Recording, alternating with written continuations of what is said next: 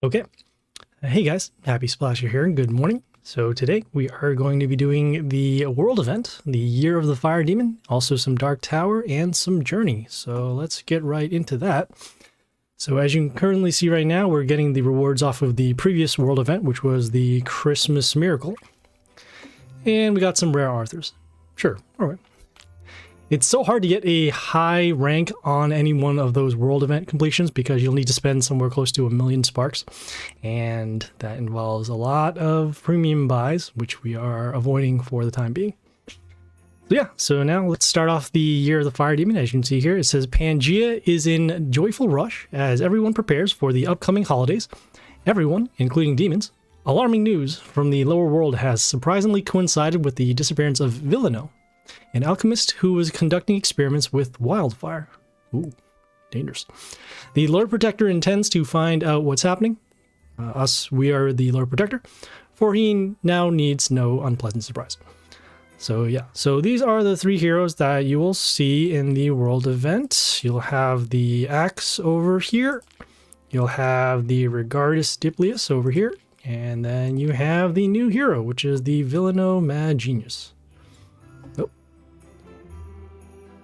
There we go. All right, so as you can see, it does whenever it attacks, it gives negative attack to enemies in a radius of 2 from the target, including the attack 1 for turn. Whenever the enemy warlord is attacked, or I guess any warlord is attacked, give plus health to allies around, including itself, and at the end of the turn, will heal the ally warlord for health equal to his own. So I guess if he has high health, then the warlord will get also heal. So that's pretty cool.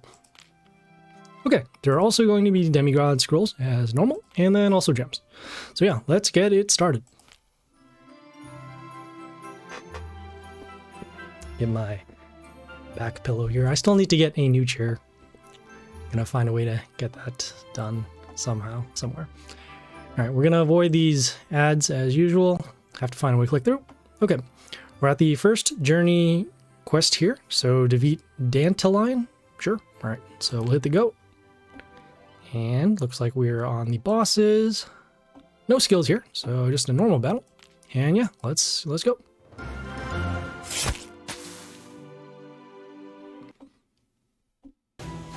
Greetings, Dantalion. I am conducting a survey about the conditions in local prisons. Do you have a moment?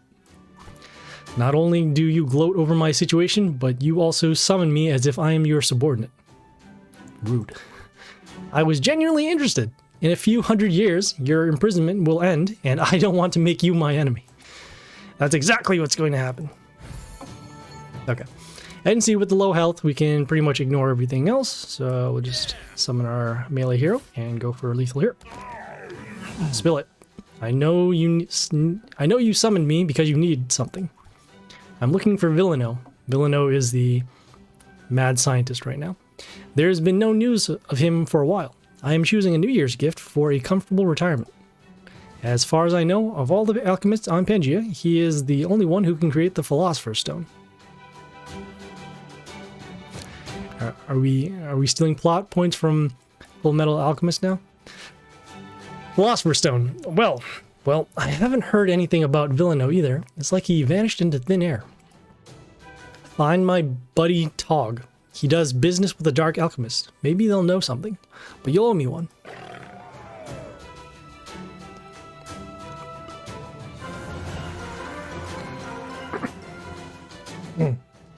Excuse me, should have refilled water this morning. All right, so yeah, so here are the rewards. Got some runes, and we got some rare Diplius.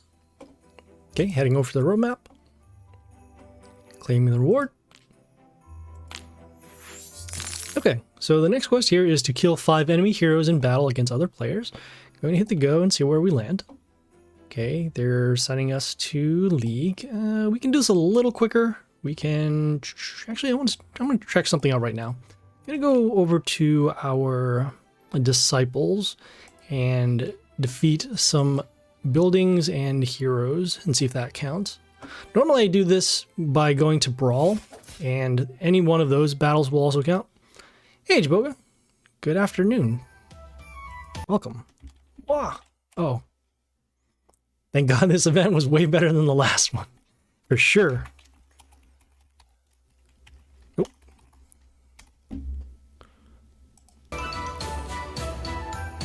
Yeah, oh, okay, you got all the heroes. Yes, yes. The RNG, the RNG was very bad last time. Okay, let's see here. I'm gonna start with our Grace over here on D1. And the reason why is because of the random damage that is going to be able to destroy all 4 of these buildings here. I get all the heroes and finish chapter 2. Okay. Nice. So that means that, let's see, you're probably stuck on the open 4 event legendary chests in the event shop. The journey bosses are pretty easy, although I don't know what the skill is for chapter 3 for the heroes, so it could be a blocker, but I can suspect as much. It won't be that difficult. Alright, so I'm just going to skip the turn here actually because I do want to destroy this 5th hero, and that will potentially count for our quest. We'll find out after this battle.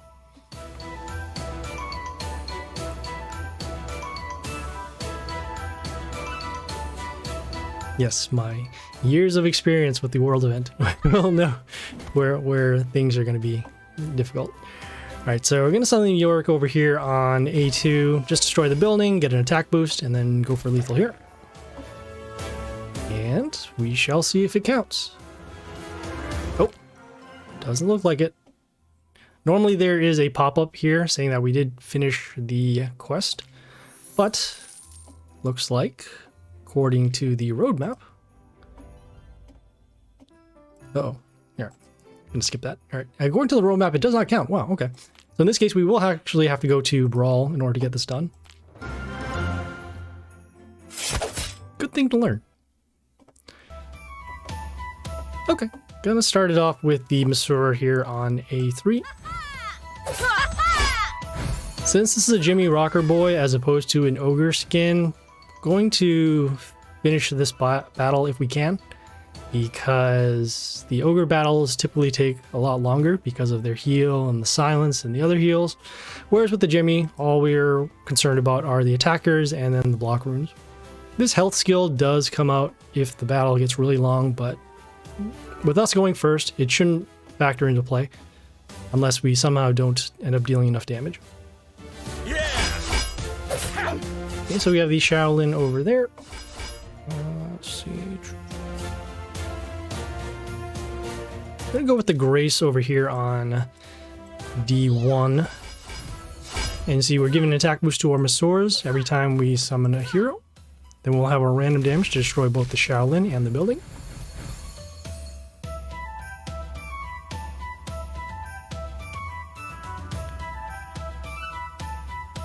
And should be good for next turn. We do have the Discordia, which will give extra attack to 2 of our heroes, and any one of them should be good for at least a pretty strong attack. Also, the legendary from the shop bonuses will not count towards the get legendaries from summons or chests. Yes, that is also true. I discovered that probably about 4 events ago.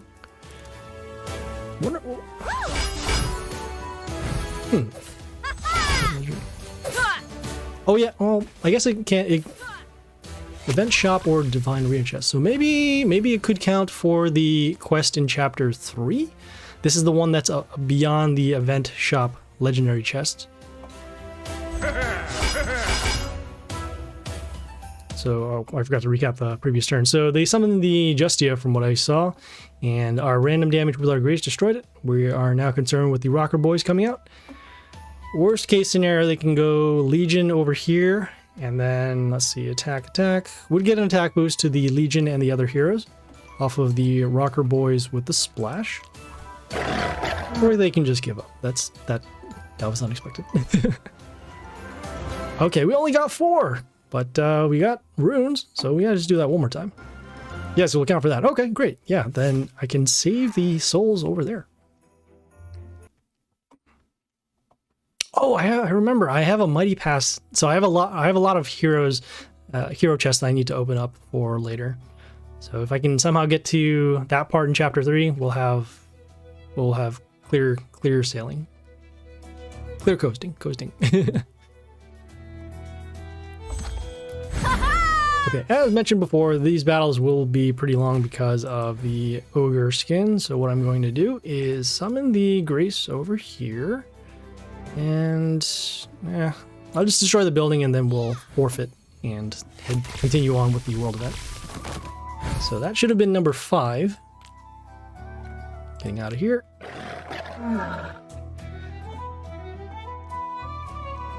Okay, great. It does count. All right. Closing out the brawl and heading back to the roadmap. My nose is itchy. Okay. Let's see here. Again, with the... You're going to see the ads pretty much on every quest, so... Gotta find a way to get around. Mighty Pass is the best for the hunts, for the events and the hunts. Yes, that is true. Especially since they have a lot of... They have a lot of claims that you can get with the gems, the coins, the various rarity of chests, which will allow you to finish a lot of those quests. Okay, so now we're on the first branch here. We have the quest up top, get 6 rare heroes in... Oops, actually no, that's the one on the bottom. Here we go. It's this one. Find 500 souls of heroes, and then behind that, play heroes 20 times in battle against other players. We have on the bottom, get 6 rare heroes in summons or in chests, except event shop chests. So I actually did a little bit of the event before on the Sad Boy account this morning, and somebody told me that in the news that you might be able to actually claim all 3 of these rewards here. So the 150 here, the 100, and the 150 here. Normally you can only collect the second node or the bottom node, but we're gonna try and see if we can get all 3 by doing these quests. So the first way for us to do that is by doing this quest first, is to find the 500 souls of heroes. So let's get those. Heading out to the road, the world map, and going to the journey section. Japogo, we're going to claim those rewards. I thought you will start the stream earlier this time since they announced the speed run. Yes, so they do have this thing called the Gem Rush. And yeah, they are giving rewards to people based upon how, I guess it's like the first 100 or first 50, finishing chapter 1, 2, and 3. I would like the rewards, but I mean, even I need sleep, so that's why I needed to just wake up. Although I only got, what, like 2.5, 3 hours of sleep, but that's okay. Okay, so let's claim those rewards off of the journey. And... Alright, so we do have our 500 souls of heroes. Going back to the roadmap. Yeah, if I really wanted the Gem Rush stuff, I would start the event right on the dot. But then also everybody else would also be starting the event at the same time, and that may or may not be a good thing. Especially since people will need to, you know, we're all racing against each other. So we're going to claim this reward first. Yes, finish the first and collect that. After that, finish both top and bottom and then collect all. Okay, yeah, that is what we're going to do. So let's see. So this next one here, play heroes 20 times in battle against other players. Okay. So I'm gonna see first if the disciple one counts, and then we'll work our way backwards. So then we'll do Brawl next, and then we'll do League after.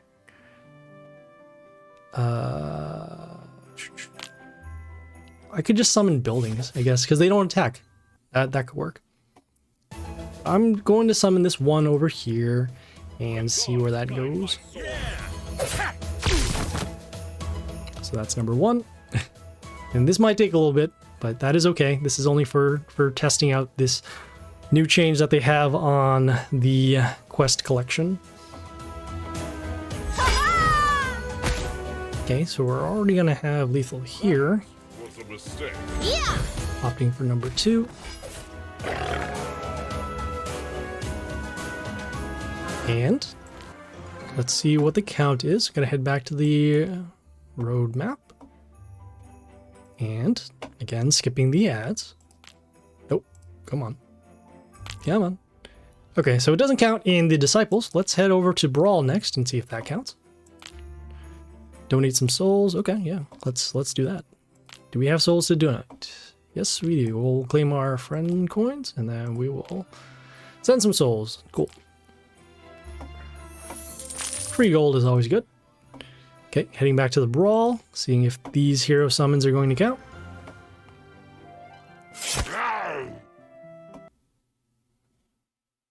Yeah, I guess we only need to summon 1, but... Okay, probably could go for this battle here as well. Although, again, we're really testing to see where the hero summons are going to count. Okay, so Brawl does count. That's cool. And, you know, since we're here, might as well test out if League is going to work too. I'm gonna open one of these chests. Oh, okay. Oh, we're also completing. Okay, we don't want to complete this quite yet. So, and you see, opening one of these chests will count for that bottom quest to get a rare in event, except event shop or was it summons? So we're just gonna summon one hero here and then see what works. If it works in League, we'll still head up over to Brawl because we don't need to open up those extra chests until after we claim, or after we summon the other 19-ish heroes. So one summon over here. Okay, we'll surrender. And okay, and it looks like it counts for both Brawl and League. All right, cool. So in that case, Masura counts for 1, yes, because the reason why Masura only counts for 1 is because you're only doing one actual summon of a hero rather than the skill off of the Masura. But yes, that is a thing to note. So say, for example, if you summon another hero that summons other heroes like Loss or Necro Lich, those extra summons will not count towards this particular quest. That means the summon must be from your hand. Yep, exactly. So when we click on one of these heroes and then place them on the field, that would count as a hero summon. So I guess for now we're going to be doing a couple of Brawl battles. Also at the same time, I guess we can also get the rewards for the world event. So potentially extra runes or journey attempts. Maybe some copper coins. Probably realistically going to see some elixirs and maybe some commons or rares. Check also the Archvampire. Okay, yeah, we can do that. Okay, so that one was actually 1. We'll do. We'll count this as 2. But we'll just pretend that doesn't count for now. So we're currently at 2. So 2 and 2 for the actual count. I'm going to follow up with the Yoster over here on A1. So combat against the Ghosta so that we don't take damage to our heroes. And then we're also setting up for a board wipe on the next turn. So 1, 2, and then potentially 3 over here. At the very least, we have 2 summons.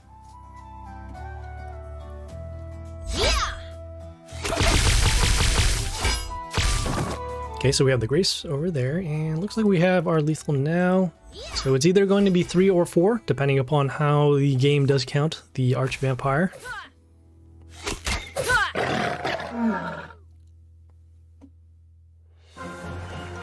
Okay, so we said 3, so that was 1 Grace, 1 Masura, and 1 Yoster, and looks like that hero summon, the Archvampire, does not count. So it's the actual placing it from your squad onto the field. Okay, so probably, was it like 3 more battles? Because each one we can do roughly 5 summons.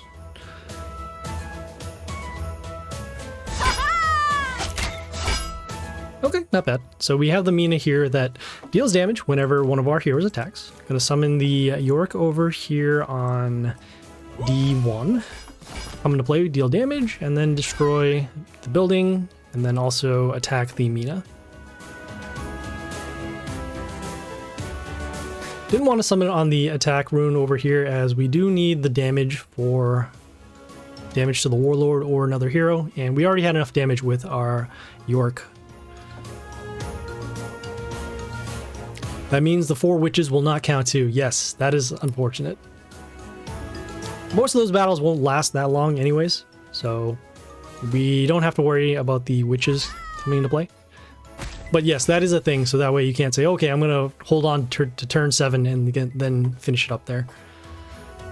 Okay, so we have the Alexandria that does the silence and then also removes the negative effects. Excuse me. Gonna summon the Charn over here on C2. Again, don't want to waste the attack rune quite yet. And we do get these extra attack runes off of the Charn. Also going to give Mental Shield to one of our heroes whenever they attack. So in this case, we'll be protecting our buildings, which have spikes. And then that could actually help us set up for a board wipe to some of the wounded heroes. These extra attack runes are going to be good on any heroes that have a skill that triggers whenever it says attacks rather than says before attacks. So for example, something like this with the Grace. So this skill here will trigger twice. I'm going to do our Archvampire just to block, as they do have a lot of attackers on the board. Comment over there. Yeah, this is fine. I'm going to summon the Grace on A2. We'll have our random damage happen. And then we'll have our random damage happen again. Okay. Got rid of a couple of Masura copies. Also got some health back because of our melee kills. And the Gleedy Pet is the one that gives us health. Then you can see we wounded the Masura copy along with the Life Palace and the Alexandria. So we can actually wipe it out next turn. And we drew out the Silence. So now we have... Our Grace doesn't have the extra attacks anymore, and the Archvampire doesn't have its damage skill. But that's okay. We still have our Charm, which is unaffected by the Silence, and then we'll still be able to protect one of our heroes. Okay. So they summon their own Grace. Looks like our Charm is still alive. You can see the attack boost given to their heroes. Okay, we'll go for the destruction. Let's see. Yeah, we'll go for the destruction now. Wiping out the Masuras and the Alexandria. Okay, and going to follow it up with the Yoster over here on B1. Summoning it on the extra attack rune.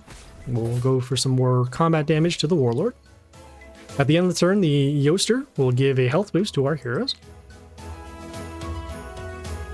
And at this point now, we are low on health, and we do have this open lane over here, but if we can defend it, and potentially, yeah, actually, if we draw Masura next turn, we could go for lethal.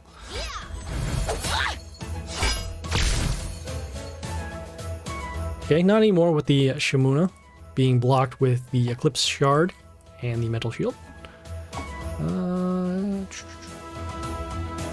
Let's see.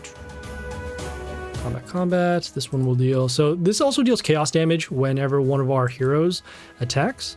So in this case, let's see, got there. Okay, so we're actually out of spots for the extra attack runes. So instead, I'm going to summon our Deadlord on B3. The Deadlord has a transform skill to a melee enemy. So in this case, we can get rid of the Shamuna. Okay, and as you can see, the Charm dealing extra chaos damage allows us to get rid of the zombie and then also deal damage to the shard. Okay, followed by the health boost at the end of the turn. And so I guess the worst case scenario now would be a Strick to deal damage to all of our heroes, or a Maiten, or even potentially a Shearshaw with its splash damage after a kill. Alright, so they did the stones at least. Okay, got the Yoster over here. Okay, and you can see the health boost given to the stones. Okay, at the beginning of the turn, we dealt damage to all of their heroes. See combat. Still a little off. And summon the Discordia over here on D1. Give extra attack to two of our heroes. And see, they are getting some health back off of us attacking the stones. But that's okay. Getting rid of the Yoster is the more important part, because if we don't, we'll take damage to our heroes, and then we'll also see another boost to their stones in terms of health.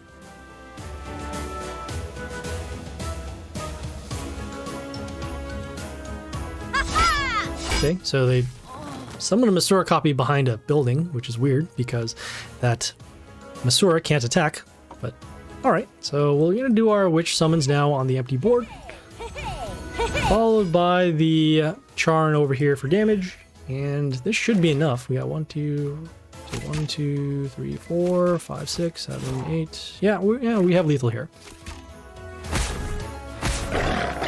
So went to turn 7, so we summoned another, 7 heroes? Okay, so we gotta do that battle 2 more times, and should be good.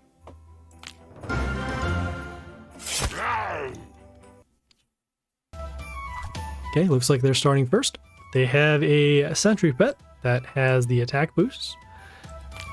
We do have some options for defense in terms of the York to deal damage, or the Charn to set up the board. Oh, same thing. Hey, wow. Okay. Same thing with the Mina. We're going to summon this over here on D2. And the reason why is because we can use the York as a defender now. It does have Reborn, and with the Reborn, we can trigger off that damage skill again. And this hero does not need protection on its own because of that Reborn skill.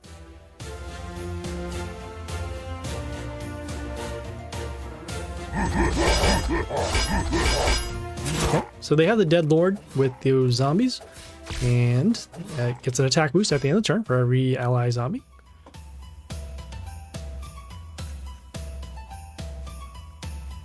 Reach turn 8 and you will finish the quest. Okay, yeah, I guess that will be the goal. Let's see, we are going to do the Masora on a 3.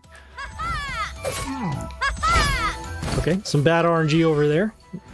Best case scenario is we get a Masora on every lane, but in this case it went bottom and then up top. So because of that, we were unable to destroy some of these zombies. That's okay, we have some more heroes on the board. So this, let's see, so this Masora copy will be destroyed. This one will potentially be destroyed too. We'll take some combat with the zombie here. Oh, that's so sneaky. So the Strick dealt damage to our heroes because of a lot of heroes on the board. Okay, so we lost our Masora copies over here. Got those. Okay, yeah, I'm gonna do the Arch Vampire summon, and then also follow with our destruction to get rid of the 2 zombies here. Also going to follow up with the Blair on B1. It'll set the range health of the Strick to 5. And then the damage from the Arch Vampire at the end of the turn will destroy both the zombie and the Strick.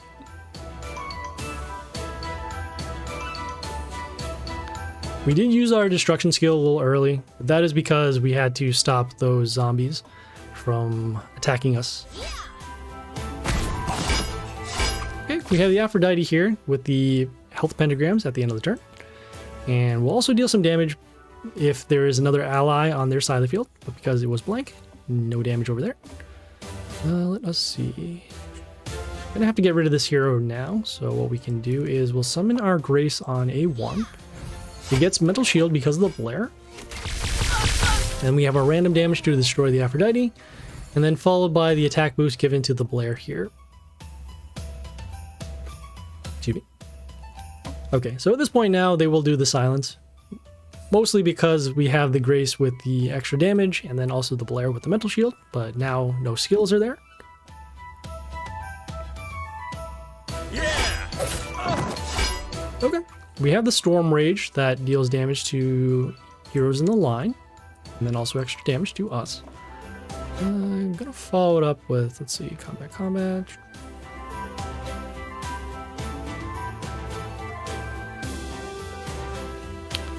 I'm gonna follow it up actually with the Charn here on B3, and the reason why is because we'll have the extra chaos damage to destroy the Storm Rage. We'll lose the Grace, but that is fine. I would rather have these extra attack runes to set up for the next turn. So we did the stones. Next turn, most likely going to summon Yoster in order to either silence a hero or to get some protection on our board.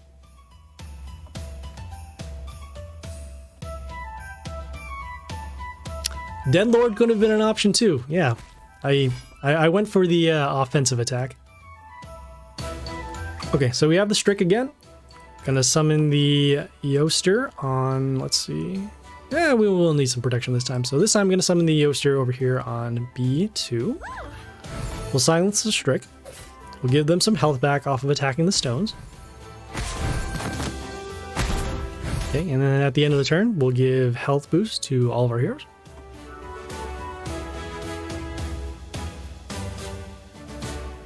Yeah, I wasn't even thinking of Dead Lord at all. I was thinking more about how am I going to deal more damage. Usually I save the Dead Lord for a hero that I cannot destroy immediately in combat or by some sort of effect. So for example, Shamuna, Let's see what else. Groot is a good one. Ariok. And what's another big melee hero? Oh, a boosted Legion. Yeah, that would be something. Okay, so let's see. So we have the Aphrodite again, dealing the damage based upon the health of one of their heroes. Go there. How much pierce does our Masura have? It has 69, so that would be 138. So could potentially destroy the Aphrodite. Oh yeah, and we don't have to worry about the Strict for the extra damage. So we can actually do everything here. We're going to do our summons. Okay, we also have an extra attack rune up top on A3. And so every Masura copy is going to get extra attack. We'll have combat damage over there.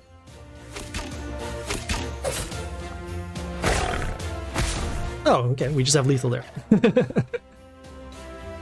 But so focused on the heroes and then ended up going for the win. Okay, so we need one more. Okay. I didn't see those ogre battles. So long. Okay, gonna do our final summon over...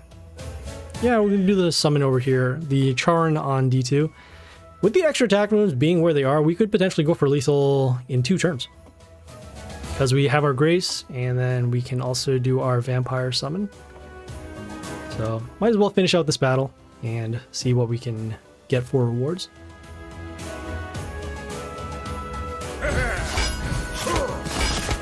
Okay, we have the Fury with the 4 attacks, and then also that attack boost when it kills something. Gonna do the Arch Vampire summon. Okay, blocking our Charn, but that is okay. Next, going to follow up with the Grace on A1 on the extra attack rune. So we'll have that random damage happening twice. Or in this case, just once, because it was enough to wipe out their board. Gave an attack boost to our Arch Vampire. And again, because it blocks the Charn, not getting that extra damage.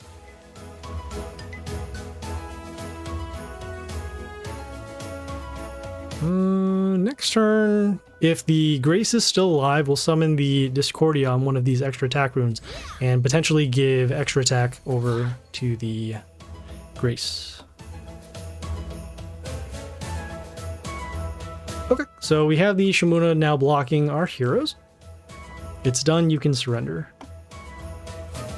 Yeah, you know what? Yeah, sure, let's surrender. That is cool. Don't need to win all these battles. Yeah, so that way we can keep moving on and potentially get one of those rewards off of the chapter finish on the Gem Rush. All right, so we have that complete. Gonna head back to the roadmap. I have to see what the other quest is again, just because my memory isn't that good right now. Oh, skip that. And remember, gotta remember to not claim the top in order to figure out if this theory is true. Okay, the bottom one here is get 6 rare heroes and summons or in chests except event shop chests. Okay. Going ahead to head over to the League. We have 5 other rare chests, as you can see here. And we also have to claim these slow enough so that it doesn't crash the game. So that's 1. That's 2.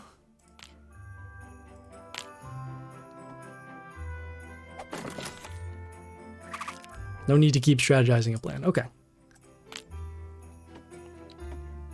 Yeah, I gotta pick up the pace a little bit here. Okay, so now we have both. And don't hit the corner. Got it. Yeah, I was never really sure if it was more of speed or if you click the exact position of the chest. So as you can see here, we will have... Okay, so we start with 550. So we'll do the math and figure out if that's the case. So we'll claim both. Just going down on the bottom just to make it seem like we're claiming the bottom one. But we'll claim both. Start with 550. And as a total... Ooh. Looks like it does work. 100 and 150. Yeah, that's 250. It is both of them. Hey, great. Cool. So that means that, as you guys just saw there, if you finish the quest on the top, and then you finish the quest on the bottom. The claim feature allows you to actually get both of them. So you get a little more runes, depending upon where you're at. So yeah, let's keep going. That was cool. Okay, so the next quest here is to defeat Taug. And no skill over here, so we'll just hop into battle.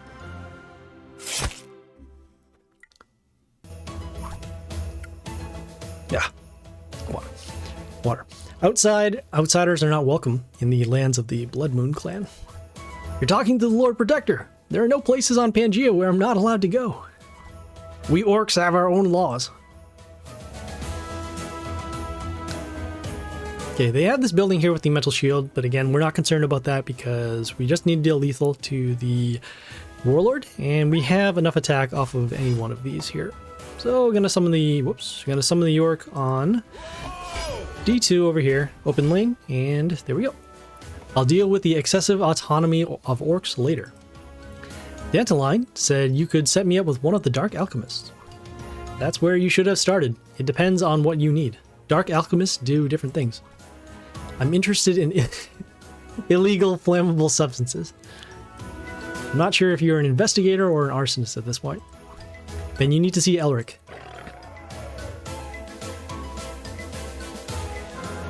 Yeah, Japoga, I don't know if it's actually a patch. They said in the news that this is actually a new thing, because before wasn't able to actually do that. Or I guess maybe I never tried it or did it correctly. I know that they made a change in the last event where if you hit the claim button, it will claim all available quests that were completed. So maybe that's the change. But again, I know now at the very least you can actually get all of the rewards off of a branch as opposed to just choosing one or completing just one of the quests. All right, so we'll claim the rewards and head out. Again, gotta find a way to skip these. Okay. No, mean about the crash of the League chest. Yeah, I don't know why they didn't get that fixed. I don't want to test it out because it takes 5 minutes to load up the game again. But I'm going to bring that up in Discord, and hopefully they can just upvote it to 1 million so that they can get that fixed. Don't know if it's a browser thing, if it's a game thing, coding thing. Who knows? Okay, so the next quest here is to level up heroes 4 times. Let's see where it'll send us over. The collecting all rewards is new feature. Yes, it is. Yep. Okay. So yeah, it's very convenient because then you don't have to click around as much. As you can see, we do have a couple of heroes that we can level up. Going to head over to the guild and see if we have enough coins to set up for the next couple of quests. As we are going to be doing a lot of leveling up for the new heroes and also our squad at this point. So let's see. Guess we can do off of the 7, just seeing how much it costs. So 560 off of the 5. We're going to need roughly, let's see, because there are also other quests that we need to do for leveling up and activating guild bonuses. And so 620, so that will put it 600 times 5, 735. Yeah, okay, we're going to have enough. That's cool. All right, so in this case, I'm going to activate at least our level up one, and then we can activate the other ones later. So we'll activate this 1-day level up upgrade. Make our level ups cost a little less. And we're also low on gold after leveling up other heroes for the Reborn. So we're just going to have to save some gold and maybe have to buy it for later, but for now we're just going to save it. So let's see. Oh, okay, we have the new hero. We could level that up. Level up our League heroes too. Yeah, sure, why not? So this will be number 1. Once we get to level 16, it'll actually improve the skill of the hero here. So that's number 1. 2.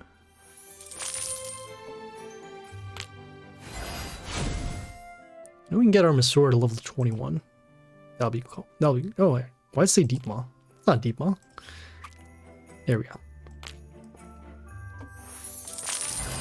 I didn't see a lot of gold being used there. Hey, and we're pretty close to finishing that quest too. So what is that? That was 72. Usually that's around 85k for us to finish that off. 13. Will this give an attack to Deadlord? Yeah. Yeah, I guess so. Why not? All right, so do the final level up, and see we'll get an attack boost to the Deadlord for every zombie. And looks like we also completed this Fable quest here. Just going to claim the reward. In this case, it'll be some dust that we will need for later. Okay, also looks like we have a chest open speed boost after the next reset. Okay, heading over to the roadmap, going to claim those rewards. Every time I hop back into the roadmap, it looks like they're just going to ask me to keep buying. Okay, claim the reward. Okay, the next quest here is to... where's that? It says defeat Elric. Okay, yes, Elric is one of those heroes that they were talking about in the story. No skills again. Nice design.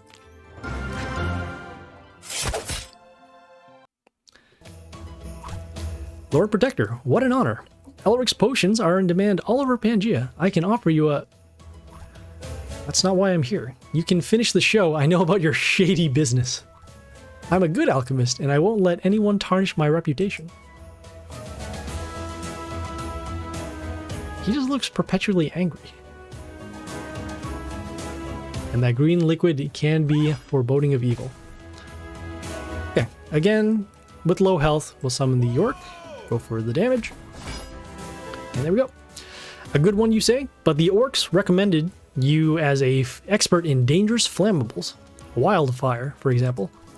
What I do is small beer compared to... What do you mean small? What is small beer compared to wildfire? That doesn't make any sense. Okay. You should know that its recipe... Oh, okay. At least they use its correctly. His recipe is kept secret and carefully guarded from outsiders. After the universal ban, only Villano and his disciples made it. But I am not one of them. They say that the only way to get the fire now is through demons. Which makes sense. I mean, the event is called Year of the Fire Demon. And this guy isn't a fire demon. Okay, so this is the new rare. Let's take a look at what it does. Oh, okay, I guess we can also Soulbind him here too. So number 1. We use that dust that we got off the Fable for number 2. And number 3. And so what does this guy do? So he heals Chaos allies for some health when he comes into play. And then as we scale up, we will... Oh, okay, we'll poison the enemy for some damage. Well, that's not too bad. Okay, he's a melee hero too, which is good to know. Okay, heading over to the roadmap. Gonna claim the reward. Nope, why is it not? Okay, there we go. Got it. Okay, the next quest over here is to defeat... It said defeat other players 3 times. Okay, gonna hit the go, see where we land. Again, bring us back to the league. Gonna head actually over to the disciples, as I know for sure that this one does count for the defeating 3 heroes. So any one of these disciples you can fight, and they will count. And we usually go for the lowest level one, so that way it'll be a quick battle. The gods guide my sword. Assuming we go first.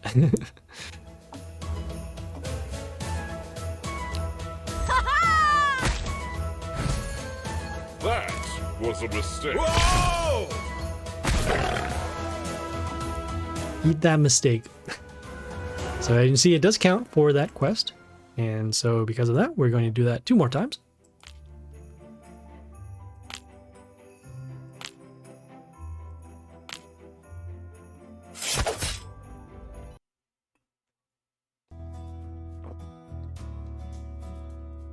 The gods guide my sword.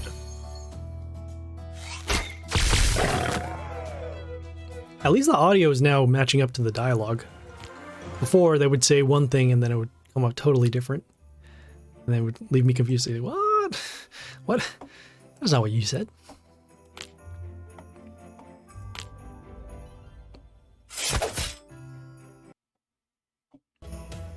Okay, and one more time with the York. The gods guide my sword.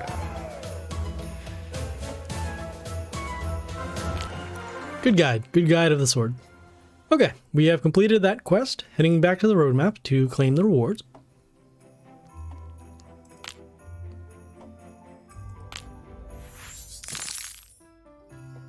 Okay, we have our next set of quests over here. So up top, we have get 12 heroes in summons or in chests, except event shop chests. Behind that, we have kill 35 enemy heroes in battle against other players. And then on the bottom, we have find 500 souls of the event rares. So that includes the rare axe, the rare, this one is the rare Regardus, and then also the rare Villano.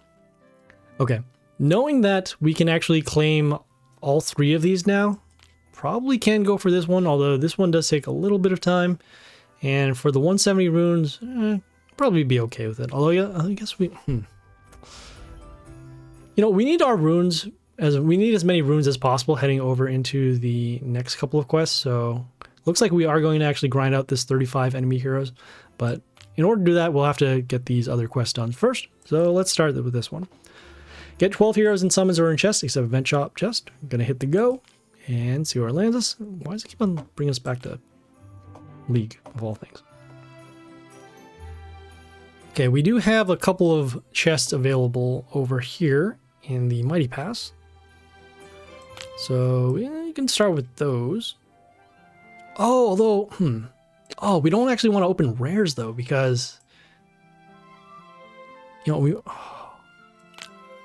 so the problem is now that if we complete any one of these quests normally, it would end up potentially finishing off the bottom quest, and that would actually stop us from claiming the second quest up top. So let me see if we can do this. Is there another way to get through here? 12 summons, already did the daily quest.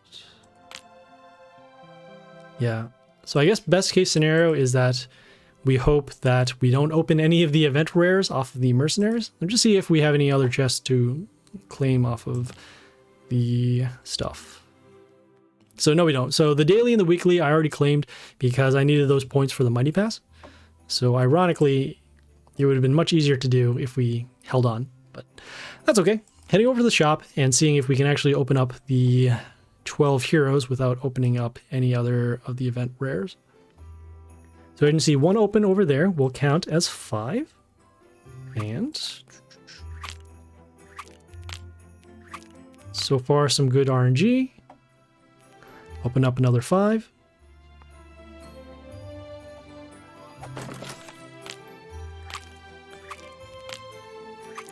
We'll know which one are the event rares because those cards are the ones that we'll get 2 times the copies of. Okay, and we'll do this one more time.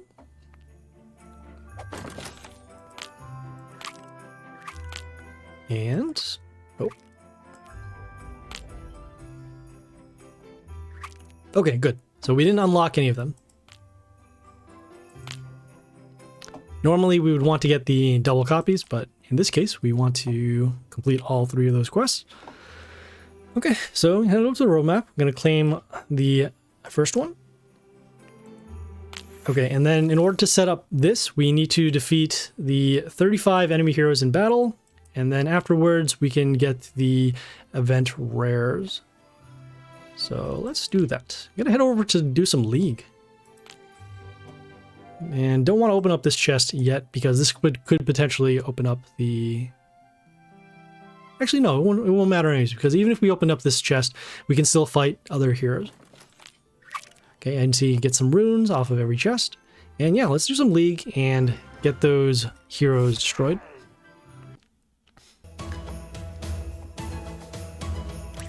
Okay. Gonna do the Charn over here on D2. Reason why is because even though we use the attack rune early, we're optimizing the amount of spaces that we have for the extra attack runes for later.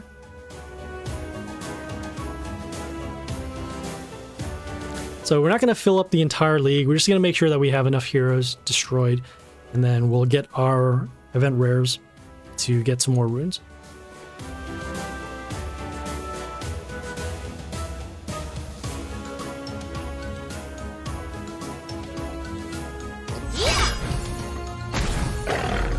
Okay, we have the Aphrodite over here, dealing damage based upon the health of one of these heroes.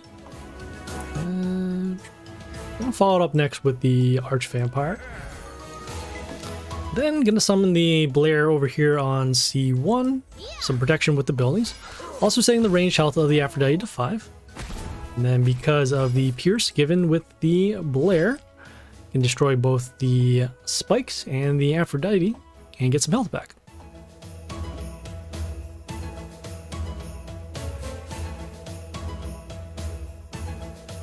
As you can see, we do have more extra attack runes, and that'll help us once they do their silence skill.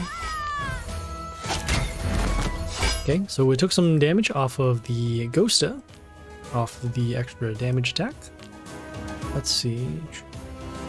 Could do that, could do that. Damage over there. So how much damage? It deals 551 every time we attack the Warlord. So for now, what we're gonna do is summon the Yorick over here on D2. Oh, it has Mental Shield. Okay, so I don't even have to worry about that. As you can see, each attack is triggering off the Ghosta damage. And we didn't want to waste the extra attack rune. Although, I mean, our board most likely will get silenced anyways because of the Blair with the extra attack, so that's fine. So you can see, they did the silence. We lost the Archvampire, and we also lost our Charn last turn from combat. But that is okay. They have an empty board, pretty much, and we still have our board wipe. Okay, so we have the Masaurs here with the Pierce. And let's see here, combat. Let's summon the Yoster over here on B1. That'll be enough damage on the extra attack rune to destroy the Masaur copy. And we want to destroy the top copies first, so that way they don't get the other copies to attack. So if we ended up leaving the top copies around, but not the bottom, they could still get extra copies to fill up those spots. But now the spots that are filled can only do... They can't attack for that turn, is what I'm saying.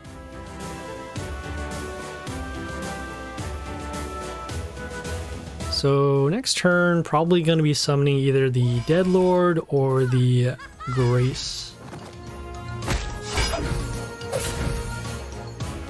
Okay, well, with the Strick over here, dealing 135, that will... So it also gives an attack boost to the Masaurs as well. Combat over there, damage over there. So we don't have any way to get rid of this stuff. Because we don't have another ally on our side of the field, we couldn't get our wounded skill happening. But let's see, combat will destroy that. Range over there. If we had some way to actually get rid of the Strick, that would be good. Let's see, combat there, 180. Potentially do it. I think the math is going to be off, but we'll try anyway. So we'll summon the Grace on the extra attack rune on D1. We'll have combat over here and destroy that. We have a random damage for number 1. And then random damage for number 2, which is not enough. All right, so in this case, we will just surrender. Jabo, the reason why I didn't summon the Masaur, oh, yeah, you're right. I should have done Masaur. What was I thinking? I was trying to go for the Grace for the extra damage, trying to wipe out the whole board. I am brain farting right now. Didn't expect that I was going to be doing League, of all things. But yeah, the play would have been summon the Masaur on A2, get the attack in with the extra attack runes, and potentially load up another extra attack. Because our board was clear, so we could have blocked with the Masauras and then also set up for the damage for next turn. Okay, so they have the, what do you call it? They have the Masaurs again. Gonna destroy the top copy over here on A1. Go to Brawl. Yeah, Brawl will probably be easier because their heroes are much easier to destroy. So yeah, let's head over to that Brawl.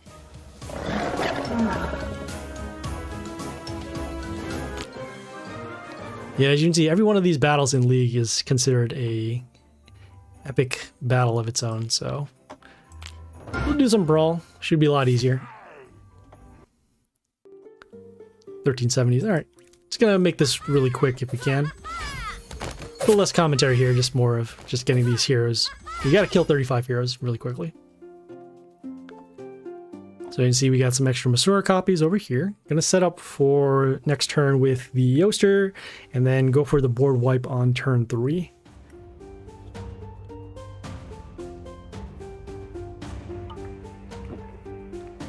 I'm also going to refill my water after this next battle, as we do have a long agenda ahead.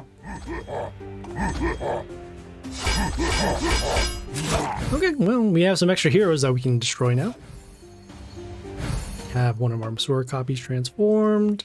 I'm gonna go for some combat damage over here, silencing the zombies because, excuse me, they're all male heroes. Health boost at the end of the turn. And we also have our Discordia for next turn, so go for potential lethal damage. Assuming our Yoster isn't destroyed. Okay, they got the floss with the extra copies. Okay, we'll do our destruction skill to get through our vampire, and then summoning on the attack rune over here. And should be good for lethal. There we go. Cool. So I know we started with 8 last time. We're now at 18, so probably 3 more battles. Just gonna get some water here while we're doing this. Taste my talents.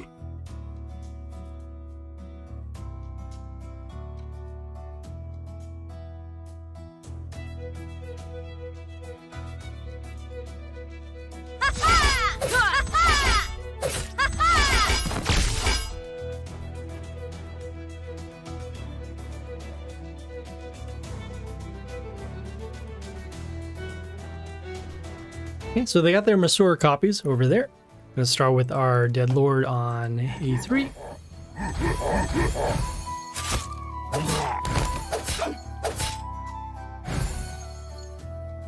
Transform one of the Masura copies, also got rid of this building, and then we also have blockers.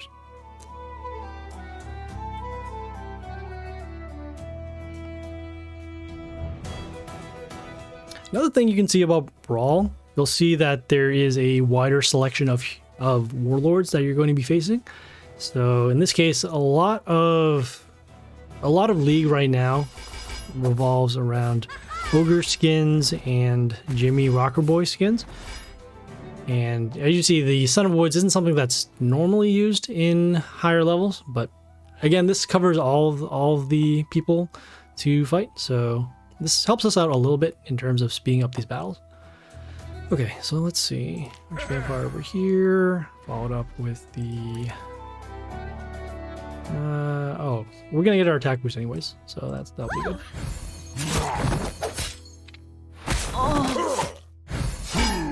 So one cool thing about how silence works for heroes that can do silence when they come into play is that they will stop another skill that's already on the field. So in this case, normally the Tengu would set the attack of one of our heroes to 1 once it's summoned, but because the silence happens first, it will actually negate this skill, and then we'll still be able to attack at full attack.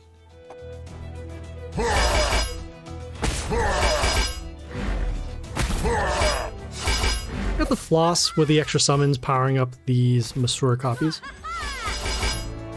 But so you can actually go for lethal from here.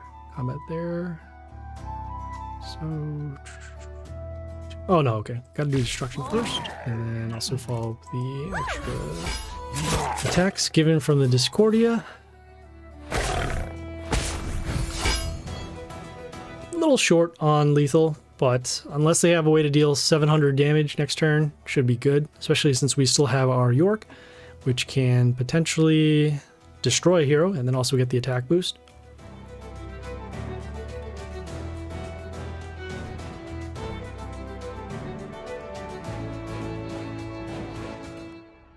We're just chilling out over here. Okay, let's see. So transform will happen. That'll be destroyed over there. Just summoning the York for damage. Whoops. So you can see we'll get some toxin to our heroes, but that's fine because we already have the lethal on the board.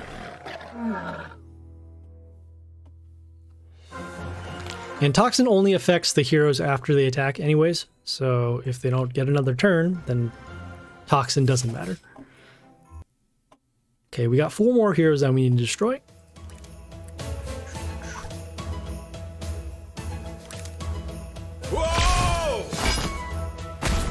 Summoning the Yorick here on D2 to destroy a building, get an attack boost for the Yorick, and then also open up spots for our Masora copies to come out.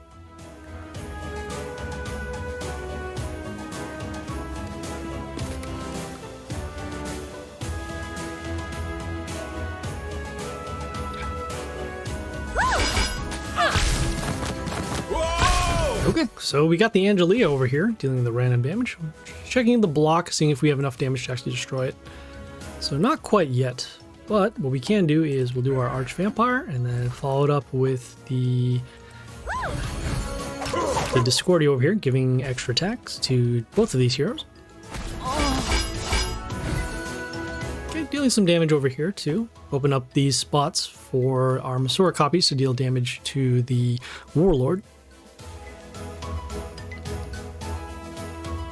And two, we do have a Yorick with a lot of damage on this row.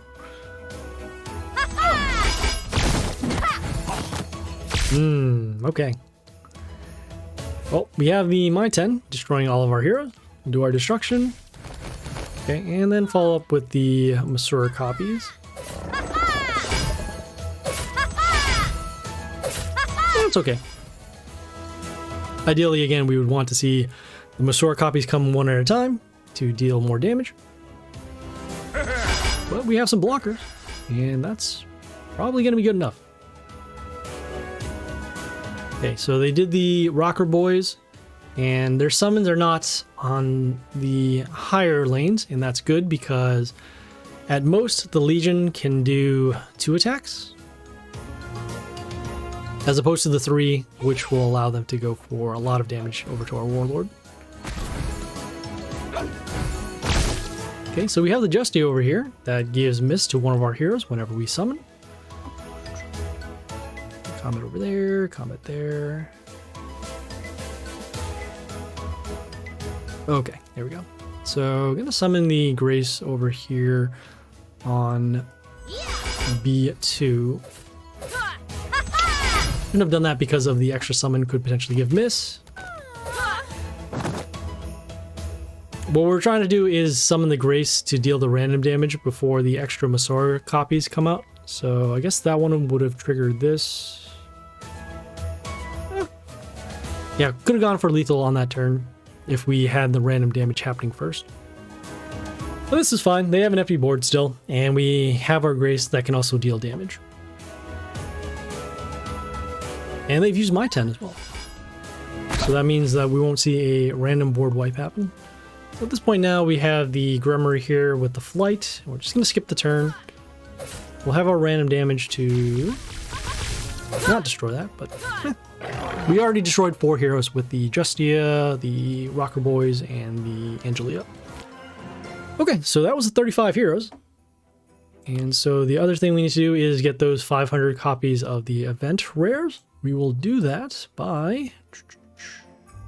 gonna do it from Evolve. So what we'll do is open up the guild bonus and then also activate the Evolve one. Okay, heading over to the squad. And like the previous event, this is one where you can evolve into the rare. So there are a couple of commons that can actually turn into a rare for this. So this one here, the Red Orc, as you'll see, it can evolve into the Orc Master. And then there's also another one too, should be this one. Oh, okay. This one can evolve into Diplius. So I can see there are a couple of ways to get this done. I mean, I'm not going to go through all of them, but as you can see, there are a couple of commons that can evolve into this. So let's see. See if I have other stuff that I want to evolve into. Storm Rage, Goliath. Yeah, this is fine. Yeah, just gonna evolve these other copies. As you can see, whoops. Oh, it does count for the 500 souls off of the evolve. You don't necessarily need to open up a chest, as just shown there. Okay. Excuse me. Heading over to the roadmap now to claim both of the rewards.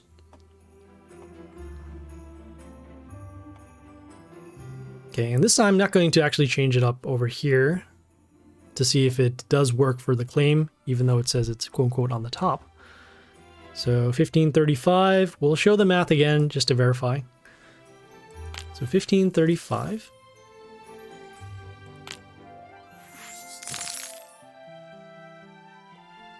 So we got 440 off of that, which is the 270 as shown here, plus the 170. All right, cool. So it is confirmed that this does work, whether you start on the bottom or the top for the claim, just as long as you claim both quests at the same time using the new claim feature in the game. Okay, heading over to the next quest here. So I've opened the rare chest and event shop 2 times. This go should send us over to the event shop, which it does. And we'll open up 2 rare chests.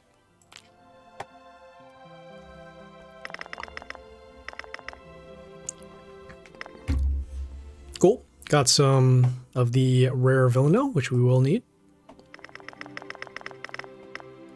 And some Diplius, so not too bad. Okay, claim the rewards. Okay, the next quest here is defeat prisoner. Okay, and looks like they have a skill, so whenever an ally dies, ally meaning them, except a zombie, we'll summon a zombie. Okay, that makes sense, because then that way those zombies could loop forever.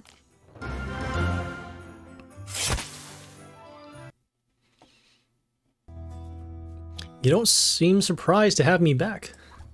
I knew right away that the Philosopher's Stone was an excuse. You have tons of gold, and it sure takes a lot to kill you. But who knew that it was Wildfire that the Lord Protector would be interested in? You've got a pretty good spy network, but who would have guessed that it's the demons who spread the forbidden stuff on Pangea? Maybe you're in on it too. How about adding a couple of 100 more years to your sentence? Is this how you treat those who help you? Judge them without a trial? No way. Yes, due process is good. Okay, so they have the low health again. We're gonna summon the Charn over here on A3 and just go for lethal. And then also, so there's a glitch that does happen because they count a warlord as a hero. So even though the warlord died, as you can see with the negative health over here, it does trigger the zombie skill. Just a little quirk of the game here. You asked about Villano. I have no idea where he is, but since you need him because of the wildfire, I can help with that. But you'll have to shorten my confinement. And you asked about the conditions, the magical bars of the cage sting. Okay, yeah. Stinging bars. Deal. Who should I look for this time? The black axes. Now their axes are not only blackened with dried blood, ugh, but they also burn brightly with wildfire. That is disgusting. Don't forget to do the Divine Arena if you didn't pass the 4 event chests. Yes, that is true. We can actually, we'll head over to that now. But it will not count for the collect for summons or chest quests. Okay, yeah. Let me claim this first and then gonna head over to the Divine Arena. I know that it is going to expire in a few hours. It doesn't count for the summons or the chests, so it won't count for those. Won't for those. Will it count for the? No. Actually, yeah. Let me see how much time we have left on the Divine Arena before heading over. So we have 4 hours to do it. Okay, yeah, plenty of time. Okay, heading over back to the roadmap. I will remember it for sure. I also need to claim the Mighty Pass stuff. So let's see here. We have speed up 4 chests on the top, and then followed by find 1,200 souls of common heroes. On the bottom, we do have the... Oh, hey! They did this in such a way now that you can actually see the quest without claiming it. This is nice. Level up child. Okay, so level up the event rares to level 13. We're going to just claim this one because in order for us to speed up chests, we need to win league and then wait for the timers to count down. So we're just gonna get this one done. Okay, so the next quest over here is to summon 2 times.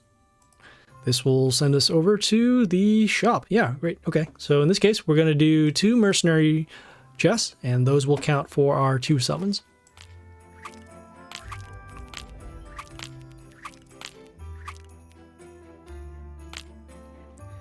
Yeah, because the legendary chests are in Divine Arena now for the time being, so I'm going to see if we can use it for one of those quests in Chapter 2. Normally, the chests in Divine Arena are epics, so that is why we don't really save them, except for getting the extra runes. But we'll get to Chapter 2 and see if we can use those rewards. As you can see, we filled up the progress rewards bar, and so we'll be able to get extra. In this case, it will be legendary souls, and I forgot, it's like dust or gems. But anyways, we'll save this for Chapter 3, and you can open this up at any time too, which is really cool. Okay, heading over to the roadmap, claim the rewards. Okay, the final quest here on Chapter 1 is to defeat Watchman. Okay, and looks like they have a skill. No, it will not work for the Chapter 2 quest. Okay. I mean, we can still save it. Like I said, we do have a couple hours, so if it doesn't work, that's fine. We'll need the runes anyways. Only the Chapter 3 quest. Wait, which Chapter 3 quest are you talking about? Because it can't... oh, do you mean the... Oh, you probably mean the summons off of the progress reward bar. Okay, yeah. Yeah, I'm going to save that one for Chapter 3 for sure. Okay, so the skill here at the end of the turn will give extra attack to a random ally. Okay. If we can still deal the lethal to the Warlord, then we won't have to worry about that end of turn skill. And it looks like we already do have it too. So let's skip the greeting and the explanation of how I knew about Wildfire. I suggest you tell me who supplies it to you, and we'll part ways relatively peacefully. And I suggest you find out for yourself why our clan is called the Black Axes. That axe isn't even black, it's... well, I guess this part is black, and this one is kind of red. Okay, summon the Yoster over here on... whoops, on B2, and enough for lethal. So, waiting for an answer. The secret must be kept. I made an oath to axe. It's not a secret. The guy just told you on the previous battle. It's dark with dark dried blood, but then they're also burning with the wildfire. But I can tell you better leave it alone. There are forces involved that you can't handle. Can't handle the forces. Okay, so that was Watchman.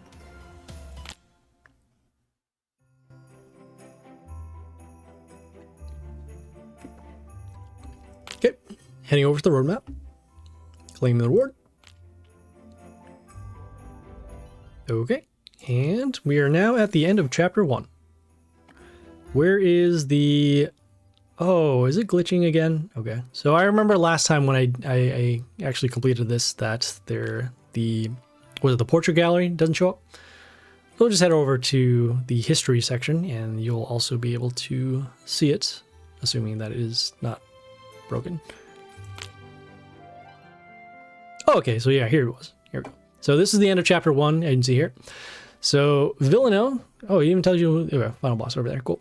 So Villano once led the Alchemist Guild, but was expelled for experimenting with wildfire, a substance of enormous destructive power that cannot be controlled.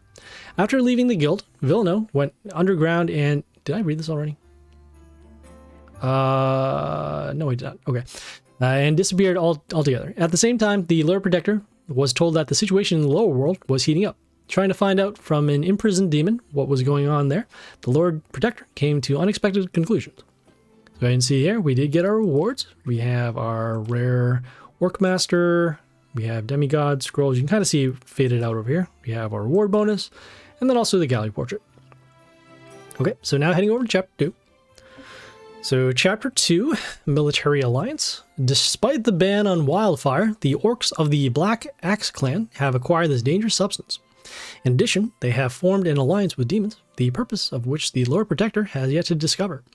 And behind these events is none other than Regardus Diplius, the Guardian of Chaos.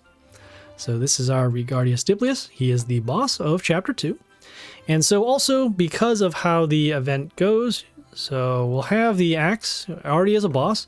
And then since we know that Diplius is the boss of Chapter 2, that means that for Chapter 3, it will be Villano, which means that the quest at the end will also involve getting him to level 16. At least if you're in League 1. It changes based upon what other leagues you're in. And so just know that you'll need a lot of copies in order to get this done.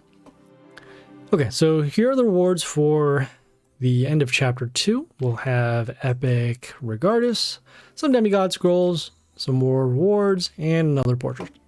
So yeah, so let's head over to chapter 2. Nope. Oh, I hit the wrong. Okay. Because we're still in gallery, that's why. Yep. Okay. Not going to get this one because we don't need those scrolls. Okay. So the first quest here in chapter 2 is defeat Scoundrel. Yep. And you can kind of see it is still... There are still some programming errors here, but that is okay. We can still play. So yeah, so we are currently out of event attempts. We will need to spend gems in order to get one going. Okay, and looks like they have a skill. So whenever the enemy attack, enemy being us, it will give negative attack to them. Got it. Okay, sure. Yeah, let's go.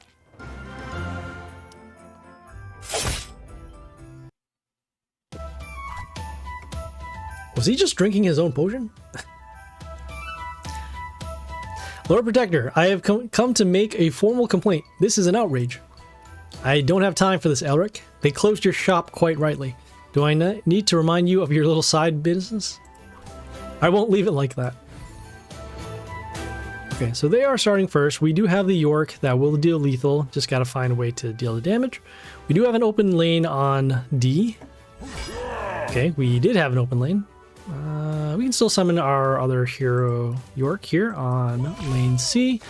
Destroying the building and then just going for lethal here. I think that's settled. You're lucky you didn't end up in a dungeon. Thank you. That's very generous of you. I also wanted to warn you. The lower world is quite turbulent right now. Regardus' own aides told the Dark Alchemist to be quiet about Villano. Very hush-hush. Well, Regardus, why are you telling me this? Are you bargaining to keep the shop open? No way! Although, if you tell me something else, I'll think about it. Oh, that's cool, seeing the little beaker being destroyed.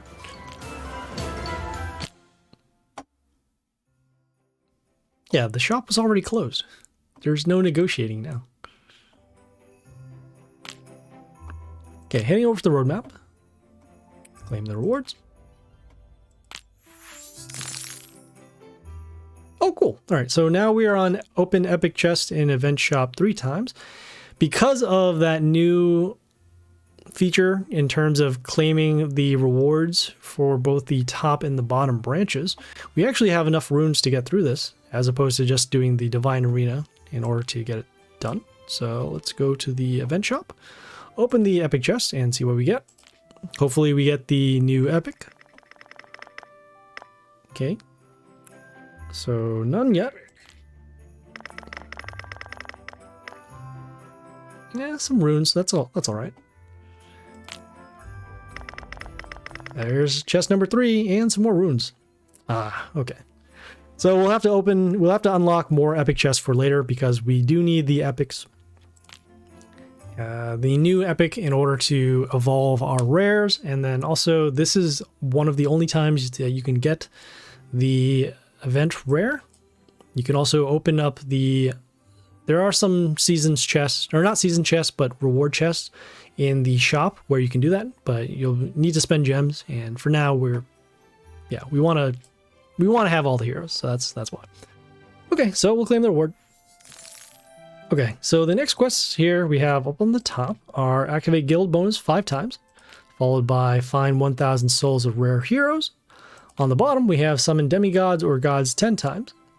Okay, we are not going to do this demigods or god summon because we need these scrolls for later on in chapter 3. Absolutely. Big bummer. But yeah, we'll open up those epic chests for later. And most likely we're not going to finish this event anyways, because similar to the previous event, it's a new hero. So usually on the new heroes on the first time, unless you get really good RNG for your chest opens, and then also either for the new copies or the runes, you're most likely not going to finish the event. But that's okay. As long as we at least unlock the heroes, I consider that a win. Okay, so let's do this quest here. So activate guild bonus 5 times. This should send us over to the guild, which it does. And so we will activate 5 guild bonuses that will help us out. Let's see. any one of these is fine. The cheapest one is usually going to be the boost over here. So we'll activate this one once. Probably gonna need this for later. So that's 1, 2. We can activate the speed up. So that'll be good. So that'll be number 2. Let's see here.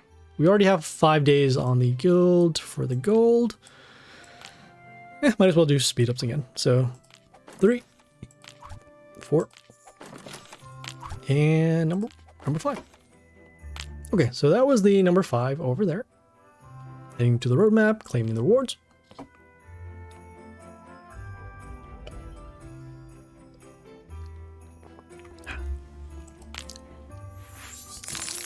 Okay, the next quest behind that is, which one? Okay, so find 1,000 souls of rare heroes. Gonna head out to the world map and then go over to our inbox. Gonna claim some of these rares that we've been requesting over the weeks. So as you can see, it does count. And, well, we can get the rares in a couple of other ways. We can get them from the journey rewards. We can also get them from the Mighty Pass. So let's see if we can actually get enough over here first. Nope, we are a little short. But as you can see, it does count. So head over now to the Mighty Pass. Okay, and we'll open up one of these rare chests. And as you can see, it does count for the completion of the quest.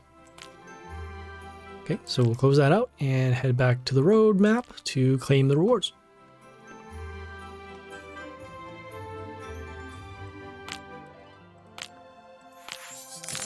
Okay, the next quest here is to defeat Messenger.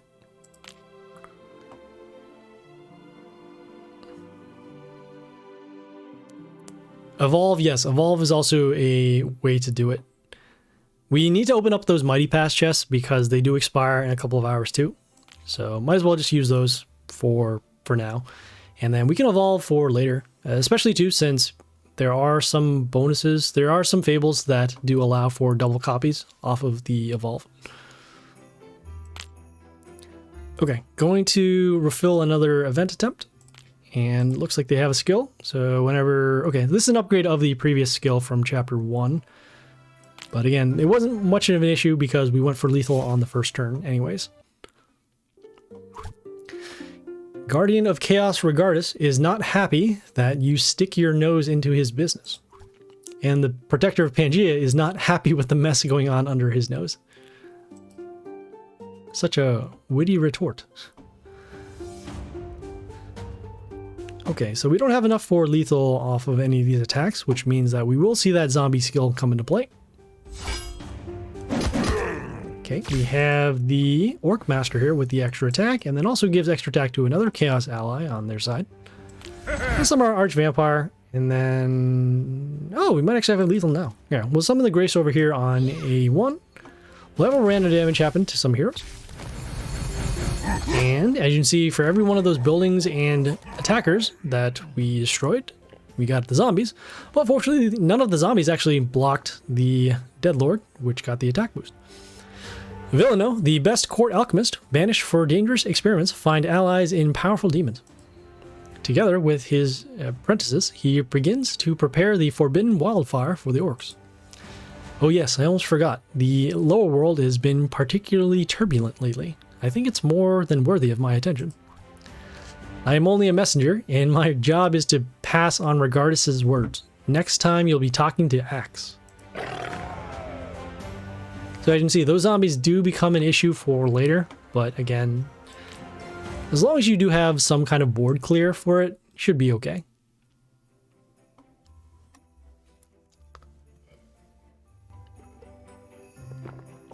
Mighty Pass will expire in 9 days. I'm going to show you something right here. So, unlike the other things in this game where they're kind of on a set schedule, so for example, Divine Arena refreshes every 2 days, Dungeon Trials refreshes every week, Goldmine and the claims for Journey happen every 12 hours, the Mighty Pass is dependent upon when you start it, which is really weird. So as you can see right now, we do have, on this particular account, we have 4 hours left to get it done. And the reason why is because sometimes when I start the Mighty Pass during, maybe I come home late from work or going out, and when you log in to actually activate it, that's when the Mighty Pass happens. So for you, it might be 9 days. For me right now, it's in 4 hours. But at least the Mighty Pass, it resets itself. It resets itself in 24 hours after you get it done. It's been quicker than before. So once we get this one done, we'll take a break off of the Mighty Pass, and then we'll start claiming the Mighty Pass points for it. Although there is, let's see. No, I need more points for it later, because I know that I don't have enough for the other chests. But I am going to be purchasing the, the premium Mighty Pass, so that we can get the extra rewards. Yes, it is something new to know. Yeah, I didn't know about that until, this was like a month and a half ago, where I thought, okay, hey, well, I can start the week, and then I'll have the Mighty Pass ready so that everything's all synced up. But yeah, so because of why Mighty Pass starts at different times for different people, it will affect how you end up claiming your rewards. So usually it would be something like, oh, claim the daily quest chest to get your points for the Mighty Pass. And then you can sync that up to with the weekly points. But sometimes there will be weeks where now you'll have to save your weekly chests, and then other times you'll have to claim them before the Mighty Pass expires. It does reset every 21 days. That is correct, though. Yeah, it does last for that period of time. But again, it depends upon when you start it. That will change it. Also, you don't get access to Mighty Pass until you reach a certain league. So that could also factor in as to why it changes for different people. So in other words, if you get to say whatever league it is, let's just say it's League 5, even though it's not League 5. So if you got into League 5 on some random day like the 17th of the month, then it would be 21 days from that 17th when you first get access. As opposed to, okay, well, you get to the league on the 1st of the month, and then you'll have those 21 days. But yeah, that is something to be. I guess that changes into the differences for other players. Okay, so we claimed the rewards. Looks like we did complete one of those other things as well. Okay, so we have the quest up top. Says to Soulbind any of the event rares 5 times. Behind that, we have boost legendary heroes 4 times. Oh, and looks like we'll be able to claim that one. On the bottom here, we have find 1,400 souls of the epic event cards. So because of, again, the new way to claim rewards, gonna get this one first. We already have the Soulbinds completed, so claim that. Okay, the next thing we are going to do is to boost the legendary heroes 4 times. And I'm just going to head out and head over to our squad. Because we activated the guild bonus for the less, what is it called? It costs less to do a guild boost, or a dust boost, rather. So, yeah, we're not going to wait until the Fable here. So we're just going to head over to the squad. And we're going to boost any legendary heroes 4 times. Okay. Yeah, we can actually boost this Arthur over here. The reason why we're going to boost the Arthur is because it's at level 1. And the lower level heroes they cost less dust to boost. Hey, Felix, how's it going? Whee! Go!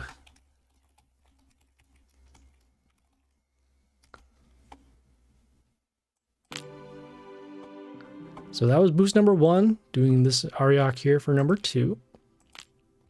As you can see, it costs roughly around 100 dust for us. So if we can do that on other heroes, that'll be good. So number 2. Okay. Let's see how much it costs for the Grimoire Nightchild here. For me, again, if there will be an event again next week, my Mighty Pass will help me in 3 events, and that's legendary. Yes, that is true. We have, and we're going to open up those chests later on anyways, and you'll see that we'll have 3 legendary chests in the Mighty Pass, and then for the premium stuff, there's also a ton more legendary chests there as well. Okay, so we have our boosts done for the legendary heroes. the next thing we're going to do is just got to show on the roadmap. Not going to claim it because we don't need to claim it. But on the roadmap here, we're going to do the bottom quest here, which is to find the 1400 souls of the event epics. So we'll do that. Heading over to the squad. And as mentioned before, the evolve does count for these quests. So we'll do our filter for rares. All of these are chaos. And we will continue it on with... do we need more axe? No, we're fine with axe. We need more Diplius, however. So filtering for the... what is it called? The ranged heroes. Looks like we don't have enough for the... oh, because we did it... okay, so yeah, there was a reworn fable for some of these before.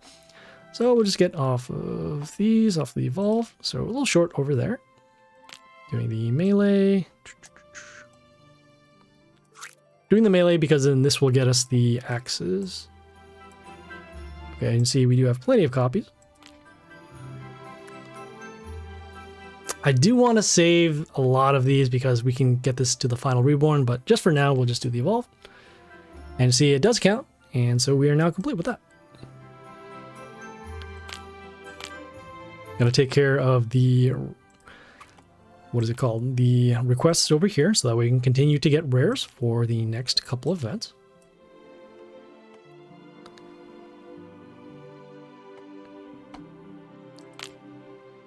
Yeah, hey Felix, they did something new with the events now. So as you can kind of see here, we have both of these quests completed. And now if you claim it hitting this button, you'll actually get both of these rewards as opposed to just getting only one or the other one, which is really cool. It'll allow you to get a little more runes for each quest. And so that'll make it easier to finish some things in chapter 3 primarily, and also in the beginning of chapter 2. Okay, so the next quest here is to defeat Warrior. Okay, and... okay, cool. All right, so again, refilling another attempt. Okay, and they have a skill here, so at the end of the turn, we'll give extra attack to 2 random allies. Okay. Again, if we go for lethal, we won't have to worry about the end of turn skill.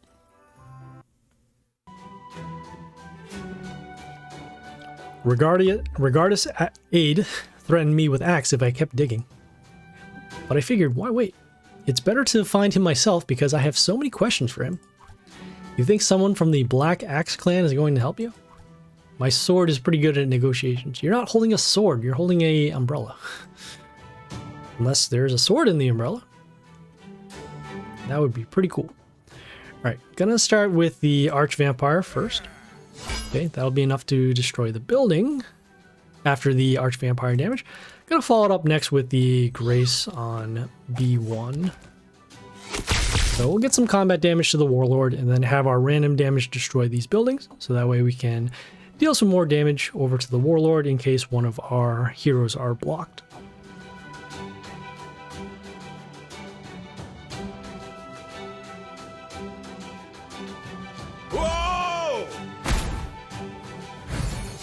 Okay, we have this range hero that gets extra attack at the end of the turn because of that skill, and then also gives vampirism to a melee ally on their side.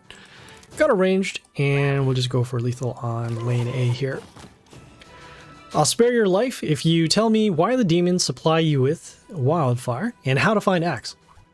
The axe is in the lower world helping Regardus, but he's the one who told the clan about the wildfire. We have made an alliance. Villano prepares some wildfire for us. With it, the black axes will beat the other clans. Yeah, so it looks like Villano is the villain. and then when the invasion happens, we'll help the demons conquer Pangea. An invasion of demons, Regardus just can't let it go. We're fighting a demon invasion now. We are officially playing Diablo. Okay, so that was the warrior. Boy, oh boy, oh boy. All right, cool. Heading over to the roadmap, claiming the rewards.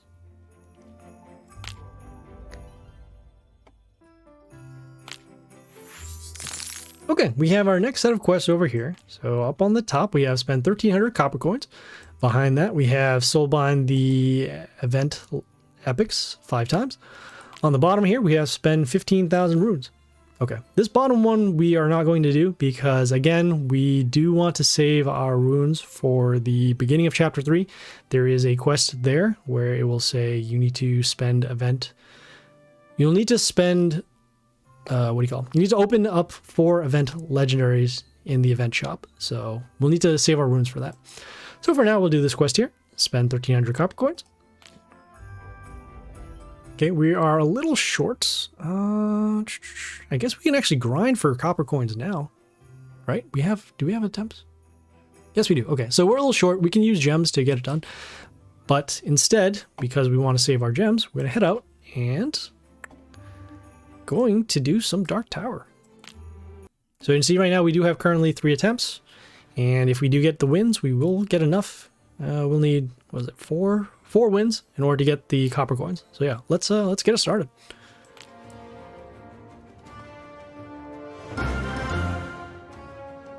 Yeah, we have everything already set up too. We have our Archvampire, or we have the Geisha with the Gleedy Pet, and then we'll have our Archvampire skills to help us out.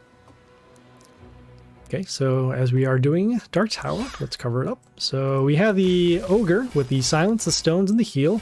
They have the Sentry Pet over here with the attack boost. And looks like they summoned a Grace with the random damage. All right, what do we have here? Could do that, and that. Okay. Summon the All over here on C2. When the All attacks, it will give Mist to 2 of their heroes for a turn. And then we're destroying the building so that way we can open up the lane to attack Grace. Today is full game mode event. Yes, we are going to be using every game mode in order to get things done. We've done Brawl, we've done a little bit of League. Gonna use the Dark Tower now to get some copper coins, and then we'll also do some Divine Arena. So gonna be a full day here. And we're gonna be doing Journey after this too, which is even better. Okay, so we have the Dark Tower, which deals Dark Tree that deals damage at the end of the turn. We'll be still giving Miss, so that's cool. And unfortunately, we don't have any range heroes to actually deal more damage to this, but we can summon for stats. So let's do that. We have a hero here that has Reborn and also deals damage to older heroes. So could actually set up for lethal there. Poison. Seeing if we have any other death triggers or anything else on our board. Steel attack and poison. That's cool. Yeah, hey, we can actually, why not poison that tree? Okay, we're gonna summon the melee hero over here on D2. Just get some damage over, even though they are still healing as seen here. But at least we can now poison their tree. And so, I don't know. We can potentially destroy without having to attack.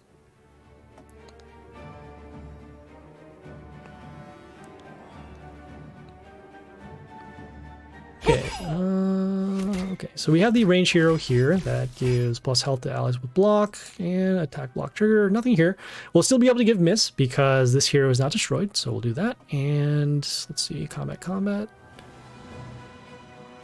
Oh, hey, we can actually get rid of all 3 of these. Let's see. So 1, 2, yeah, we'll get rid of all 3 of these. I'm gonna summon the Void Juggler over here on D2. It gives extra attack to one of our heroes. And then with the extra damage happening from the All, we can get rid of both the tree and the Grace, and then just destroy the range hero here. And it's okay if it has low health. At least we still have our extra attacker, and if they go silence anyways, that'll help us out even more. So either way, we're going to be prepared for the next couple of turns. Until that happens. So we have the Shearshaw over here that deals damage to a random enemy that it kills around. So that is why we lost both of our heroes, but it does get a attack reduction because of the All. Let's see if we have, there's here. This one does 87 damage to melee heroes. So 87, so that puts it at 140. Okay, so not enough over there, but we'll summon our Dead Lord with the extra zombies. We'll transform the Shearshaw to get it out of the way. And we summon the Dead Lord over here on D2, so that way we can have blockers for our ranged heroes, and then potentially have melee heroes or buildings to block for our zombies.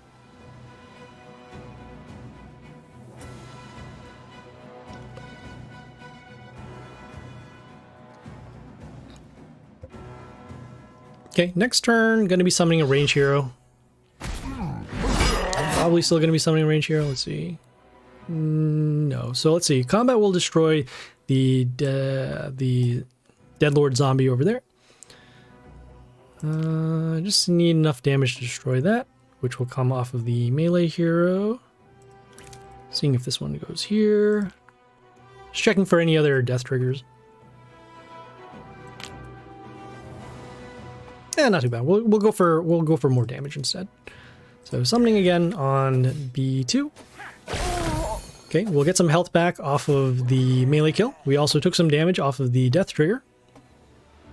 But again, right now, just making sure that we can keep their board clear of heroes, and then we'll go for lethal once we draw out all the other resources, most likely the stones, as you can see here. So we did the silence, and that's actually good because we don't mind these heroes being silenced. We drew out the stones so that we can now target them with our destruction skill. So now it's just a matter of getting rid of those and then going for the damage. So next turn, let's see. Okay, that's going to change things a little bit. So we have the Kabas here that does the reflect damage, also gives block to the Warlord. I'm going to go with the Archvampire and see where it lands. So it's going to deal reflect damage of 19 over to 2 heroes. And the Rabbit. Okay, yeah, Rabbit is good. I like that. Yeah, I'm going to summon the Rabbit over here on D1 behind the Deadlord. And see, we did take some reflect damage. We'll just call it the Rabbit because it's a rabbit. It summons a rabbit, and then the rabbit that, if the rabbit gets killed while the other rabbit is still alive, it will silence the enemy that kills it. So potentially, off of the reflect damage, could destroy the rabbit and then silence this hero.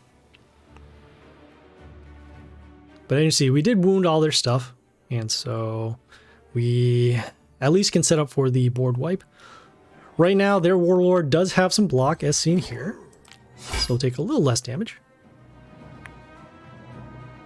Once again, we don't have a ranged hero. Combat here, combat here. This Caesar's head could be a problem. So what we're going to do is we're going to keep it alive for... We're going to not do our destruction skill yet.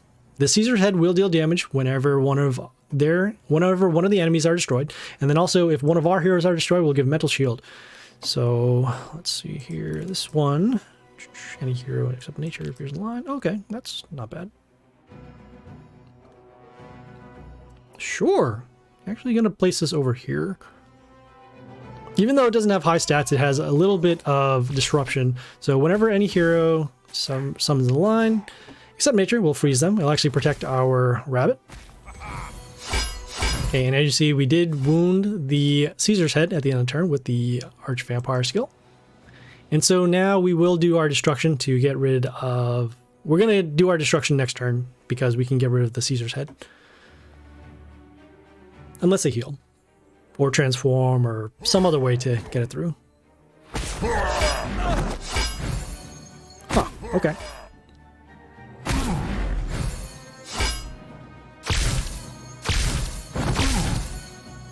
Not what we were looking for. All right, so we have the Floss over here that does the poison damage, also the extra summons. If we do destruction now, we would get rid of the Caesar's head, but then we'd still have to deal with the Kabas. So what we're going to do is instead hold off for just one more turn. Going to leave the range spot open so that we can still get those rabbits. And so I'm going to summon... Reflect on damage there. Yeah, I'm going to summon the Necrolich over here on C2. So that way we can get our Rotters to help us block. Okay, we are taking some damage off of the kills. Okay, you can see with the block happening on the Warlord because of the Kabas, we are slowed down a lot. Looks like we got a health boost to our heroes because of the rabbit here. So plus for each... Okay, yeah, that's pretty cool. Next turn, it will not get rid of everything Yes, we do need to find a way to wound these heroes too. So the Rotters will help us deal damage to the other heroes. And then potentially we can wipe out the rest of the threats. So right now they actually have 3 threats on the board. They have the Kabos here with the reflect damage. They have the Floss here with the extra summons, and then the Caesar's Head for damage.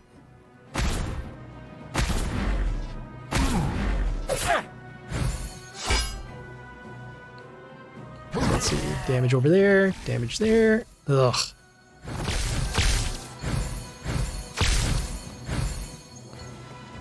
Okay, so now we have the Kong Monkey King that has the block and then also the reflect damage of its own. Still have the mental shield here. Okay, yeah, we could still potentially do this. So let's see. So we got combat over there, combat there. Okay, I'm gonna summon the Lancelot. This Lancelot does reflect damage whenever one of our heroes are attacked. I'm gonna place it over here on D3 or C3 rather. So you can see that reflect damage off of the Kabos. Damage over to our Warlord because of a kill. Got rid of the stones now.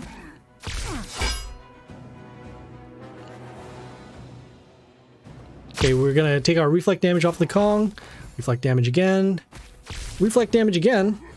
And then followed by the Rotters here. So unfortunately now our rabbits won't get that silence skill.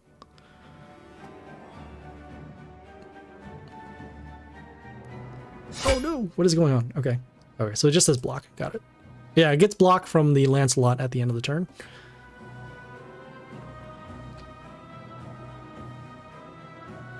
So you may have left the Caesar's Head on for too long. As you can see, we're looking for the best time to actually do this destruction skill. But they are getting protection with their mental shields, which is making it very difficult. So we got damage there. Okay.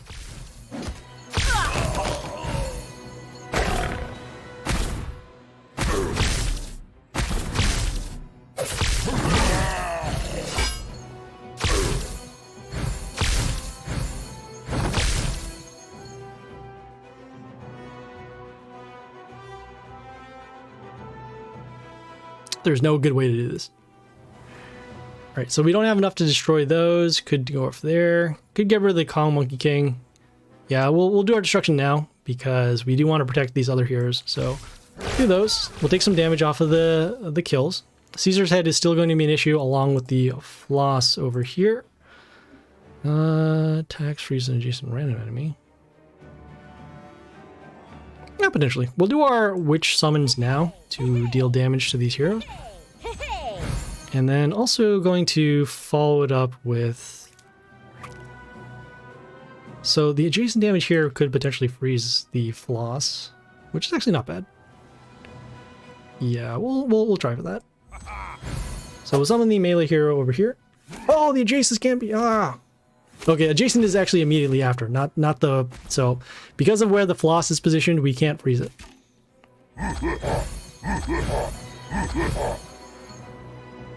Okay, we have our Rotters at the end of the turn. Yeah, that Kabos can't be killed. In direct combat, we wouldn't be able to destroy it. If it was silenced, it would have been good, but again, couldn't get the reflect damage to hit our rabbit. Also, that the Kong Monkey King didn't help us because we lost 3 of our best heroes on the bottom lane. Okay, so we have some reflect damage there, damage over there. We got some health back off of the kill. We're going to be taking damage over to our Lancelot. Hero's poisoned. Then this one gets an attack boost for every poison triggers and poisons the line. So that is where that Caesar's Head becomes an issue. So they have still multiple summons, and we don't have anything to get rid of the Floss, so unfortunately we will take the loss there. We should have got rid of the Caesar's Head. Well, I guess the counter argument too is that if we got rid of the Caesar's Head, we'd still have to deal with the Kabos or the Floss, which we didn't have an answer for. So we will keep going, try to get more copper coins. We just need to get to the 1300. So like I said, we just need 2 or 3 wins if we can get there. Okay, so this time, Ogre, we have a Drogon pet that will give health boost, attack boost, and then extra damage to our Warlord. Okay, they have the Bastet that deals damage when it comes into play. Also gets an attack boost. Got a couple of options, actually. This one is alright. This one's good. This one can deal more damage, so we're going to go with this. Same stuff again, just don't be greedy. Yes. I'm well, it's not just so much it's not so much just the greediness, it's the fact that what do you call? We didn't have enough attackers. And usually when I do the board wipe, I want to be able to have strong heroes on the board or another way to keep the board alive. Whoa! But yes, we will be less greedy in the future. Okay, so we have the range hero here that summons the tree at the end of the turn in front of itself. Combat over there. Could do block for bleeding. Yeah, this one's actually fine. Summon the melee hero over here on D3. That's Reborn, and it'll also have bleeding to enemies in the line. So that way we can at least deal some damage to this hero while it's still being protected by the summon. If you use the Kabos on the wipe in the stones, you may have had a better chance. Yes, that would have been good too. Okay, so we have that Reborn again. Bleeding here. This one here summons a puppet whenever we summon an order hero. Of course, all of these heroes are order. Alright, well this one here can deal damage whenever it comes into play. So that'll help us out a little bit. Let's summon it over here on... Of course. Absolutely. So it summons and deals damage when it comes into play. The puppet did come to protect the range hero, so unfortunately we can't destroy it. Growth the Silence rather early though. And what do we have for next turn? Probably Shamun is going to be the best play. We do have the Kelhorn that can deal bleeding, but again with the puppet summons happening, that will be an issue. Oh boy. Okay, yeah, and we definitely need the Shimura now to stop the scrap over here. The AI cheats hard. I wouldn't say cheating, but yeah, they usually have the right answers at the right time. So we're gonna summon, let's see.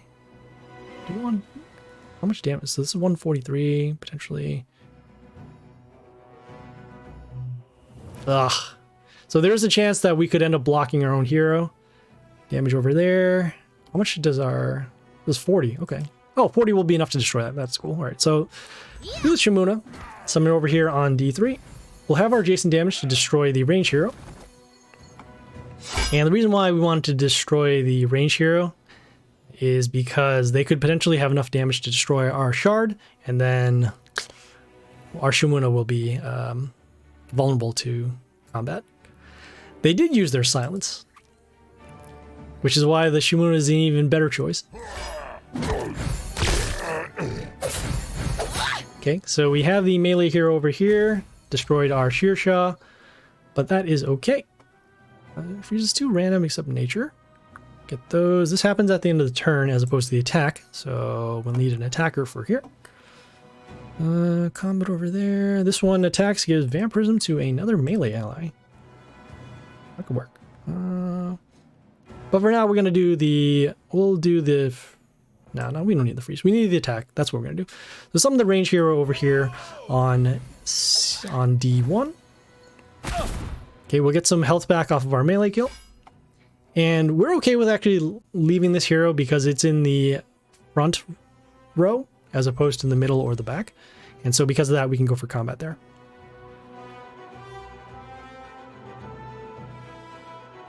Yes, so they did the stones. We're going to do the Archvampire this turn now to block for damage and then also wound these heroes.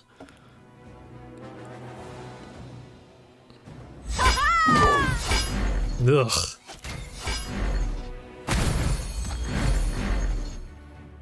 I don't know if we're going to do Archvampire at this point. Let's see. So we are on a... How many turn clock we have? So goes to here, deals damage whenever whenever the enemies attack. I'm going to do the Archvampire now. And then follow it up with... Let's see. So we don't have enough to destroy that. Gonna go next with our Jaxi on A2. And the reason why is because the Jaxi has evasion, and we'll also get block for every hero that's around it. So even though the Arch Vampire could potentially be destroyed, we'll have backup to at least block the Ghosta damage. At least combat damage, not the effect damage.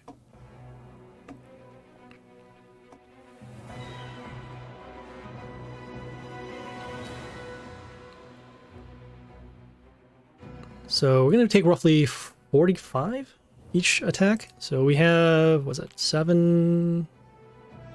somewhere close to 8 attacks. Assuming we block everything here. Oh, wow. That is gross. They have their own Caesar's head. We're going to be taking 57 damage off of every kill. 1, 2, 3, 4, 5, 6. So what is 57 times 6? Actually, we need to use the bottom number. So 51 times... Oh no, so now even if we do this... Oh, that's so bad. So we gotta find a way to gain health. And we can't even do our destruction now, because if we do that, we'll destroy 1, 2, 3, 4, 5, 6 heroes, and we'll take roughly 300 damage. So, this being the case... Damage over there. Oh, we can get off our melee kill and then go for damage there. Okay, gonna go with our Caesar head on A1. Give it some protection behind the melee hero. And you see, we are taking damage off of every kill. Okay, got some health back off of our melee kill off the Shimuna. And we gotta find a way to gain health so that we are above the 51 damage mark. So 1, 2, 3, 4, 5. So that puts us at 250. If we do our destruction skill now, we can get rid of the Ghosta and the ranged hero, but we gotta get rid of the Caesar's head. So damage again. Damage again.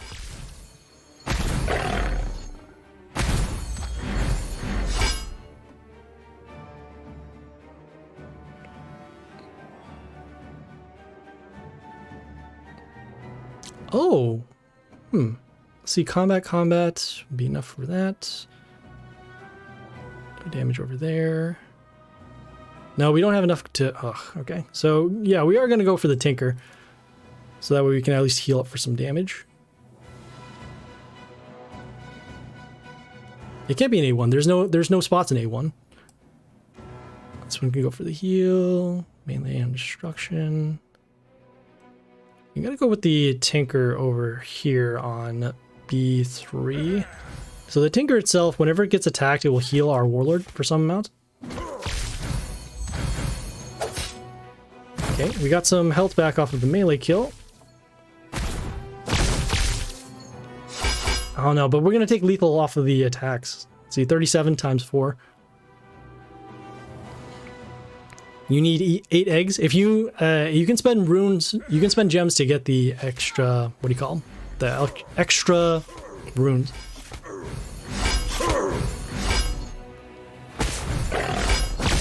Okay. Okay. We're at 19. Wow, we're still alive. Okay. We're going to do our destruction skill now to get rid of the Caesar's head and the Ghosta. And from how the calculations work, so because all these wounded heroes are actually behind the Caesar's head, we shouldn't be taking damage off of this destruction skill.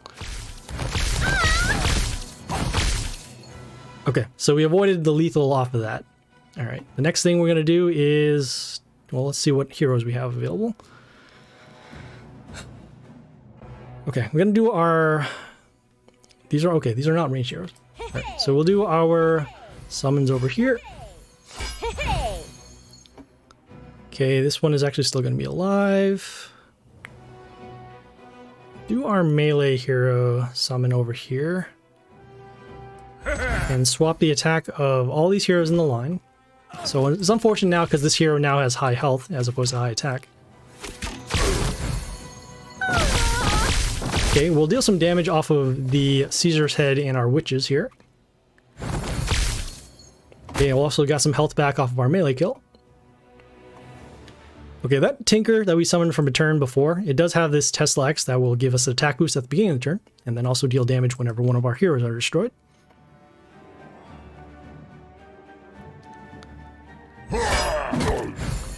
Japoga, I would have summoned the Hanako on the previous turn, but we need the extra spots in order to block, and then also we don't get the extra Horos off of the Chaos kills, because these are both Chaos heroes, and if we destroy them, we don't get the summons.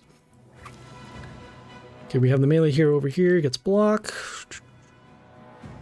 We are close to lethal now, and our Caesar's heads are dealing roughly 88 damage, so we'll put them on a, what, 2-turn clock?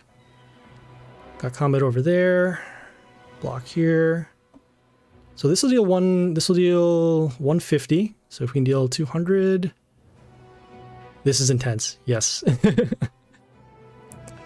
I don't want to blunder this, but I probably will. So, okay, let's protect our setup. Although, let's see, the Shamuna will get an extra shard off of the attack. This one will get an attack boost. Okay, I'm gonna go with the ranged hero over here on B2, just as a blocker. Yeah, so our goal right now is to protect our board and at the same time have enough heroes to trigger off the Caesar's head. They did that summon really fast. I assume that means that they're going to either win big here or they're going to lose big. What just happened? No! Okay, hold on, okay. Okay, it didn't crash, but it is close to crashing. Okay, so from what I can kind of make out, it looks like they summoned the Epic Titania. Okay, so this is the one that has 2 archers behind itself. We got combat over here, combat there, destroying one of our shards. An extra rat was summoned off of the archer here, and looks like the Caesar's head did the damage for us. So there you go. Pretty epic battle over there. I didn't destroy that Caesar head on, was like 5 turns ago, because if we triggered off the destruction skill, they had enough wounded heroes where their own Caesar's head will destroy us with the amount of heroes that we destroy. So we had to wait for that too. I have to go, but I hope you have a good stream. Yeah, absolutely. Thanks Felix for tuning in. As always, I'm always appreciated. I'm always appreciative of when you come in and check things out. Okay, so yeah, we're going to continue on. So we're now facing good old Ulko. I forgot we are on the event. Yes, we're still in a world event right now. I hope I haven't been distracted. This match was something. Yes, absolutely. Well, I mean, we do what we can. So we have the sentry pet over here with the attack boost. Interesting spot. We go there, poison on the attack, poison for damage. Okay, gonna summon the melee over here on on C3. So we'll have combat to destroy the building, and then we have poison damage at the end of the turn. That poison damage will also count towards damage to the Warlord. And so we summon this over the Chernomore. Even though the Chernomore has better defense stats and also immunity, we would rather have an attacker and a skill that can destroy other heroes. Whoa! It's Jorman Grand. So before the attack, he freezes 2 of our heroes. And so even if we do end up giving this hero a miss, we will still have our heroes frozen. But what we can do is stop it with either this flight hero or the miss over here. It's going to make more sense. We can deal combat damage because this one, so at the end of the turn it gets, wow, it's a lot of health for every frozen hero. Yes, it will also draw the silence early. That is another thing too. So we have, is curse going to matter? We'll go for the melee damage. So this one gives miss to a random enemy for a turn. I guess probably our flight hero would have been a little better, just because then for sure they need to summon a range hero to destroy this, but maybe with enough combat damage and enough poison we can actually get rid of this hero. Okay. So again, off the miss, we have the poison, we have the damage here. How much poison does it have again? It has 60, only 65. Oh, but that'll be enough. So we'll have combat over here. Seeing if we have damage to this hero. So 65 times 2, that puts it at 130. We can actually give this a boost now and give a little bit more poison damage over to this. I don't mind. Yeah, we'll do that. So that way we can actually give more poison damage over to the other hero. And then I'm going to follow it up with... Yeah, we need enough damage to actually destroy this. So we'll summon the 65, 130. Oh, yeah, we're going to summon the flight hero instead. That way for sure that they need to go silence. So poison will destroy the Jormungand Grand. And now we have the Moody Ghost here with the death trigger. Does draw the silence out, which is exactly what we wanted. The ranged hero is poisoned, so it will be destroyed, so we don't have to worry about that. And next turn, could either go for Dominus for the extra attack, the Shaolin here for Death Trigger, or we can go the Tinker. In this case, so this one has block for extra in the line. Excuse me. Good for damage there. It has begun! Let us do this. Okay, so let's see. So we have to factor in the block into the amount of health that it has. So it technically has 135 plus 60 and 60, so that's 120. So that's 255. So not quite enough to destroy that. 255. So even with our extra attack, it does have health, so I guess that's okay. But he doesn't get anything off of his kill, because there's nothing for us to kill. Though, I guess maybe we can do it with our Shaolin here instead. I'm going to go with the Shaolin and give this an attack boost. Okay, that works. Probably should have went for the Dominus, because I didn't factor in the, the melee doing combat damage. But yeah, the Dominus would have been better in terms of an attacker. Shaolin's not too bad, just because it does have that death trigger, but either one is fine. There's that death trigger. So the Ghosta came in and destroyed both of our heroes because it had Pierce. Now we can just go for straight damage. I'm going to still summon our hero with the high health so we can get around other stuff. Let's see here. This one can give Vampirism to itself. Stats are fine. I'm going to summon the melee hero over here on the Vampirism rune. And the reason why is because we want to have more spaces for our ranged heroes this time. Okay, so now we have the stones coming out. And probably next turn going to be summoning... Ooh, what is this? This one here has the 2 instant kill runes and then also attacks and poisons. Okay, I'm going to do the Arch Vampire. Oh, it's actually pretty early for the Arch Vampire. Got combat there. This one has no damage. Yeah, I'm going to do the Arch Vampire. Okay, it didn't land on the death rune, so that's good. And gonna follow it up with the Vixen here on D1. Summoning behind the melee hero with the high health. Okay, we'll deal some vampire damage at the end.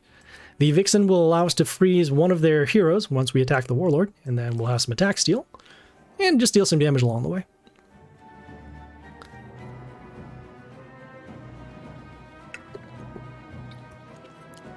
Also, Juju, thanks for tuning in. Can I copy and paste this one? Let's see if I can do this. No, hold on. Is it 3 of them? I can't tell. Nope, that is not what I want to do. Okay. Wipe. Yeah, I'm gonna wait one more turn because I do need to get rid of this Titania. So I'm going to summon the range hero, although I guess we're not freezing anything. So let's see, combat.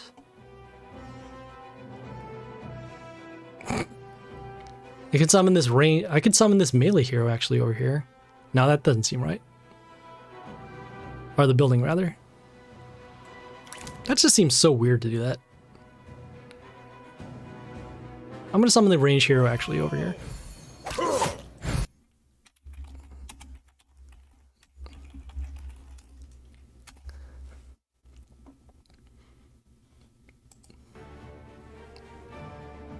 Okay, so we waited one more turn to wound the Titania, as the Titania itself has evasion, so we can't deal damage with the Vixen. Also, we have that stone still in the way. Okay, we have the melee hero over here that gives Toxin whenever it's attacked, and then also Death Trigger with plus attack. Okay, cool. We'll do our destruction now to get rid of these heroes. Okay, we'll get an attack boost off of any of our heroes being destroyed. That's cool. Can we just... yeah. I guess we could just go all out here. Sure. So we'll do our summons. Okay, we'll get rid of one of the death runes. Okay, we'll also get an attack boost over there. And what will make more sense? Still need to get rid of heroes because we can't have any floating. So we'll see here. Just seeing how much damage this is going to do. So 37 and 155. So that puts at 192. Archvampire. We can just destroy this hero instead. So I'm gonna do the... I just gotta do this one more time. 157, 92. Okay, I'm gonna give this an attack boost just to be sure. Okay, and then summoning over here. There we go, so that we don't miss it.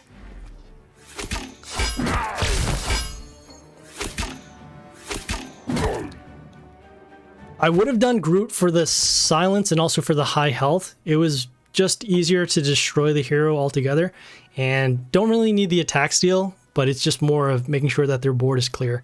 Because I do remember from a couple battles a long time ago that can't leave any heroes floating on the board. Okay, so at least now we have the old god here, has immunity and also freezes our range heroes, so it'll actually stop the Vixen over here. But let's see, so we'll get the attack boost to destroy that. And I'm gonna follow it up with the Hoodoo here on A1. Whoa! The Hoodoo will summon the Totem that will give the health boost and the attack boost. Wow, we're still off. For the skill. Oh yeah, for the death trigger. Yeah. I wouldn't, but they only had one hero on the field, so there was no reason for us to silence that hero. Okay, we have the Koshi over here that gives negative attack to our heroes. Do want to deal damage to this so that we can actually freeze this hero, even though this does have immune. Let's see. Can't give this an attack boost. And so since our range heroes are going to be frozen, we are going to be summoning a melee hero. It's a matter of which one. This one is better in terms of the death trigger. Oops. Yeah, so it'll give mental shield to us when it dies. Gonna summon it over here on C1. Or C3 rather. So combat will destroy the old god, and then with the warlord being attacked, we do end up freezing the Koshi.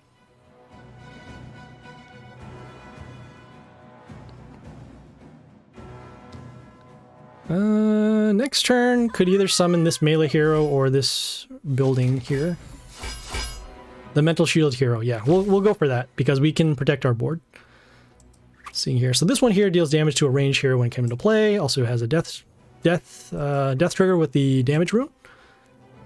Can freeze those off. Got our melee hero that will give mental shield to two of our heroes, so we'll do that.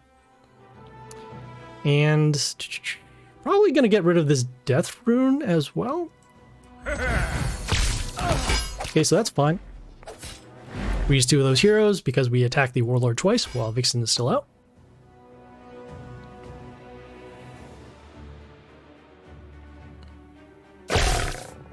Okay. Next turn, we have a couple of options. We could either do the York to destroy this and then go for damage.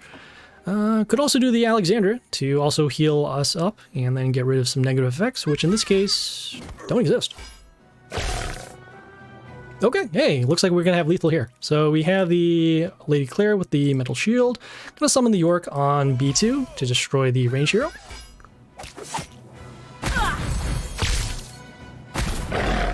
We have beaten Ulko this week.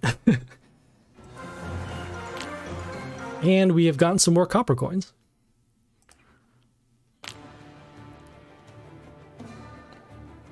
Okay, let's see what we get for rewards. Epic. Okay, we got some runes and we got some epic Masaurs. Great. Okay, we need to win one more battle so we can get these copper coins. So let's keep going. Yeah, I'm not going to finish up Dark Tower here, especially actually hold on. So I'm not. I guess I might have to because tomorrow I'm not going to be. So tomorrow is Christmas. I will not be streaming. I will be going to a family event, so might as well get it done now. Yeah. Okay, so we have the Shaolin here with the attack boost, and then also the death trigger to one of our heroes. Let's see here, large Drogon pet. Probably going to be losing just because of the amount of health here, but we'll do what we can. Can't silence this hero, so what we'll do is we'll summon the All on B2, deal some combat damage over the Shaolin, and also give it miss.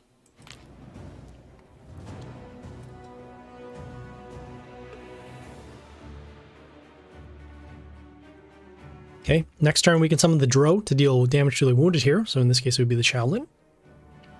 Depending upon the All getting destroyed. Okay, well, we have the range hero here. Large stats. Still probably better to get rid of the Shaolin anyway, so we'll summon the range hero, and we're actually going to summon it over here on... Well, we're going to lose a hero that way, so... What we're going to do is we're going to summon the Dro over here on C1. So the death trigger going off, destroying one of our buildings. And we just want to protect this hero for now. Don't want to deal some damage over to some heroes. This hero would automatically get rid of this anyways because of combat, so that's why we didn't place it over here in lane B. But you never know. Okay, so their heroes are kind of strong, so what we'll have to do is we'll summon the Archvampire now, at least as a blocker. And then, let's see, so damage at the end of the turn. This one here has regeneration, so this one will actually not be wounded. But we can summon the melee hero over here with the high health, and at least help us block for our Dro. So we'll attack. Get some health back off of the melee kill here. Damage wounded. Okay, and these heroes are now wounded, so we can at least get rid of those for next turn.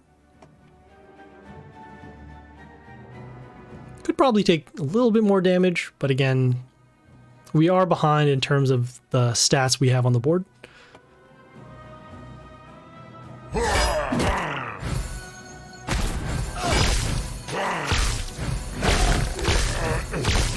Wow. Okay. So the Ogork here does the random damage to our heroes, and because it is a male hero, it does trigger off the Drogon skill. So that way we took extra damage to our Warlord. We can do the destruction now, and then I guess, what can we do? We have an invulnerable hero, but that's really it. Combat here for block, damage over there. Yeah, well, I guess we'll do a destruction skill, but we can't get rid of the Ogork, and that's the big problem. So what we can do, however, we'll place the Necro Lich on C1. We'll get some Rotters at the end of the turn, and they'll actually help us block our lanes. And then I guess we're relying now on RNG in order to find removal for the Ogork.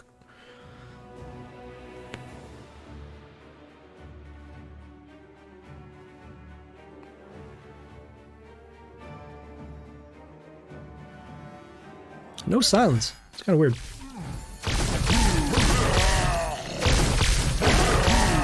I guess they didn't even have to do that. So once the Ogork destroyed our Rotters, it does count as additional damage. And then we took the lethal off of the rare there. So as expected, I mean, they were pretty strong from the start. We did get some more copper coins.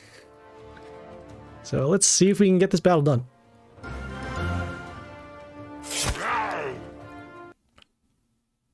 As seen, we're going to see a lot of ogres in the Dark Tower, so that is why we use the Archvampire, or the Geisha that has the Archvampire. Okay, so how are we going to start this off? Let's take a look at the pet. So they have a little bit of attack boost. I got stats over there, damage there. Okay, going to start with the leader Nilin over here on A1. This Leader Nilin gets a summon whenever it destroys any hero that's not Chaos. And so with those heroes, we can use them to attack and then also help us block. On top of that, this also does poison whenever an enemy appears. So we can get some extra damage into other heroes.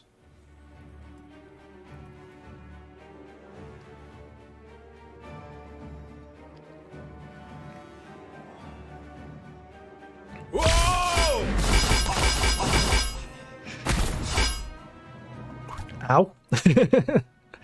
So the other York came into play, dealt damage to all of our heroes in the line. So in this case, it was actually the Hollow, the Leader Nilin, and the Building, resulting in the attack boost.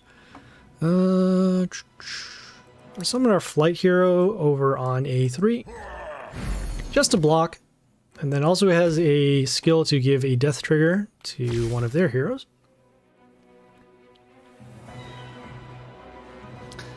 Let's see, combat will destroy that. If they have another ranged hero over here, we might actually take lethal on this turn.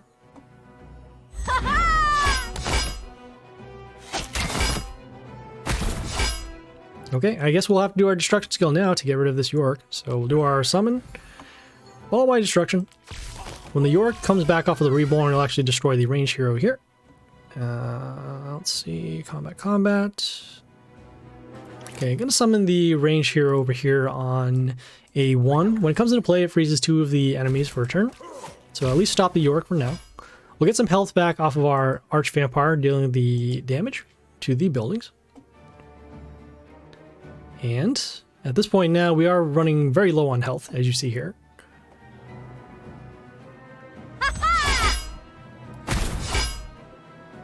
We're at 1.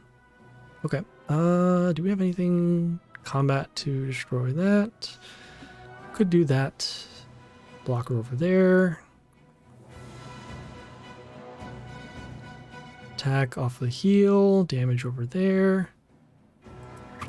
No, we don't. So let's see. So we'll still have a blocker over here. Probably have to get rid of this range hero.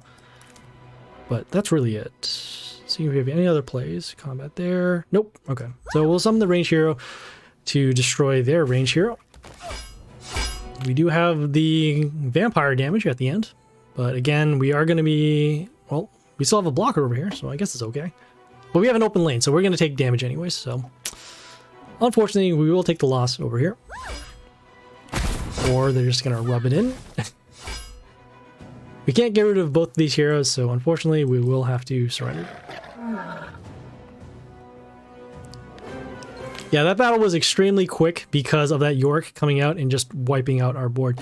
If we summoned the Justia, we would trigger the silence, and then we would just take lethal anyways. So, I mean, that's why the Ogre was such a problem. But that is okay. I mean, we only need 120 more copper coins, so what we'll do is we will... What am I doing? I'm heading over back to the shop. The black market shop, rather. Hey, cool. We also finished the timer here. I claim that. Okay. Heading back over to the Dungeon Trials, going to the shop. Okay, and then we're going to spend our 1,300 copper coins. Could use more Storm Rage. Yeah, well, we'll do both. All right, so could move those. Just seeing other things that we could be spending on. So 4, 5, 7, 9, 13. No, this is better. Here. Okay, so we'll spend it on the Grace copies. And then we'll spend the rest over here. As you can see, we're a little short, but that's okay. We can spend some gems in order to get some missing copper coins. And then we'll buy.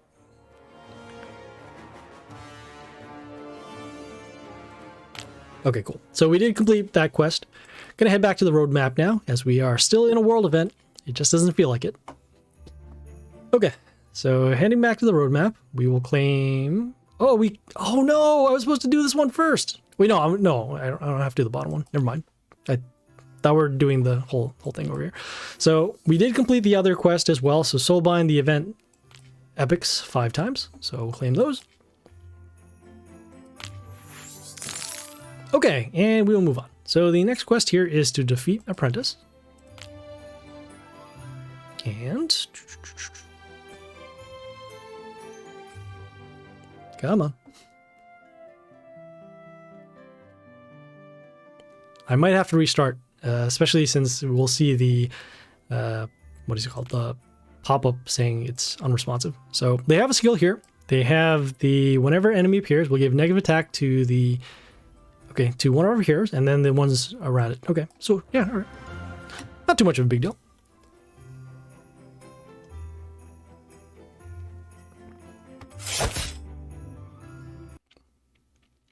Yeah, so you are drinking your stuff. Oh, that, okay. Sinned. Who sinned? Sinned, you came after all. Did Elric tell you why I was looking for Villano's apprentices? Yes, but why would Villano go over to the demon side if he was doing so well in the Alchemist Guild? I probably shouldn't have agreed to this meeting. I'm out of here. I think you're going to have to stick around. Okay, we already have lethal with our York. We're going to destroy our building over here on lane C, and then give it an attack boost and go for lethal. I'll tell you Villano's story sometimes later, but you probably don't know yet how carefully he guards his secrets. He takes apprentices for one purpose, to use your knowledge in his experiments and then get rid of you. He's a brainjacker. I did not sign up for that. My understanding is that he's experimenting with the wildfire formulation again. Yes, Villano wants to strengthen the wildfire with a new ingredient to melt the gates of the lower world. Find out what that ingredient is. I mean, you're not going to find out what the ingredient is if you keep on drinking your own stuff.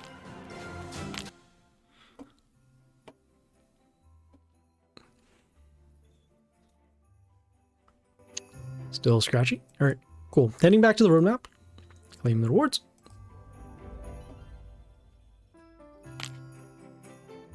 Nope. Nope. Alright, cool. Okay, so now we are on the next set of quests here. On the top we have spend 1,000 gems, and then behind it we have reborn the event epics 5 times. On the bottom here we have level up any one of the event epics to level 13. And looks like this is one where I don't have any of them leveled up. Oh no, this is where gold is going to be needed. Okay. So let's see what we can do here. Gotta see how many gems we have before we're continuing, because there's a lot of navigating we need to do. Okay, so we have that much. 32 over there. Gold for 1. Spending over there. Maybe it's an energy drink. It's an energy drink that comes in a glass bottle. But he's making what is it, the wildfire to melt the gates. So it's probably dangerous. Don't drink stuff that can melt gates. Okay, so if we spend 1,000 gems, we'll be at 22. Gonna need the one for the other. Okay, we're gonna save the gems because we do need them for chapter 3. So instead, we will, I guess we're going to level up our heroes to level 13. So let's take a look and see what we have. We don't have the new epic, so we're stuck with the Regardus epic and the Axe epic. And we got it to level 13. Which ones are eligible in terms of leveling? So filtering for the epics and the chaos. And we'll see here that...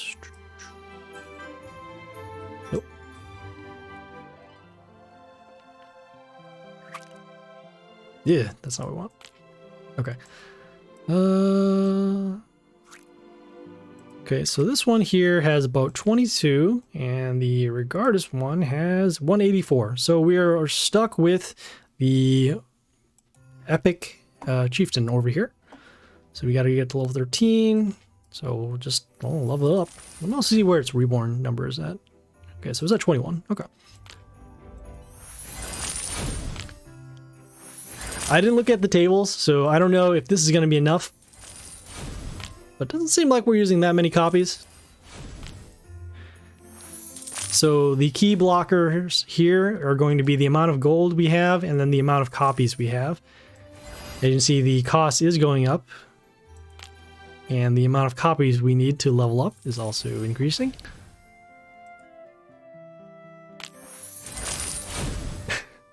Okay, about 5,000. Okay, and also at level 11. Now level 12. And level 13 with the gold. Okay, so we have it done.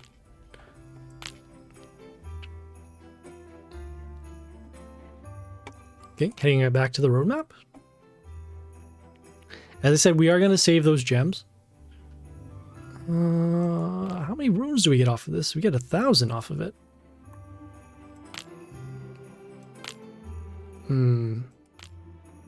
Is 1,000 gems worth 1,000 runes? So, let's see. How many runes was it? I forgot what the conversion rate is. So, in order to get a full legendary event shop chest, you need to spend 1,700, and then that would give you 5,000 runes. I'm spending 1,000 gems in order to get 1,000 runes for completing this quest. So no, it is not worth it. So in this case, we're just going to claim our reward and head over to the next quest. Okay, so the next quest here is, as you see, get 3 legendary heroes in summons or in chests, except event shop chests. So now we're actually going to head over to the Mighty Pass to claim our rewards. Wait a sec. Hold on. Let me read that again and make sure that says what it did say.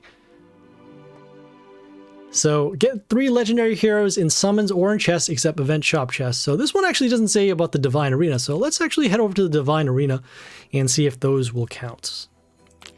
Because we do need to get rid of this anyways. So we're now in Divine Arena. We have a King of the North on the left. We have a Santa here. This one doesn't have a skill, but this is a very fun battle, as you'll see. So Evil Santa has stolen all the presents and bring them back and save Christmas. Over here for Evil Santa, well, hands off my presents. Okay, so we will have these legendary chests. We just don't know if they will count for this quest, but we'll find out. So yeah, let's start with the King of the North side and go from there.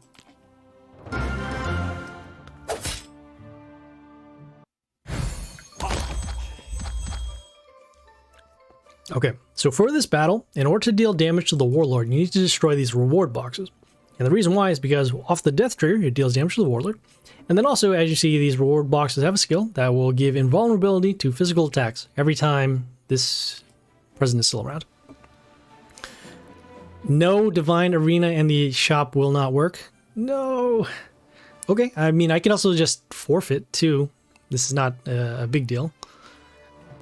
We have 1,000 copies off of any one of these, so we'll do one battle and see if it counts. If it doesn't count, that's fine.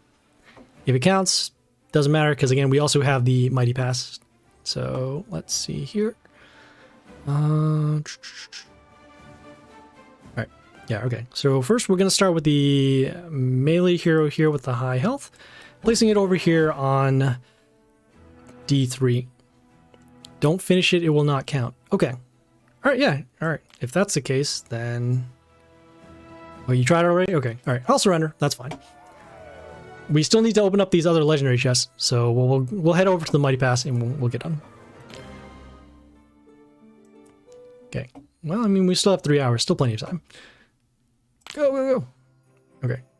Mighty Pass.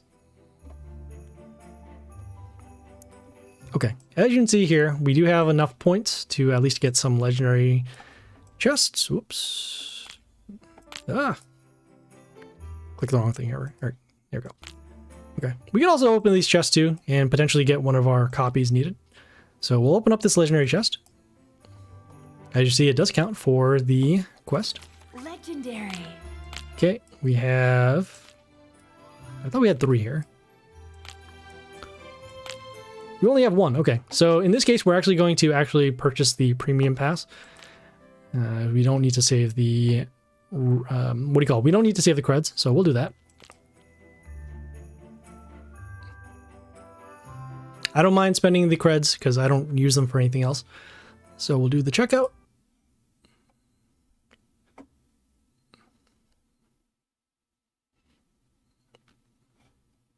Okay. And as you'll see, this is what happens when you open a premium pass. So we earned the points already. Okay, thank you. And it'll open up these rewards, so we'll get some gems. We'll get some coins that we do need. We'll get a lot of rares, which in this case, we'll get 7 chests full of... Okay, not really what we needed. We can Soulbind this now. Wow, okay.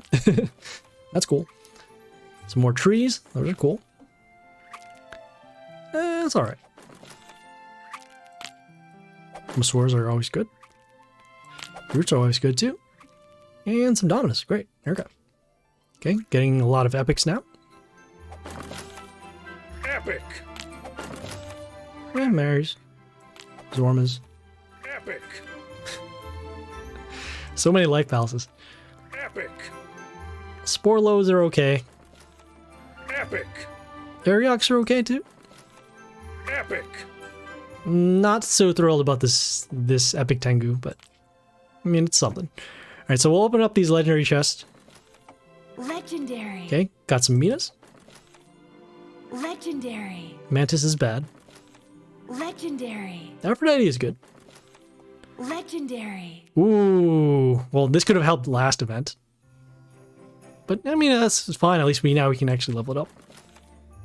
Legendary. And some Dragars. Nah, not too bad. You're in some of the league battles you'll see actually high level Dragars. Oh, okay, and we also got this additional thing here. Oh, we can save this for later because actually, I don't know if these excuse me. I don't know. Excuse me.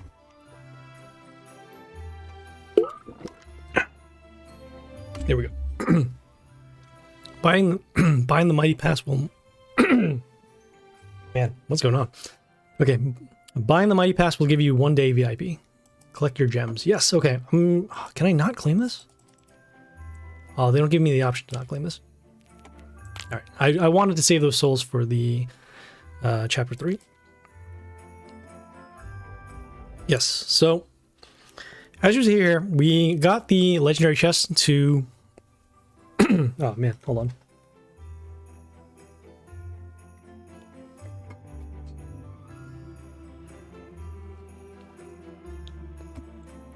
Why does it sound so dry?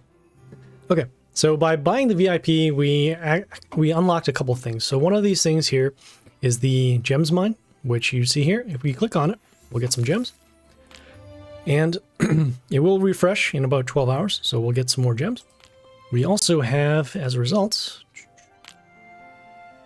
just clicking on here and showing you what the VIP does. So we'll get some extra soul dust, some more gold for battles, all this stuff over here. And yeah, we'll also get some extra attempts in other things. So, head over now to the roadmap. Okay. Claim the reward. You can use the Divine Arena for Chapter 3, so no worries. Alright, cool. Alright, we'll head over to the final quest over here, so defeat Demon.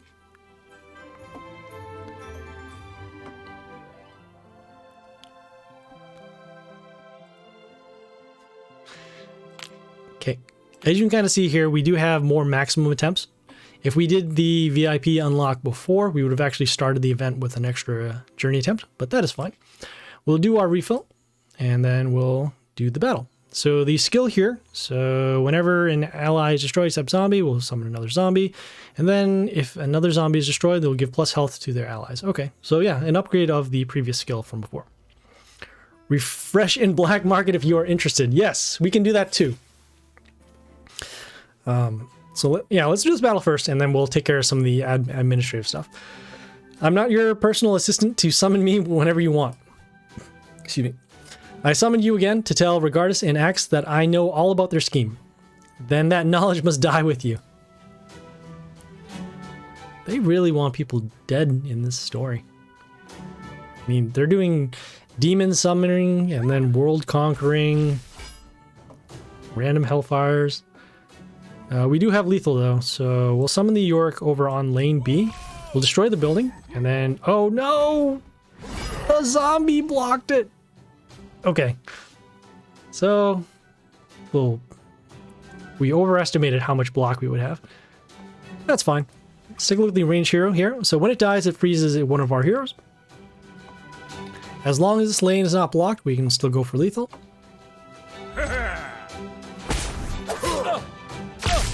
Okay, I guess we're actually going to have a battle this time. So we're going to do our Arch Vampire, and then we're also going to summon the Yoster over here on D1. Reason why is because we want to silence this Dark Warrior so that they don't get the mental shield once we destroy the hero.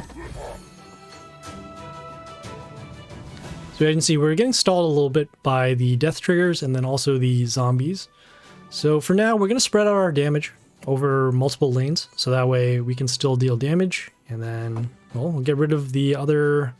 I guess we can get rid of the building so that we can stop the zombies from coming in. Okay, we have our Archvampire dealing damage, and then we also have our Yoster dealing damage. We'll summon the Grace over here on A1 to deal the random damage to destroy these zombies. Okay, and then we finally have Lethal over there. One of the longer battles that we had for Journey so far. Did you really think you could keep your plan from me? Melting the gates of the lower world, this is really something. We managed not to attract attention for quite a long... If you're melting the gates of something, people are gonna see it. It's not like, oh, hey, what is this? Why is this gate suddenly melting? Apparently, you were too busy with the holiday rush and didn't notice our experiment because of the fire... Well, I guess the fireworks to distract. Okay, that makes sense. It's not too late to stop you. How does Blackhorn, the current leader of the Black Axes, feel about the pact between orcs and demons, the one who deposed Axe? Let's just say no one asked him. No one axed him. And the power of Axe will soon be restored. It's never a mighty party without the corny dialogue. So there was Demon over there.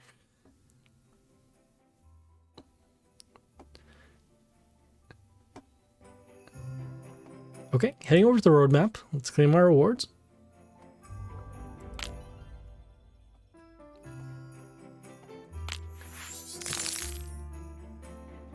Okay, so this is the end of chapter 2.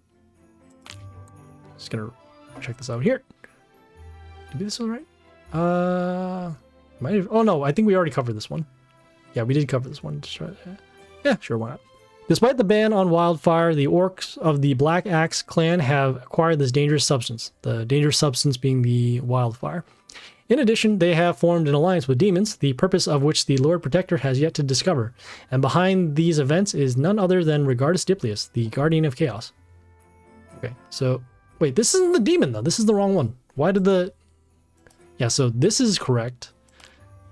Yeah, that's correct. Okay, there we go. So now we're in the beginning of chapter 3. So, chapter 3. As it turned out, the demons made an alliance with the orcs as they were preparing to invade Pangaea. All the while, Villano has been conducting his experiments with wildfire, but this time under the command of Regardus to melt the gates of the lower world. The Lord Protector now has to stop the invasion and disarm the Mad Alchemist. This is the Mad Alchemist. Okay, so reward for chapter 3 if we get it done. Highly unlikely, but again, still something to cover. So we'll get 1,000 copies of the new legendary. We'll get these demigod scrolls. Nice little badge. And then also a gallery portrait. Cool. Okay. Gonna head over to the roadmap. Oh, why didn't it claim? That was weird. I'm gonna head... What? I have no idea what just happened. Okay, gonna head back to the roadmap. This should put us back at the beginning of chapter 3. Unless for some reason they thought I just completed the event. Okay, it did not. Alright, cool. So in this case, we are... The next quest here is to defeat Blackhorn. So let's go check it out. As you can see here, this is something that they need to fix. What is going on? Things are not loading all of a sudden. All right, cool. So this is Blackhorn in chapter 3. Okay, we will refresh. We will refill in a boss tempt. Okay, so their skill here at the end of the turn will give extra attack to 3 random allies. All right, cool.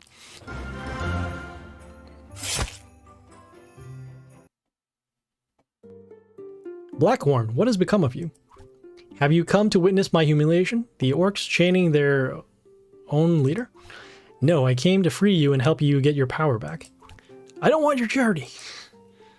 Okay, start with the Archvampire, and then I'm going to follow it up with the Grace. So that way you can destroy these buildings and then open up the lanes for damage.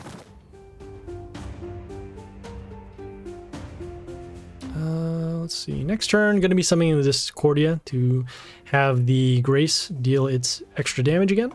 And then potentially would have lethal as well. Okay. So we got the Shumun over here with the crystal for the mental shield. Combat there, combat there. Should be still. Oh no, we have our Discordia over here in lane A. And so there we go. So if you put down the Axe supporters rebellion and break your alliance with the demons, I'm willing to forget your ingratitude. And you have to destroy all the wildfire supplies. Sure thing. I was against that stuff from the start. The black axes use force to win, not magic of crazy alchemists. Hulk smash. Actually, what does that remind me? That reminds me of, oh. Yeah, so there's this plot in Mortal Kombat in one of the newer games where I guess, was it the Shokan and, oh boy, what was the other crowd? It was another set of Outworlders. Oh no, it's the Shokan and the Tarkatan. I guess they both use force, but one of them does it in a different way. It's kind of like a noble clan, and the other ones are scavengers. Whereas this one here, they're talking about, oh, force versus magic.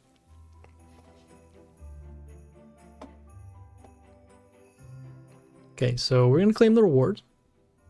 There.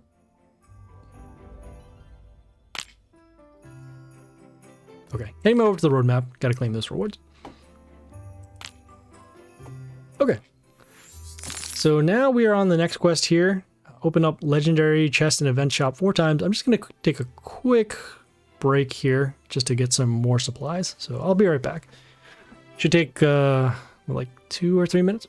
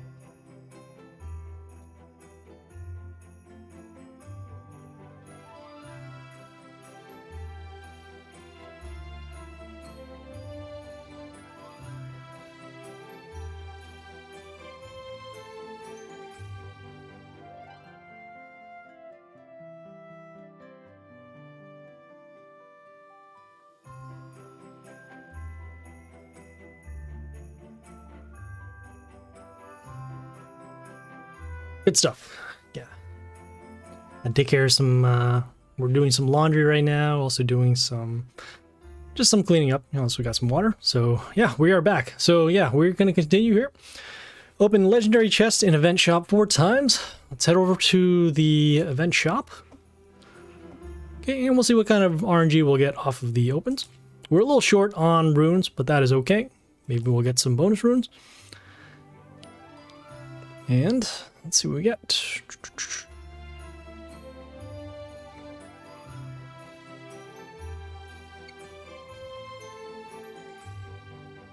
Oh, this is probably a good indicator to actually have to restart. And see that kind of pop-up is showing up.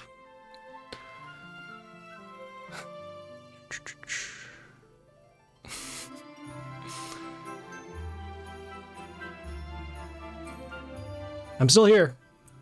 I am still here. It has frozen up. Oh no! Alright, our number one got us. Still can't see it. Here we go. Oh, good. Alright, great. We got some of the new hero. So we'll open up number 2.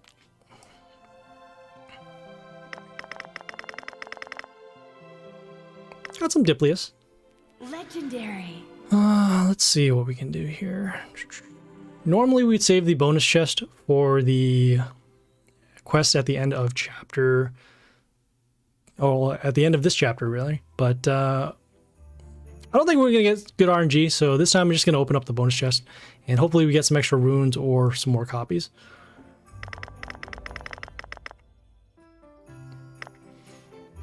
Legendary. As I thought. Okay, that is fine. All right. Well, I guess we can open up some runes in order to get this done. Could do for there. Jump on here. Axe is okay. Diplius is also okay. Yeah, sure, why not? Okay, yeah. We're gonna spend some gems in order to get this done. And we'll open up another legendary chest. See if we can get some bonus runes or some copies. Probably more runes if anything else, so we can get this quest done.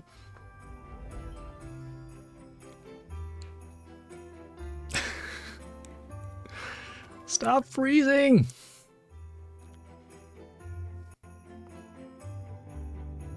Yeah, this does happen after a while. Our browser apparently has a memory leak or something like that. Happens with, I think it's any browser that has Chromium behind it. So in this case, it's probably actually all of them. Oh, hey, great. We just crashed. Lovely. All right, well, let us... Oh, we'll restart and see what we can do. You can still hear the music behind, but it said, oh, something in the system has crashed. So I'm just going to reload and see what we end up getting off of that. If we did get bonus runes, if we do get bonus runes off of the extra chest, then we will spend the gems to get that done. Otherwise, we will... Do I want to spend the extra gems on it? Yeah, I think that's fine. Yeah, probably. We'll spend the gems anyways, just to get it through. Probably not in a rush to complete this particular world event, but I suppose it's not too bad. Because, yeah, if we have a strong Diplius, we can actually put it in our squad, because silencers are good, although I guess he's the weaker of the ranged silences. And Axe is also good if you get enough copies of it so that you can attack and go for the multiple attacks.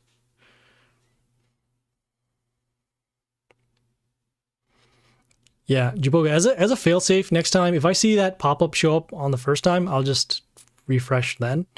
Because as you see, it does slow down stuff significantly later on.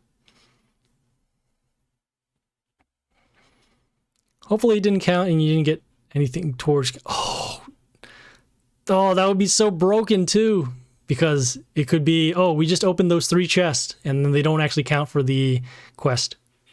If that is the case, then I will not spend gems because that is a big ripoff for that particular quest.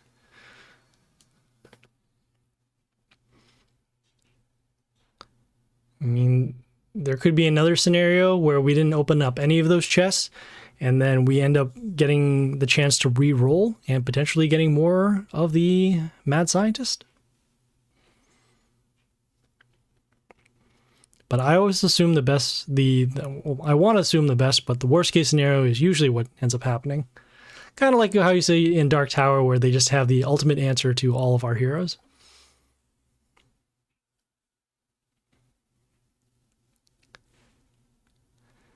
Okay, we are almost back in.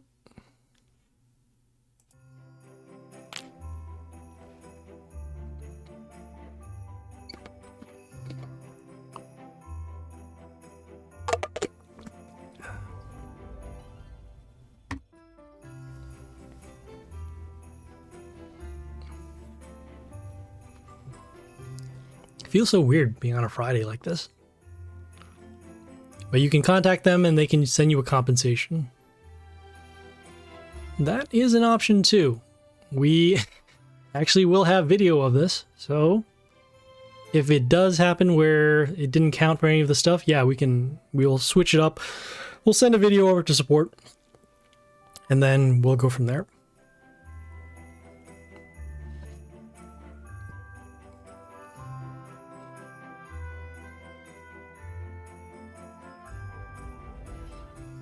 Really wish there were a snowman hero. That would have been cool. No pun intended, but it would be nice. And then a Christmas tree hero, and then a present hero.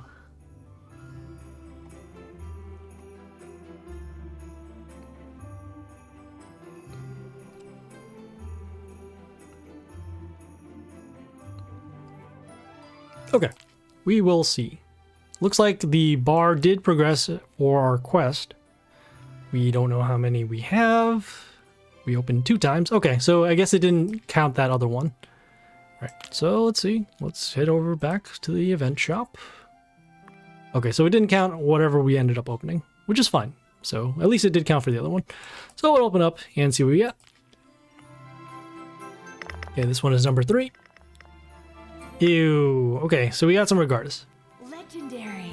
All right, so that being the case, looks like we will... guess we'll hold off, although we have a ton of Mighty Pass stuff to open. Yeah, we'll spend the gems. All right. Yeah, so we'll do the final open off of this. Going to the event shop, and as you can see, we are short on runes, but we can spend gems to get it done. Sure. Okay, so there's our 5,000. We'll do the final open. And we got some max.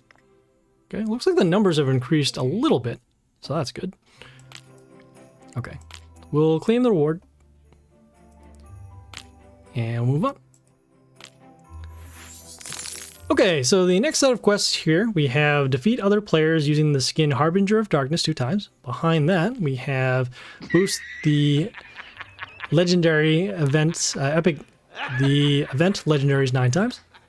Yeah, we got totally boned in terms of the, what do you call it, the opens for the legendary chest.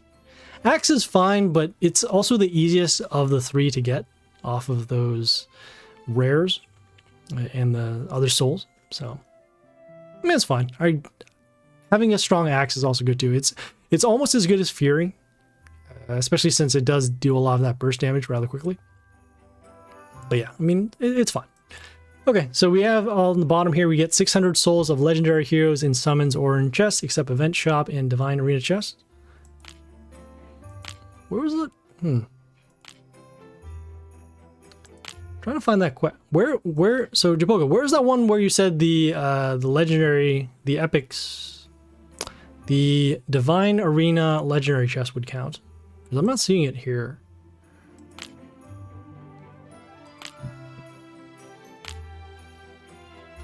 Because it even says here, it says except event shop and divine arena chest. So, well, we'll do this quest first here. So, defeat other players using the skin Harbinger of Darkness. So, we're going to go head back to our squad and switch that up. You're laughing at Regardus. Regardus isn't bad, but he's of the 3 heroes in this event, it is not the one that we're looking for. It's more like a backup hero. It's still good to have, but again, it's not. For purposes of this, we don't really need it. So this is the Harbinger of Darkness skin. It is the one off of the Void Spirit family. If you don't have it, you'll need to purchase it using gems. And we just need to do 2 battles. So we switched over to the Harbinger of Darkness skin. And then heading over to our disciples, because those will count for the quest.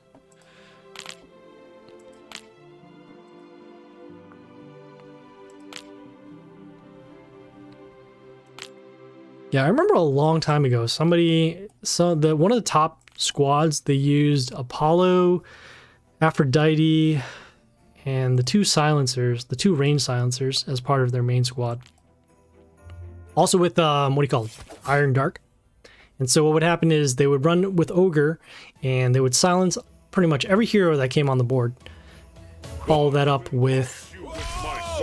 Yeah, they would follow it up with the Aphrodite damage off of the stones, and then also do silence and the mental shield.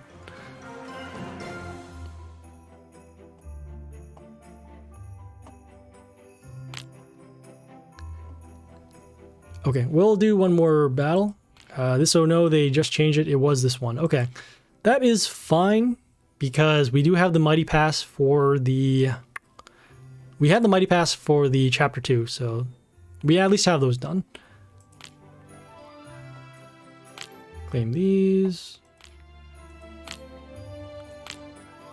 Do one more battle over here so we can get done. Gods will crush you with my sword. That is not what you said.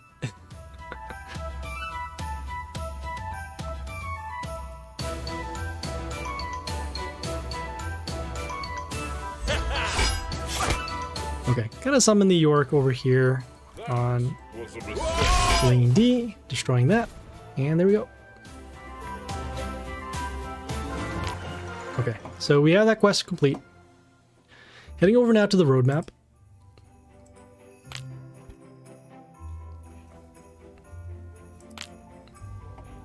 Okay, and so let's see what we have to do here. So boosting the event legendaries 9 times, which we can do.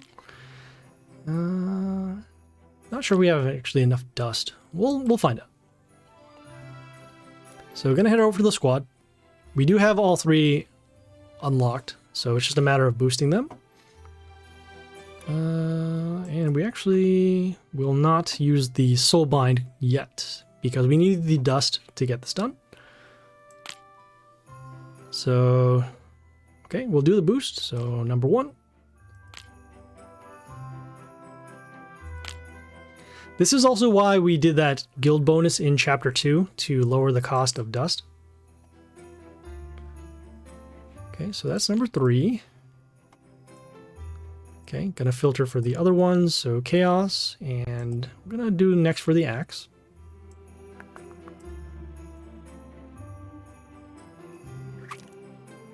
So again with the boost.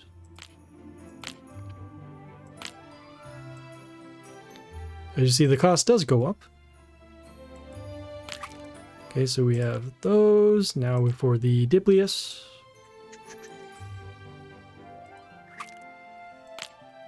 Oh, okay. Hey, they're pretty reasonable for the number of dust. I guess it's because we reborned 2 of them, and then the other one was just at level 1 anyways. Okay, hey, not bad. Okay, so that one is done. Let us now do the bottom quest. Not gonna claim it just yet. Also have to switch the skin so that we can attack with our normal heroes. So we have on the bottom here, get the 600 souls of legendary heroes in summons or in chests, except event shop and divine arena chests. Oh, did I not open the other one?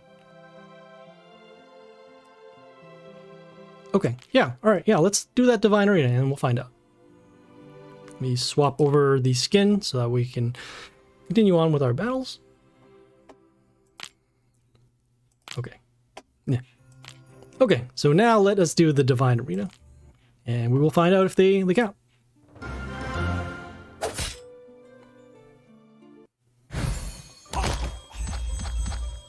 Okay, so as mentioned, we want to destroy these presents first. We're going to summon the melee hero over here on D3. This melee hero will also freeze and then also gets an attack boost as well as the block.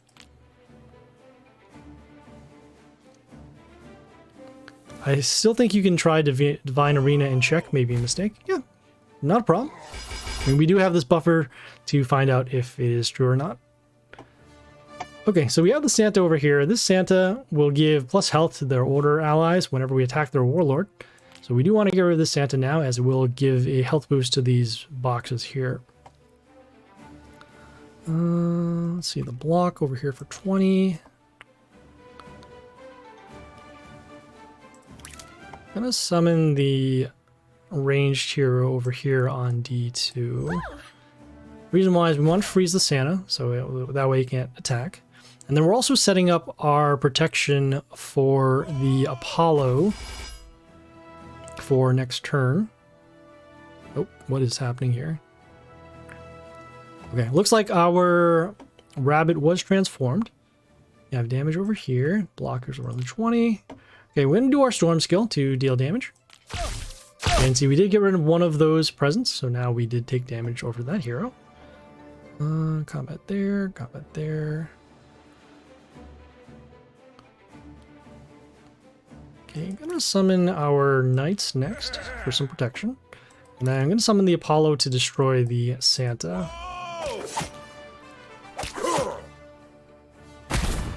The Apollo does a couple things, so we'll give evasion to one of our heroes at the end of the turn. And then also we'll give mental shield whenever they summon a hero. So in this case now we can avoid the damage off of this ranged hero.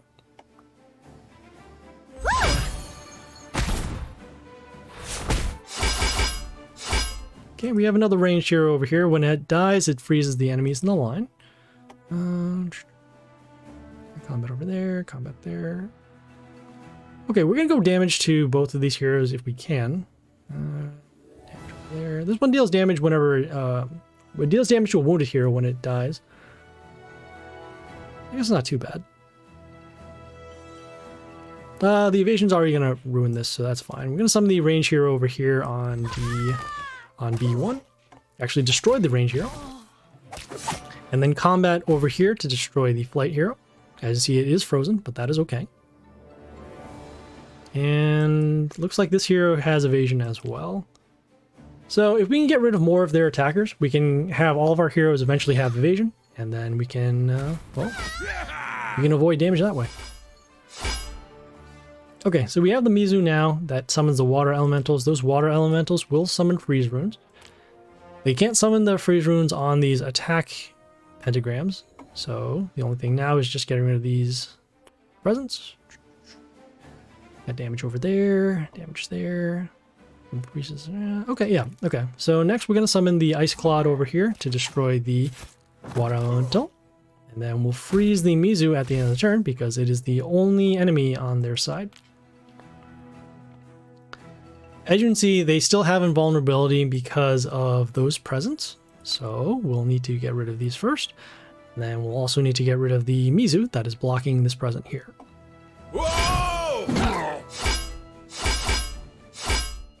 Okay, we have the melee hero here that will get an attack boost and is now blocking the Mizu, so actually no more freeze runes can come out. Combat there, combat there. Okay, I'm gonna summon this range hero next on B1. Deal some damage over to the melee hero. Okay, we still have our freeze again. So it looks like our Ice Cloud will be destroyed next turn in combat. Okay, and then our ranged hero here has evasion. It also gives mental shield whenever one of our heroes dies. So that'll potentially protect the Apollo. Okay, got another Mizu over here. Those freeze runes did come up. See combat over there. Damage over there. I'm going to give the attack boost over to our male allies. Or our order allies, rather. And I'm going to follow it up with the Dro on C1. Doing some damage to the wounded. And actually opened up the Mizu over here. Getting some pretty good RNG for this battle. Okay, so once again, we need to make sure that we get rid of the Mizu that is blocking the presence. And then we will be all set. Okay, also since they're all of our cells are blocked by either a hero or a freeze rune, I don't see any more of those being an issue. So let's see, so combat over here, this one will have Reborn in Flight, so we'll come back. Combat over there, combat there. I'm gonna go with this melee hero on B3. So this will freeze one of our, we'll freeze one of the enemies whenever our melee heroes are attacked. So we'll slow them down a little bit more. Also building up our board. And let's see, looks like this one does have evasion. Yes, it does have evasion. All right.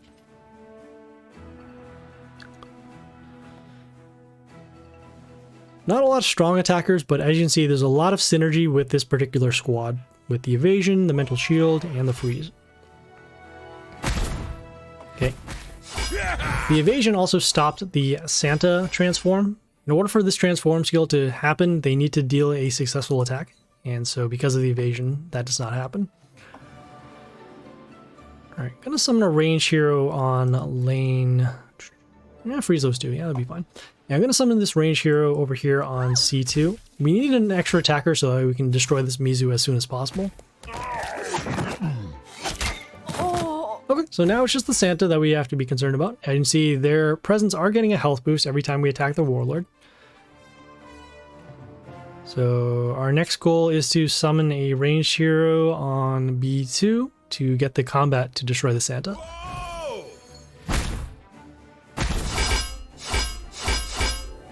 Okay, so another ranged hero, as mentioned. We have the Evil's Helper that transformed one of our heroes into a box. Okay, it is now destroyed from combat. And we're in pretty good shape right now. We have all the lanes covered. Most of these heroes, if not all of them, will have both the evasion skill and then also that free skill. Combat will destroy those. Okay, we're going to summon the Dro over here on A1. Deal some damage by destroying the wounded present.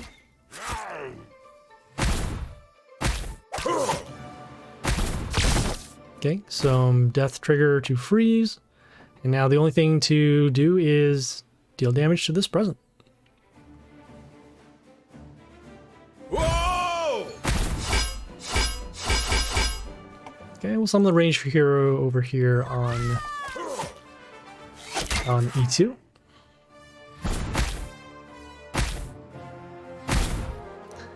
This ranged hero will transform one of our wounded heroes into a box. As none of these are wounded, it doesn't matter. So combat will destroy that. Combat will there.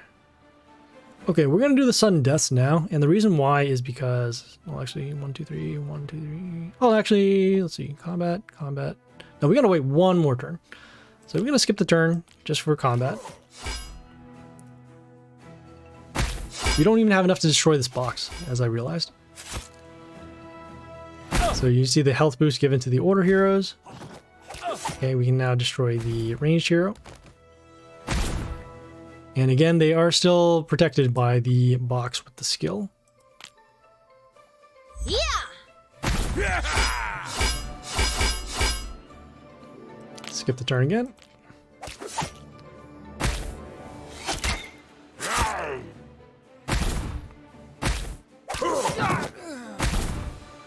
Okay, we're dealing pierce damage without a ranged hero, so that's good.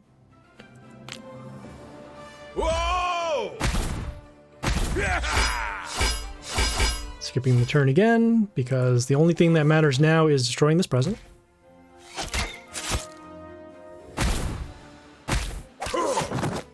Okay, getting rid of the Mizu now.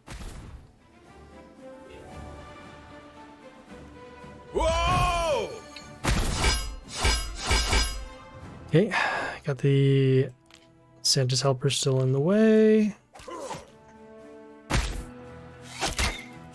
And it looks like we lost our Apollo, but we do have another one anyways.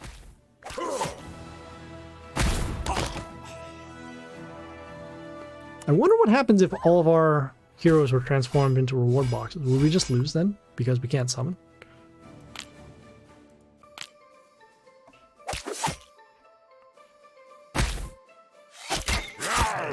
As you can see, this is a very long battle because of all the freezing and all the plus health. So we are almost done with it. We have the heroes still frozen in lane C. We have the hero here with the evasion, so getting rid around that Santa. Oh, but then the health boost is still going to happen off of the Santa here.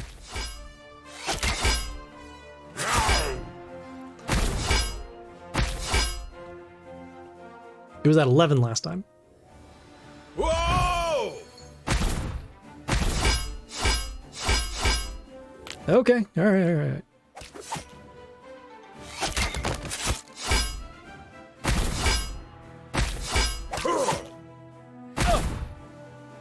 Wow, okay.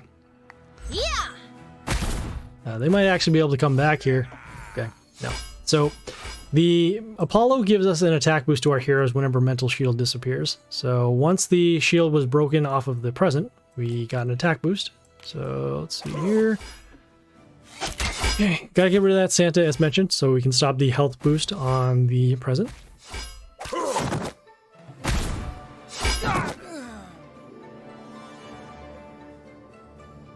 Whoa!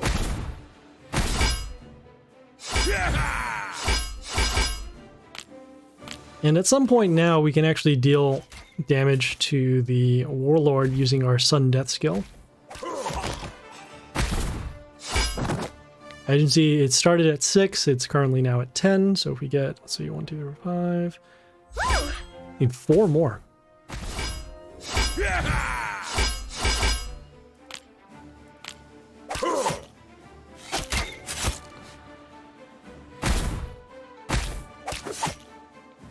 And I literally have no other play here other than skip turn. do. Okay, at least we had an attack boost. 11 times... Nope, still not enough.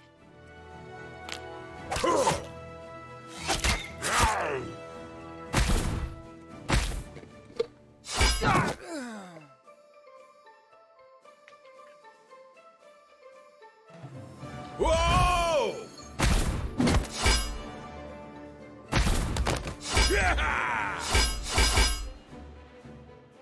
Alright, I'm going to see if we have enough now. So we'll do our sudden deaths. As you can see, we are dealing damage to the Warlord. And we have... Oh, we had a turn before. Alright, cool. So that's good. Yeah, instead of having to destroy all those presents, just deal enough damage and then have the sudden death deal the rest to the Warlord. Legendary. Well. Looks like this chest in the Divine Arena does count. We got some extra runes too. Oh. Maybe that was the glitch. Gonna head back to the roadmap and just read that one more time.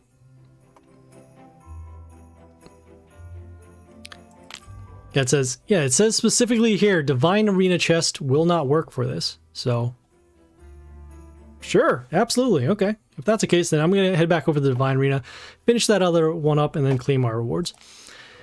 The Santa side should be much quicker because you don't have to deal with all those presents. In fact, you are the ones with the presents, so now you just have to deal damage. So, I'm gonna start with the Mizu over here on D2, and the Mizu will summon those freeze runes off of the water elemental here. You did. Yeah, see, that was the weird thing though, because in the quest description it says specifically Divine Arena chests do not count. So I guess it worked for this particular one. Not sure why. If they allowed for it, it was an error. Whatever. It's good. We'll take it. Okay, gonna need to get rid of this Ice Cloud because it is going to be freezing our heroes. I'm gonna go for combat, so we'll summon the ranged hero over here. Okay, our Mizu is still doing the freeze runes at the end of the turn. I told you the message for this quest in chapter 2. Yes, that is true. Yeah, usually I end up doing the Divine Arena usually around the kind of the beginning of chapter 2 where we do need the runes. But it does count for the quest, which is very surprising.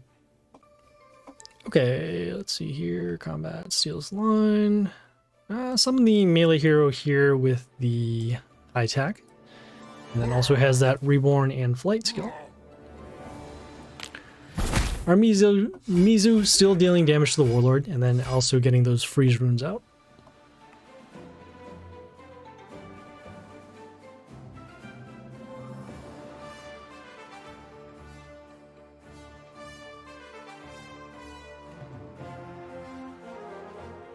See how much block the Ice Claw has, so 11, so that puts it at Was that 42? Okay. Combat there, destroy that. Okay, gonna summon the melee hero over here on B3. It will get an attack boost for every hero that's around it, so we can actually destroy the range hero. This will also help us set up for our Santa. So as saw in the previous battle, this Santa gives the health boost to our presence. And so by having the melee hero here, we can protect it and then give a health boost over to them. We can take all the attacks from the heroes, from the enemies, and then boost our presence health. But again, we do need to protect the Santa first.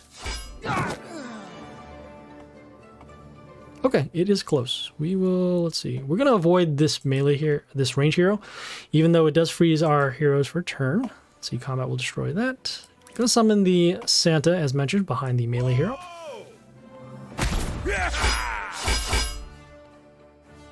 Okay, and so even though this lane is open, we will not be taking damage because we still have the present alive.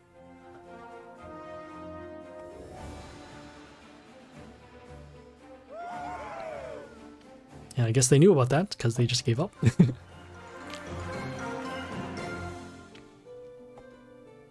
Hey, and we completed Divine Arena 2 times. Cool. Legendary. Extra polos. Not too bad. Okay, so well, that was the Divine Arena over there. Heading over to the roadmap now. And we will claim all of these rewards this time.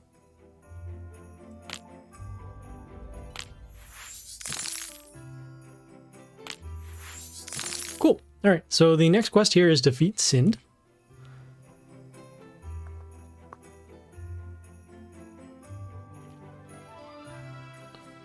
I am disappointed.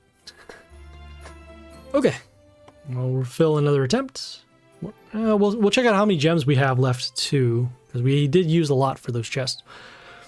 So whenever an enemy appears, enemy being us, we'll give negative attack to that enemy, and then also the adjacent one. And then whenever our warlord is attacked, they'll give plus health to their allies. Okay, sure. Yeah, that's yeah, pretty similar to what the actual Villano does. So I guess that makes sense why their skills are like that. Drink. Did you find out the details of Villano's experiments? He keeps them a secret even from us, but I hear he's on the verge of discovery. I thought that almost said vegans.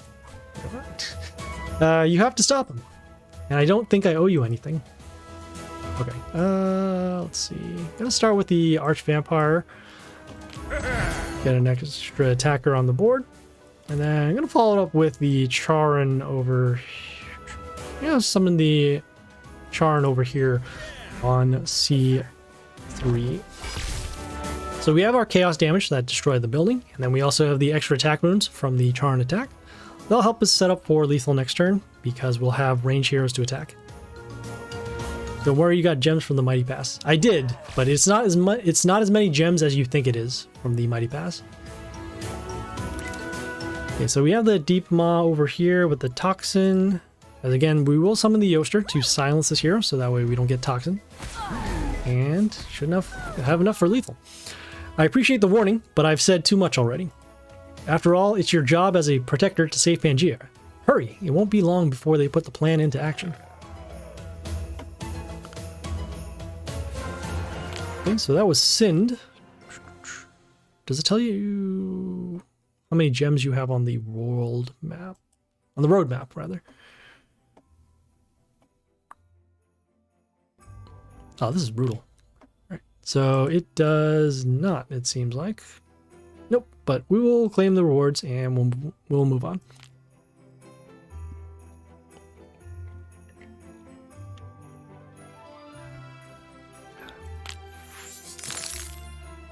Okay, so we have the next set of quests over here. We have summon demigods or gods 20 times.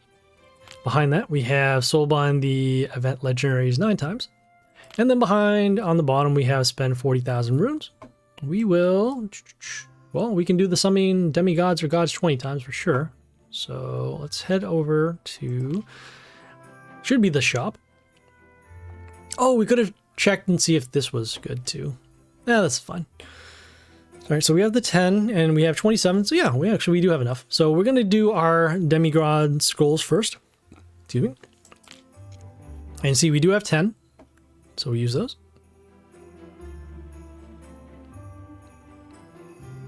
Okay, 10 out of 20. Open those up.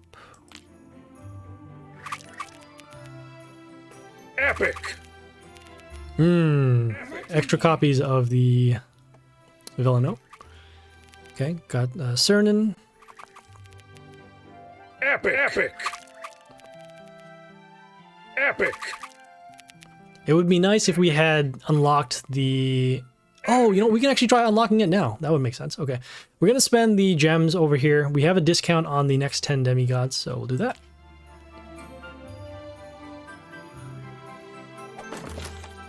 Epic. This will count too for the quest in Chapter 3. Legendary. Yes, it will. Absolutely. What is our... Okay, so again, we do have more rares of those, what do you call them? Of the Villano. Epic. Epic. Probably should have tried to unlock the epic Villano first, because we could have opened it off of the demigods. So we will do that now. Yeah, we'll kind of claim this though first, so we'll do that. Okay, going to spend the runes over here in the roulette. So normally we would be spending for the legendaries, but this is fine. As mentioned, we do need to get that new epic. We'll do that.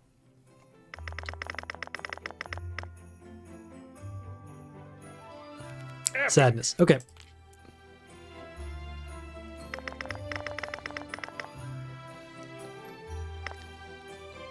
And the decimal chest will account for both as the Dungeon of Trials. Yes, they will. Yeah, as long as it's not from Journey specifically, it will count. Epic. Oh, Disciple chest. Yes, it's Disciple chest. I don't remember if I had a Disciple chest. Okay, we're going to open up this bonus chest because, again, we're pretty sure we're not going to be completing this event. So we'll open it up, see if we can get some extra runes. We got some more Scientist. It's not bad. Legendary. But again, we're really looking to open up the... What do you call it? The epic version. Got some 420 epic Regardus. They really do not want me to get this. Epic. There we go. Okay, cool. It is done. Epic. Great. Okay, so now we can... How many have we had so far? Okay, so we're not going to be spending the 40,000 runes, but we will do the Soulbind, so let's do that. It didn't cost us as much dust as we thought it would, so because of that, we can actually Soulbind this other stuff. So let's see what we can Soulbind. Yes, we'll take care of those. All right, so this one here. Soulbind the Scientist on 3.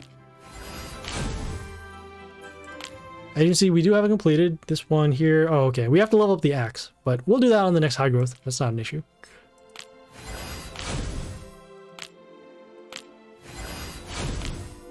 Then also this epic one over here. What do we need for the other ones? Oh, okay. Yeah, that's fine. Got it. Well, we're on our way. Do need, was it 2270 in order to actually get to level 16? Okay, we'll claim our rewards. And we'll move on. So the next quest here is to defeat Regardus.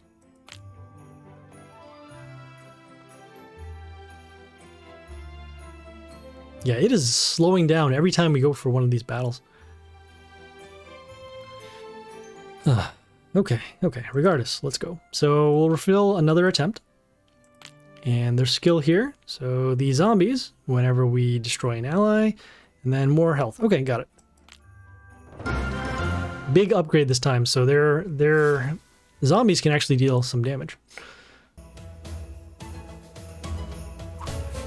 You are not welcome here, Protector.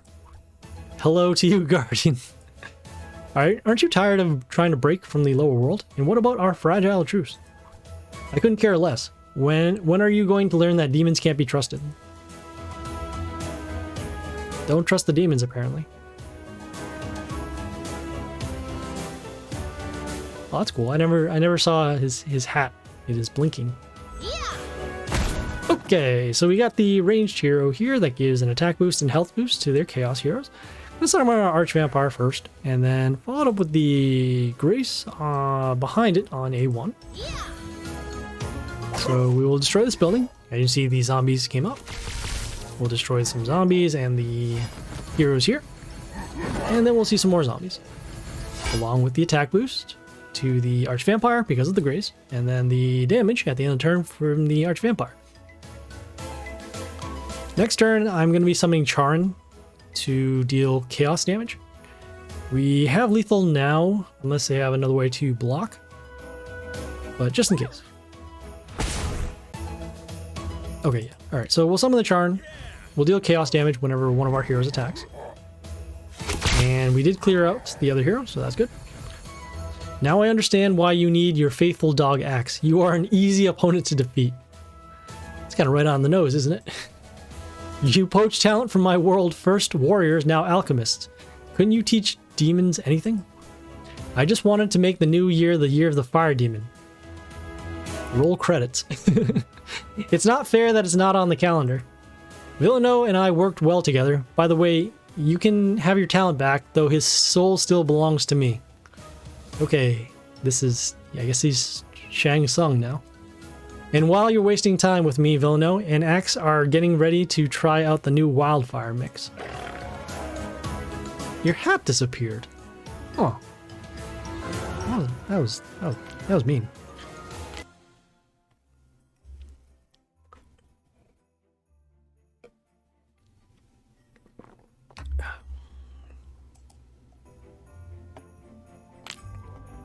Okay, heading over to the roadmap, claiming the rewards. Nope.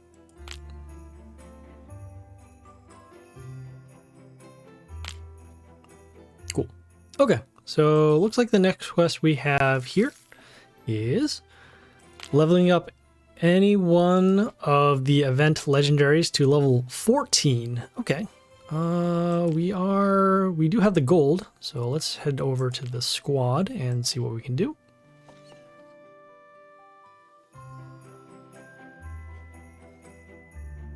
Let's see. Let's see how many copies we have of the Villano rare, and then compare it to how many levels we can get. So this one is roughly 280 of the 1k, so about 3 times, and 3 times 20, so that's 60, 15, so not quite enough. Okay, so the next thing we'll do is look at the... Note that the Regardus is actually pretty high right now, so we'll filter for that next. So filtering epic, so that way we can evolve into it. Okay, so we do have some copies of the epic version. And this one we have 3k, so that'll actually be enough to bring it to level 14. Checking out the other axe and seeing how many copies we have and if we can actually level that one. So level 13 over here, and this one is at... Okay, so this one is actually not enough. And the reason why is because we actually reborn him a while back. So he has not enough copies. So we'll have to level up the Regardus, which is not a big deal. Okay, so filtering for chaos and then the range. Okay, and then leveling up the Regardus. We do have enough gold this time because of the Mighty Pass, of the Premium Pass. So get him to level 14, and then we can move on to the next quest.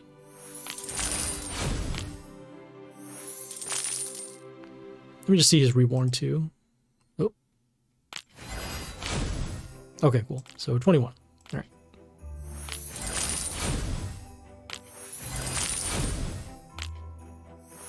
$12, 13, and 14.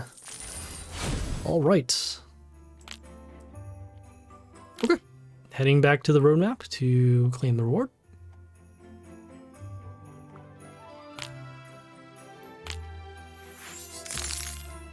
Okay, we have the next quest over here is to defeat Axe. It's always going to slow down for this. We'll have to, let me put that in my notes that I have to tell them about that. Okay, so we'll fight Axe. We'll get the attempt. Okay, and at the end of the turn, we'll give extra attack to 5 allies. Okay. Again, it's not going to matter if we can go for the lethal, but again, that is still something to be concerned about.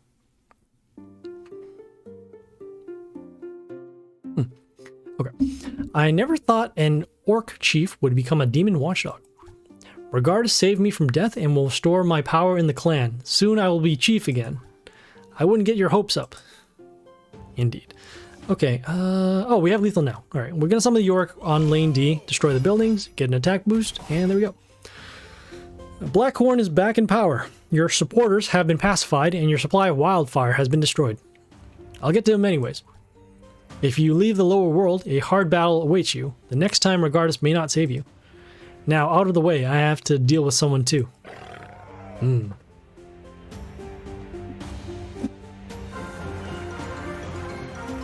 Okay, so that was Axe.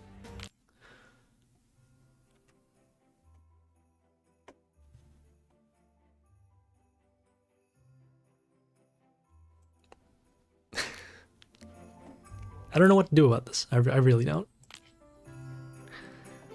Okay, well, we'll claim the reward. We can at least do that. Let's do that.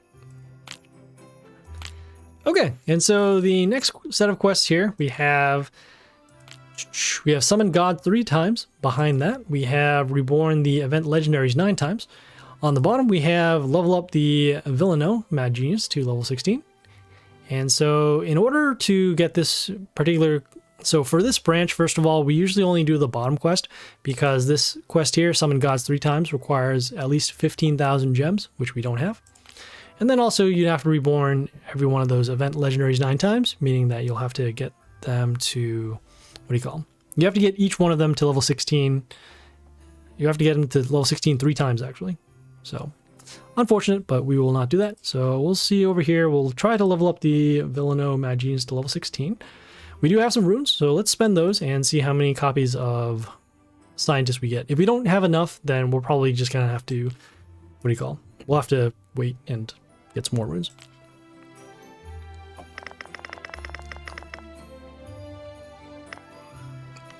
Legendary. That's not a good sign whenever we get more Regardus. Okay, some runes. We did spend 5,000, got 45 back, so a little lost, but I mean, we're moving up the progress bar.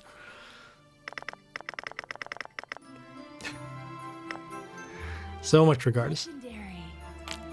Okay, well, we are a little short on that. We can hold off on buying more runes as we're not in a rush at this point because we don't have enough copies. So, just gonna do a scope around, seeing if we have any other ways to get this done.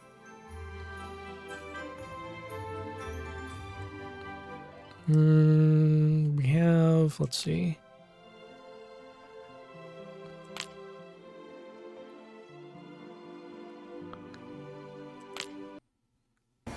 Oh, I guess we do have one more battle over here. We can get some runes, but that'll be that. VIP over there. Now we can get this done later. Okay, I'm just going to claim the Mighty Pass stuff, and then going to head over to do some journey. Wish for it so it won't come. There's no more wish shop right now. It's already over. Okay. Yeah. So we do need to claim the other stuff over here. I also do need 200 more points off of the Mighty Pass, so that way I can get, as you'll see towards the very end, you have the legendary chest over here and this legendary chest here. So in the middle, there is an option for you to buy points, and so we need 200. We're going to be spending 400 to get it done. It's still worth it because we're still getting more legendaries than the cost of the gems. So we'll do that. Sure you want to buy points? Yes, I do. So it is now capped. Close out. And then we'll claim everything here.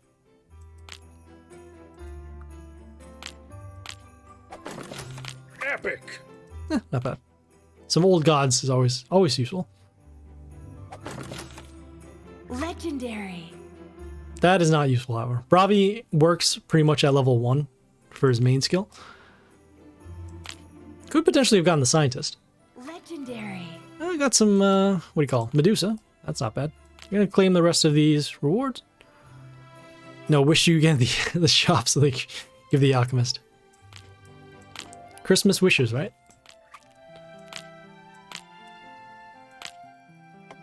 Yeah, I mean, we still have a couple more days to get it done, so Epic. not too concerned about it. And if we don't finish the event, I mean, we didn't finish the previous event, so. Epic. But the badge for the completing that event is pretty cool. It's what is it? It's a sword and it has this kind of blue shining light. Epic.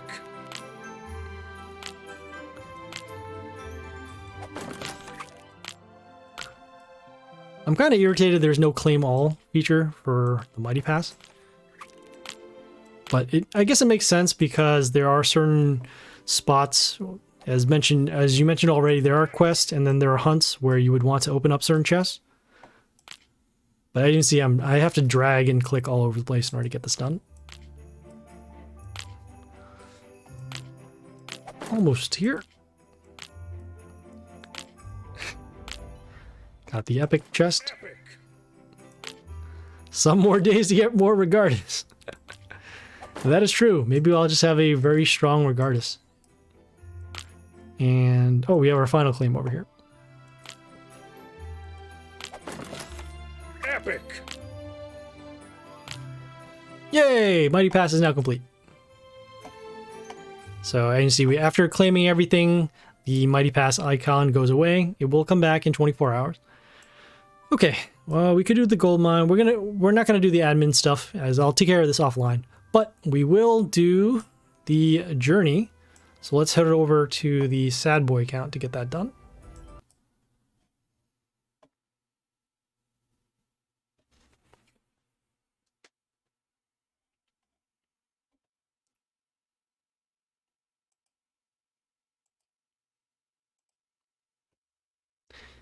And there wasn't too much leveling for our squad, so we'll just do the same thing we did before. We'll do 3 battles on each one of those bosses, and if we end up losing 3 times, then we'll just cut it at that. Regardus is one of the most useless heroes in the game. He can be. Let me see.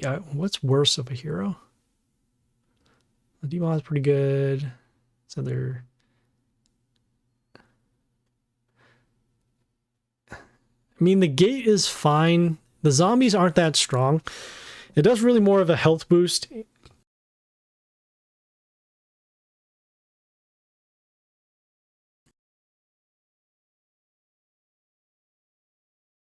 They don't deal damage, so the silence skill isn't. The silence skill almost doesn't make sense for chaos. Low attack and low health. Yes.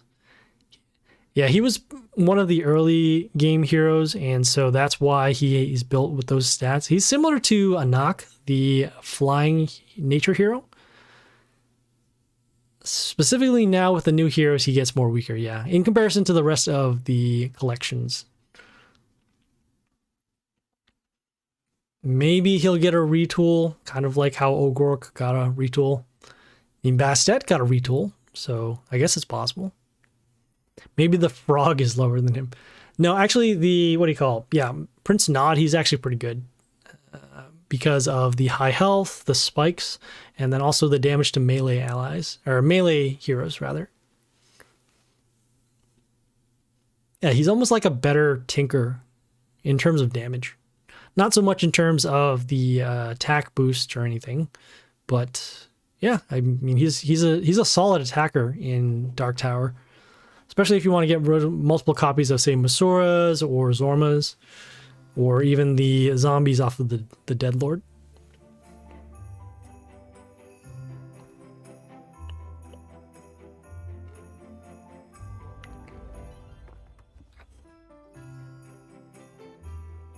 Maybe they need to fix him. Yeah, I'll put it up in the suggestions too. I'm gonna write that down. A couple things here.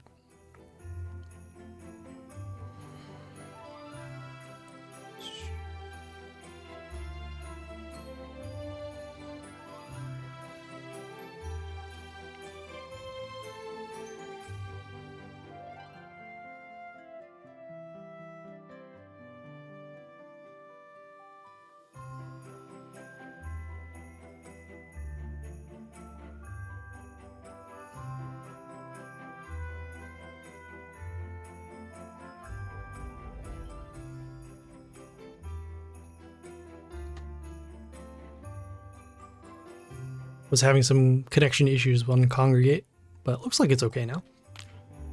Okay, so we are now in Journey. Yeah, let's head over to the Journey. And as you'll see, so we have 24 days or roughly 3 weeks to get this done. At least to get the rewards. We'll do our battles and go from there. Okay, so now we are on Aitvaras the Sorrowful. Let's take a look at their skills. Each second turn, we'll get invulnerability to physical damage for a turn. And then also, whenever an ally appears, meaning their heroes, they will get the skill attack steals attack. Also, his Hillgate is not as powerful as the normal Hellgate. Yes, that is true too. Yeah, the very strong Hellgate can actually summon, what, like a 200 attacker zombie? So that's really nice. Yeah, they'll have to find a way to pump up Regardus because he, as you mentioned, he is pretty weak. I mean, I like him for silence, but that's really it. Okay, let's take a look at their heroes. So attack, steal, poison, splash. Got evasion and attack, steal, and the toxin, and then also the York damage. All right, yeah, let's go. He is just like Alexandria, but much weaker. Yeah, Alexandria is way better in terms of the silence, and then also the removing of negative effects and the heal. Just a whole bunch of very useful skills. Get off the way, human. They want to sacrifice my sister. I have to save her. Don't be in my way. Why doesn't sacrifice sound like sacrifice? I'm sorry. There is no way back from the Maelstrom. The Maelstrom is the whirlpool in the map. You can't return your sister. I can't let you go. You will ruin the ritual.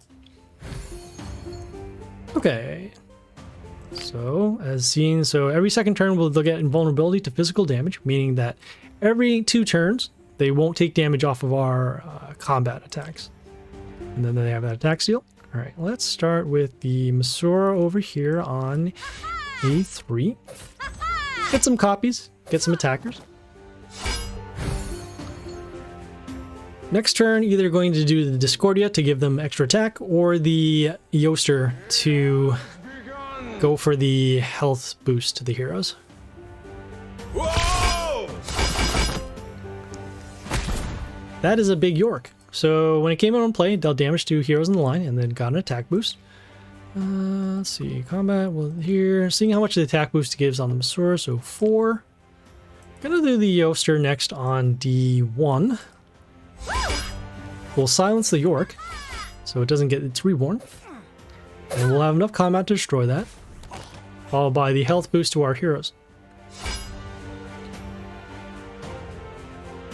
Okay, so it looks like their invulnerability skill is now up, so we won't be able to deal combat. But instead, we'll set up our board. And probably going to be going Mother Owl next turn, so that way we can get some more blockers, and then also attack boost. Okay, we have the Deep Maw here that gives the toxin to our heroes. Also has evasion and the attack steal. So we can't do damage over there. We can do over there.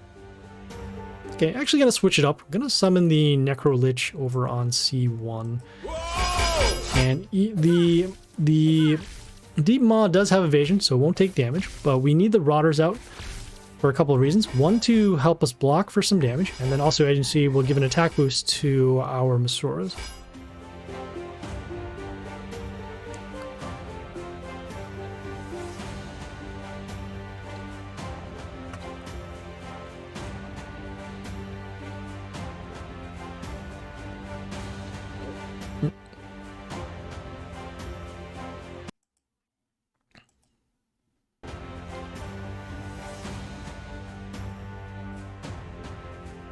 So if we had something like Alexandria, we could actually get rid of the toxin, which, as mentioned, is better than Regardus in every way. Okay, so we have the snake that has invulnerability. We'll also do the attack steal at the beginning of the turn. Also summons these instant kill runes when it dies. Want to fill up our blank spots, so what we'll do is we can do combat over there, over there. We can get rid of the Deep Maw. So we'll do that. Combat there. Although we're gonna be filling our spots for the Masuras. For this one, I think Grimoire would be good because it can get over the invulnerability skill. That is true. That is absolutely true. Yeah, if this battle doesn't work out, we'll put it in the Grimoire to do the curses. So I'm gonna summon the, what is it called? We're gonna summon the Shamuna over here on C3. We'll be able to destroy the Deep Maw, and then as you can see off of the attack, we got the shard that can block the damage here. We don't have Lotrix. That is a thing.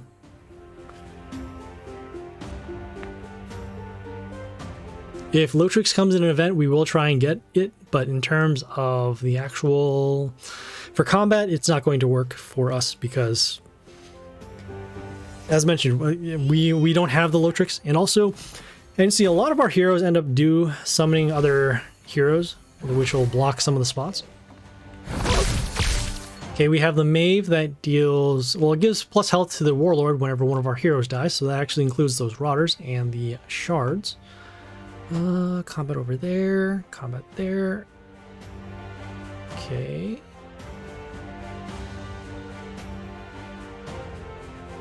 Okay, so let me see how this is going to work. Yeah, we'll do this. So we'll do our Vampire, and then we'll do our Destruction skill to get rid of these heroes. Okay, you see the instant kill runes coming off of the Snake dying. I'm going to follow it up next with the Grace on...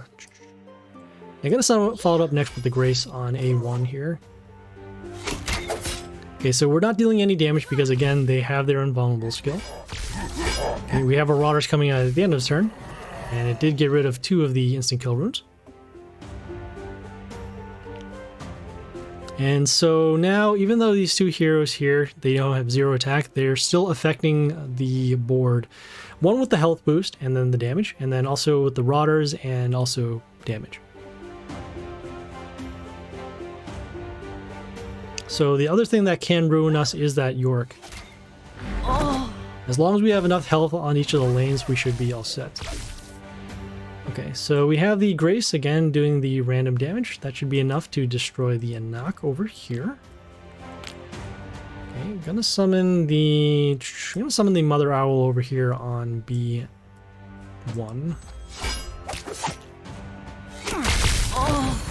So you can see an attack boost given to our heroes because of the Grace skill. You have the Shard coming from the Shamuna. Alright, and then we have the Rotters coming out. So this is actually a good order for our heroes too. What is going to happen next turn, assuming all of these heroes are still alive, is that the Rotters will be destroyed, followed by the Mother Owl summoning another owl at the beginning of the turn, which will give us an attack boost to our heroes. And then we'll have some damage with our Yoster. So just a lot of damage, a lot of summons, and all the heroes are going to work together. Okay, so it looks like the Grace did get the 7 extra attacks because enough heroes were destroyed. That also includes the Rotters. We have the Old God here that's going to freeze our range heroes, so that means all of these heroes won't be able to attack. Yeah, we can still block. This is fine. Yeah, I'm going to follow it up next with the... We already have enough health over here, so what we're going to do is we're going to summon the Yoster on D2 rather. And the reason why is because we want the health boost to our heroes, so that way we don't see the Yorick come and wipe out our board.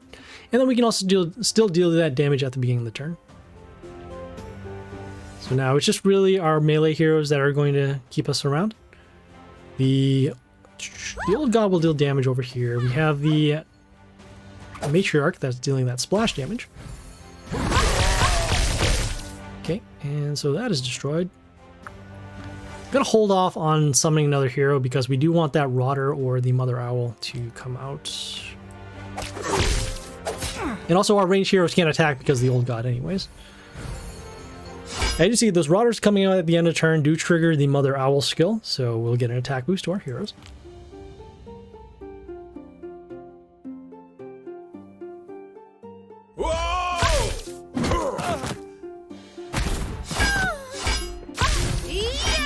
We prepared for this.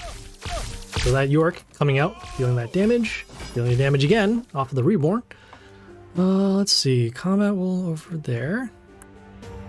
Over there. Oh, you don't hear. We have the Masora here that has Pierce, so that'll actually be destroying that. And we'll summon it over. Let's see. Oh no, we're gonna summon it over here in A2. Reason why is we'll get our attacks through, have our Pierce destroy that, and then finally we'll have the melee spot open for the Shard to protect. So even though this Masora copy can't attack anymore, it will still count as a blocker on the lane. And so now we're just waiting for a good time to attack. Okay, we have our Yoasters dealing damage at the beginning. I'm gonna skip the turn over here.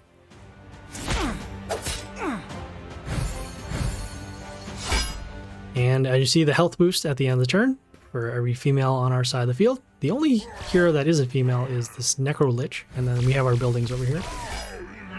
We'll skip the turn again. This time they won't be taking damage because of that damage skill.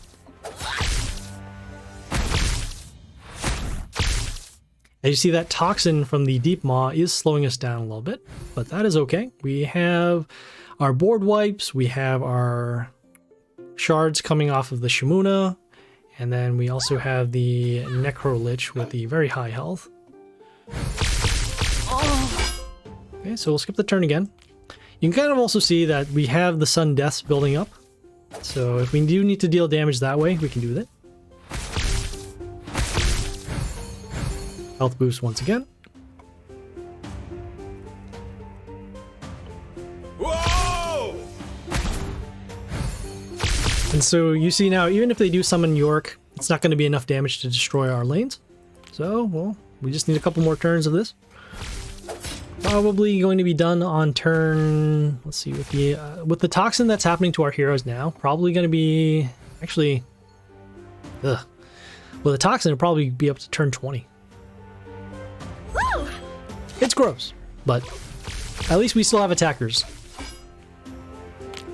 Probably going to be dealing more damage with our Sun Deaths than our actual attackers. Because look, they're at 1, 3, 16.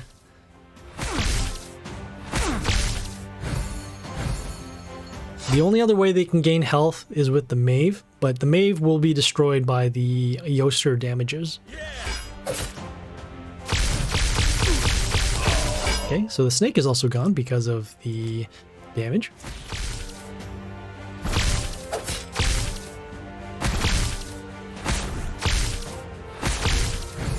The toxin skill still goes off whether or not we deal damage to the Warlord. It just counts if we go for the attack. So that's why these heroes are now very weak. One of our Yoasters is now destroyed. Okay. Destroyed again by the York. This time around, gonna summon the Discordia over here. Give extra attack to 2 of our heroes, and potentially have enough combat to destroy this York here. So not quite enough. We are still guarded with our Yoaster. So blocked here by the Shard.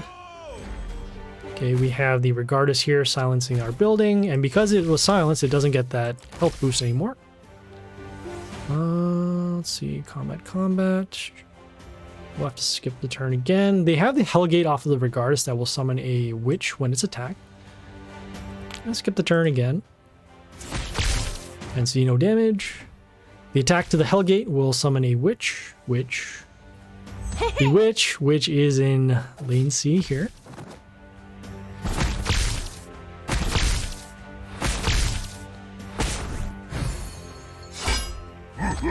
Okay, we have the zombie coming out at the beginning of the turn. Woo!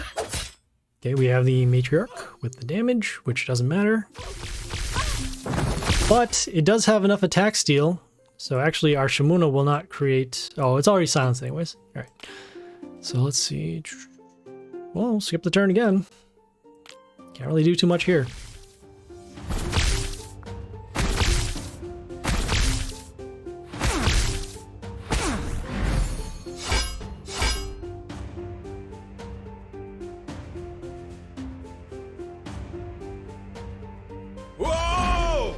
Okay, Regardus once again, silencing our shard. Okay, damage at the beginning. Skip the turn here. Another Hellgate summoned off the Regardus, which will count for another blocker. Can't deal damage because of the Warlord skill. Okay, then we now have the zombie for a blocker.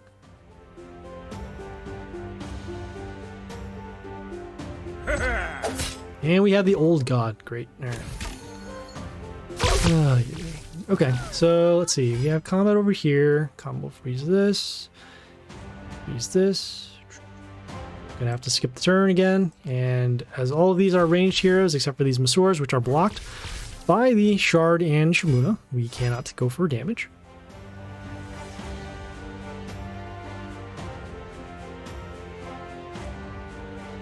I'm gonna check next turn and see if we have enough damage off of our sudden death. Ugh. Well, our Yoster is now destroyed. Let's see, combat over there. Okay, gonna go with the Grace to destroy the Mave, because we need to deal damage to the Warlord. And then also get rid of the Mave, so that they can't gain health anymore. Okay, and it looks like we have a melee spot open now. Still triggering off the Mother Owl skill, and so our Grace will get an attack boost. Just wait for the sudden death. If it were only so easy. Okay, so let's see, okay, so yeah, we're off by a lot actually. So 11 times, roughly 110. So, okay, so we have combat over there, combat there. So this will be frozen. Man. You know, we can still have our melee ally. Let's do that. Summon our melee, what do you call them? We're gonna summon our Legion over here. Just have it as an attacker. There, we have the attack steal happening from the Snake the Lizard Prince. Woo!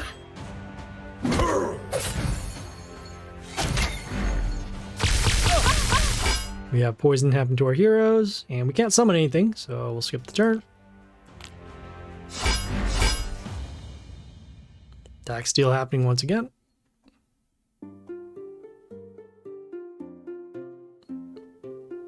Yeah, this is a brutal battle without the Alexandria or the Lotrix. Oh no!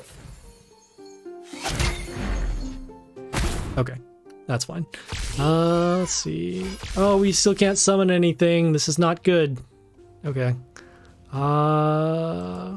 Melee, I guess, to attack the old god. Okay, we still have our heroes frozen. We still have attack steal happening. 12 times... We need 20 of them in order to deal lethal. So their strongest attacker is this one here. We have the Mave. Ugh.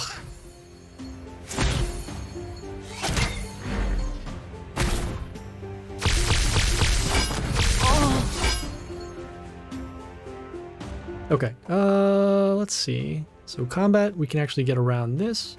I'm gonna summon the Yoster now to silence the York. Summoning it over here on D1.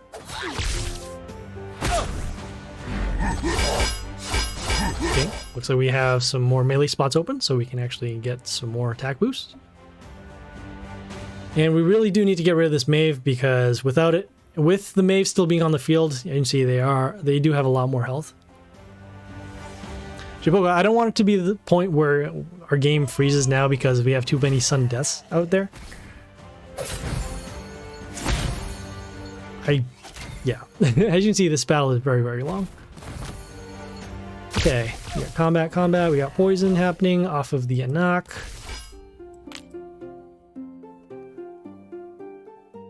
Let's get our Masoor copies out. Yeah, okay. So Masoor copies will give the attack boost to the other ones. We'll run over the old god finally. Freeze our range heroes. Destroy the York. Okay. And another thing about the old god is it does give a health boost to their heroes at the beginning of the turn. So now, with it gone, we can actually get rid of some of these other heroes. Still being protected by this shard over here. Okay, there's the York. Oh no! Well, it does have high health, so that is good too. Let's see, comment over there. Our Yoster is now destroyed.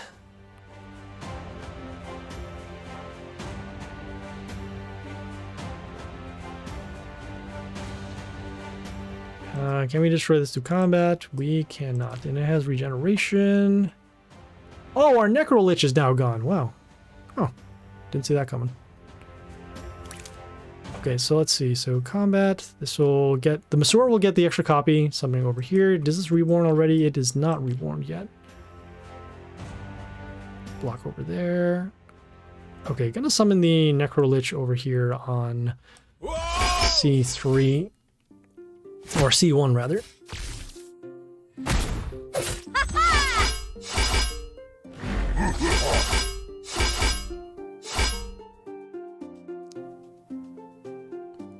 Okay, so let's see. So we can block the combat over here. We have the York that's going to get rid of the Masur copy. Let's see. Still protected on lane D. Although right now we're going to be taking some damage to our heroes off of the Matriarch.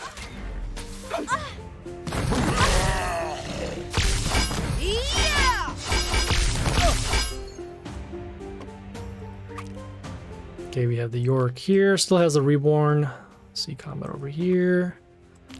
Block that.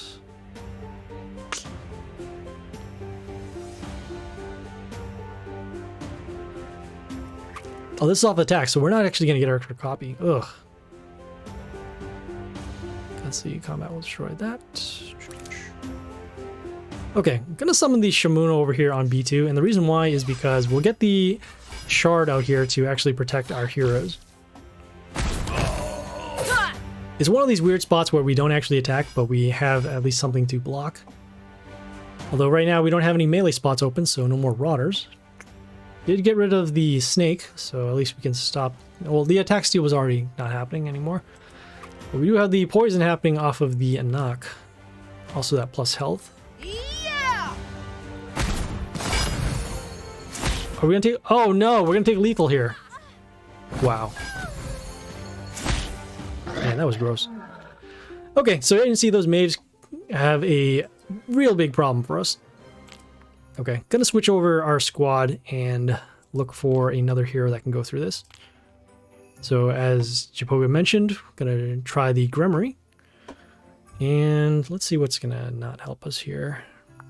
So we attack boost over here, attacks over here. I'm gonna take out the Discordia for now. And then let me also see if we have any other stuff.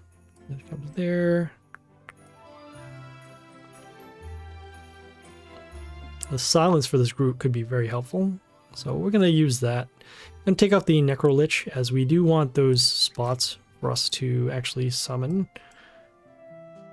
And we could actually even go with the Tesla X, but I really do need to stop that Mave if anything else. So we'll try that and see how this one goes.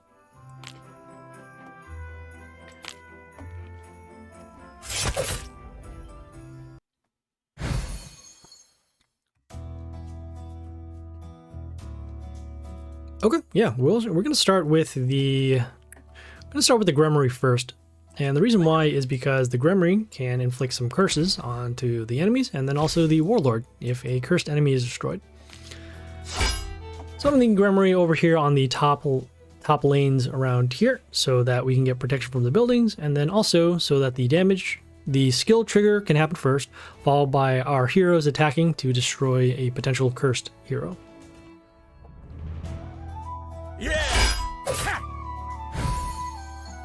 Okay, so we have the snake. We're gonna do our Yoster summon on... Yeah, I'm gonna summon the Yoster on D1 here to get rid of this building. The reason why I want to get rid of this building too is because that York does get an attack boost for every hero that it does destroy. So if we actually destroy these buildings before they destroy the buildings themselves, we can avoid the attack boost and the additional damage.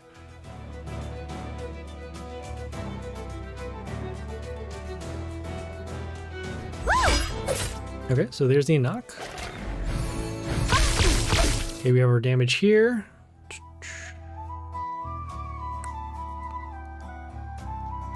See how much poison damage we actually took to our hero. So 35. So it's going to die in 2 turns. Going to do our vampire summon. And then get rid of these heroes here. And see, we did take some damage off of our heroes being destroyed, but that's fine. See how much curse? They have 116 curse. So that's pretty useful. Gonna summon a female hero to help us block. It's gonna be the Mother Owl over here. So we won't be dealing damage to the Warlord because of the skill, but we will get a health boost to our heroes at the end of the turn for every female on our side. And hopefully this will be enough to stop the York. That could flash damage in for lethal.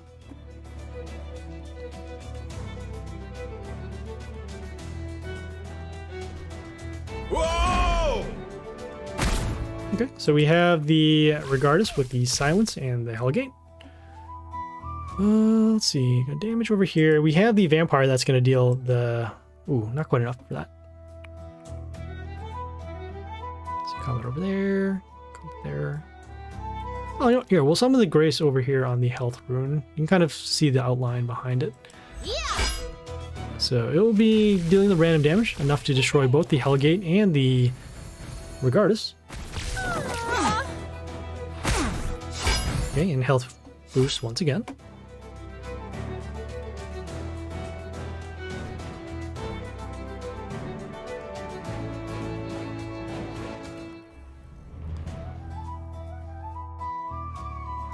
Yeah. Oh. Okay, well, there's the Mave.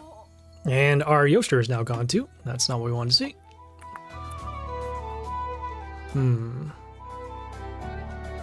Okay, we will get rid of the Mave here. Hello, Sasha. Okay, I'm gonna summon the... Let's see. Yeah, we're gonna summon the Groot on A3 to get rid of this rune, so that way we can open up a spot for the shard off of the Shamuna.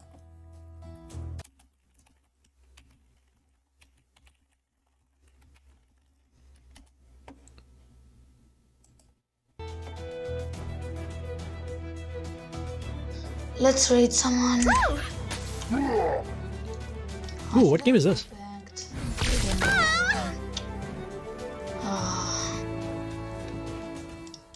Looks like an MMORPG. I have no idea what that game is though. I just saw a lot of movement on the map. Okay, so we have the Matriarch over here, has the attack with the splash damage and then also the attack steal. Combat over there, combat there. Okay, gonna summon the Grace on the attack rune, the health rune on A1. Also, they do still have that curse, so whenever we attack their heroes, they will take damage. So, you'll see here, some curse damage after the combat damage. Oh, the Iona is still alive. So the Iona gets a health boost whenever one of the enemies are destroyed. So that's what happened with the Mave here. Whoa! That's Abion Online. Please stop watching those videos.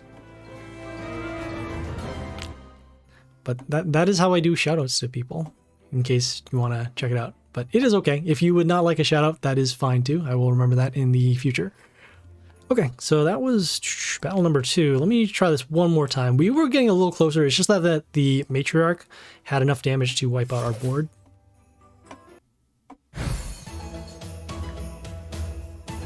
Okay, let's see here. So they have combat over there, combat there. Okay, we're going to start with the Grace this time around. So we're going to summon the Grace on B1. Yeah. And deal enough damage to at least destroy a building. About 2, so that's cool.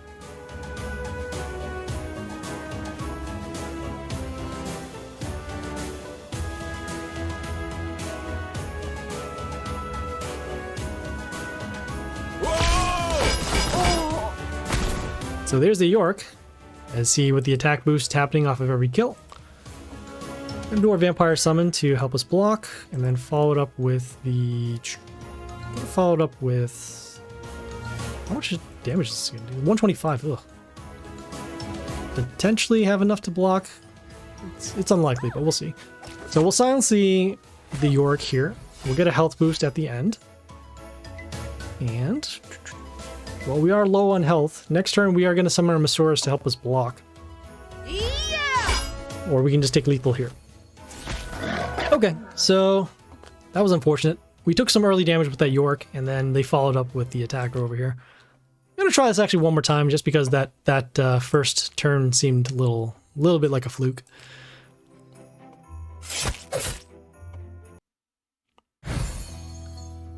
Okay, yeah, slightly better opening. So we're going to start with the Shimuna over here on A3. Something on the attack rune, so that way we can get the shard. And then, well now, because we have protection with the Shimuna, we can actually place heroes behind it and then start building our board. The Tesla X will be good because it gives attack at the end of the turn. Yes, we can do the Tesla X. The only issue with the Tesla X now is because... so for the Tesla X to work, we need a lot of summons, and the Mave will actually give more health than what our Tesla X does. I mean, I'll look in the math again and see if it does make sense. If it deals less damage than the Mave, then yeah, we won't put it in. But if it does more, then yeah, obviously we're gonna go for it. So we have the Snake Lizard Prince. I'm gonna silence this hero now because we do want our Shimunas to keep attacking.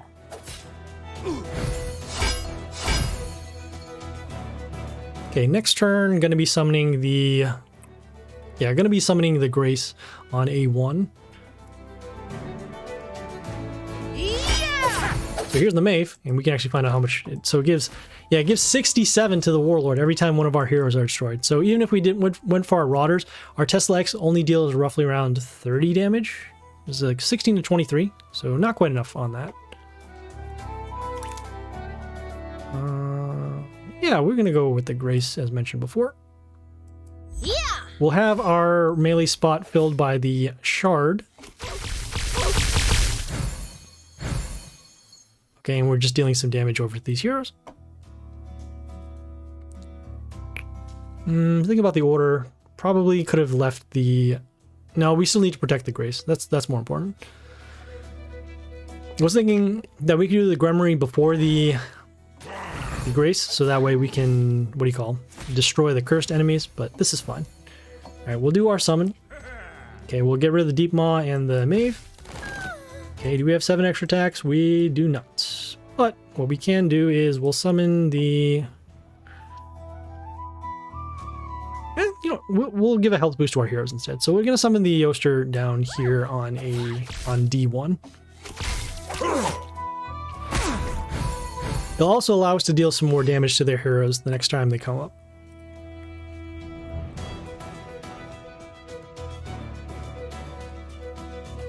The Tesla X, not for the damage, is to give attack so you can get over the steel and the toxin. Okay. Yeah. I'll put it in next time around for the attack steel. To get around the attack steel. So we have the Matriarch over here with our random damage. That's 13 times 7, so that'll actually be enough to destroy that. Let's see. I'm gonna actually follow it up with the Gremmery over here, because we do want those curses to come out. Okay, I was thinking about doing the Mother Owl on B1, but we do need our spots open so that we can either silence a hero or place some other... If we're able to get a second Grace on the field, that would be really helpful.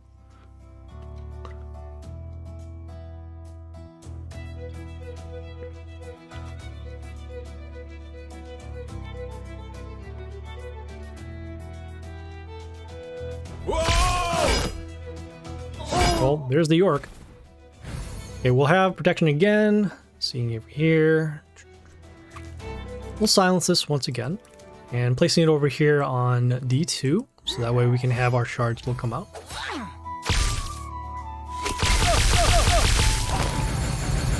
Okay. Looks like we do have the extra attacks. Although one at a time is probably not going to be enough for that.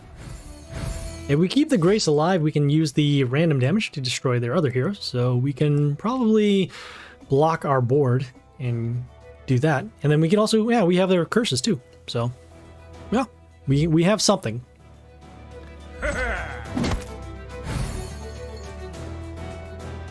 Oh, we have a lot of something now. All right, so we're gonna continue with the Yoster over here.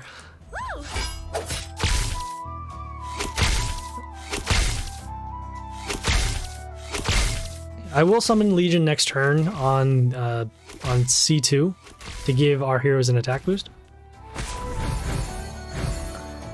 Want to get the Yoster on the board so that way we can increase the health of these heroes and then also deal damage. And at this point now, since we have the Old God, which is going to freeze our ranged heroes, we're not going to be summoning any ranged heroes on lane D to attack the Old God.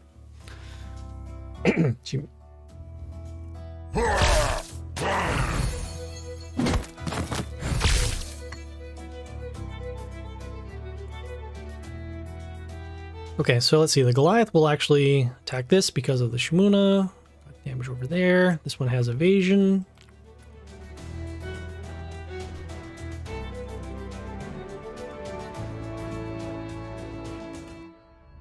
Legion said the Groot. I'm gonna summon the Legion over here as mentioned on C2.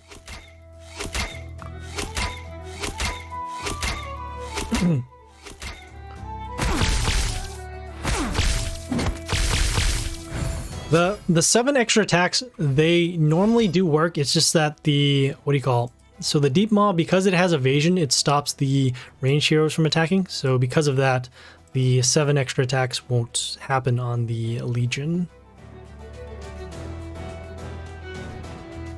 Yeah!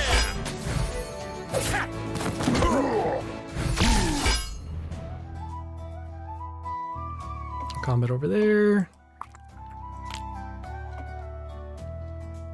And summon another Shimuna. Block that.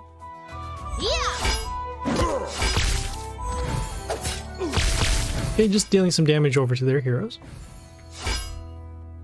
Okay, you have the attack steal happening with the Snake the Lizard Prince.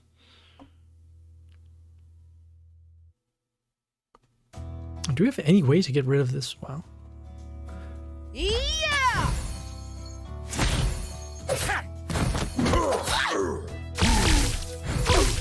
Okay, 108. All right, so let's see, combat over here. We have our adjacent damage from the Shimuna that will actually destroy the roots here. I made it before when you played groups. Oh, yeah. That's, yeah, you're right. Because the Deep Maw wasn't on the field at the time. So let's see. So combat over here. Don't want to summon the ranged hero here. Although there's no, let's see. Yeah, I guess we will go Grace. It's our only form of damage, really. Okay, we'll get another female. My messages are so delayed. Ah. Why are they so delayed? Woo! That makes me sad.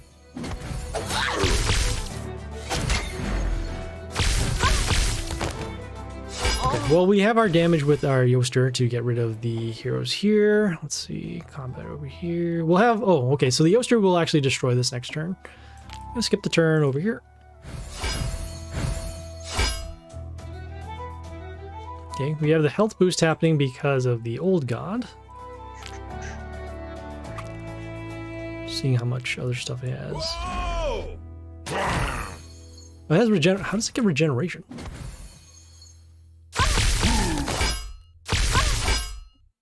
How much health does this give? He gives 84. Okay, got it.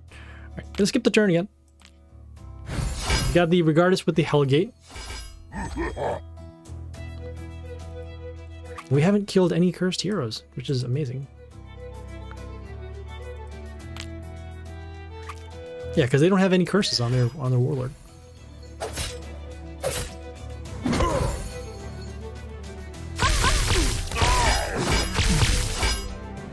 So let's see, the snake will still invulnerable. receiving your messages like what? Why is that the case?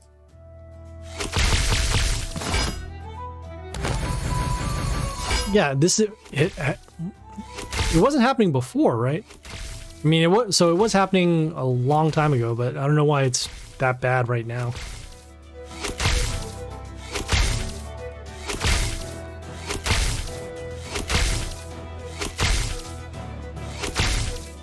Okay, so we still have our extra attacks. Looks like we got an attack boost, so now we can actually place curses with the what's it called? With the Grimoire here.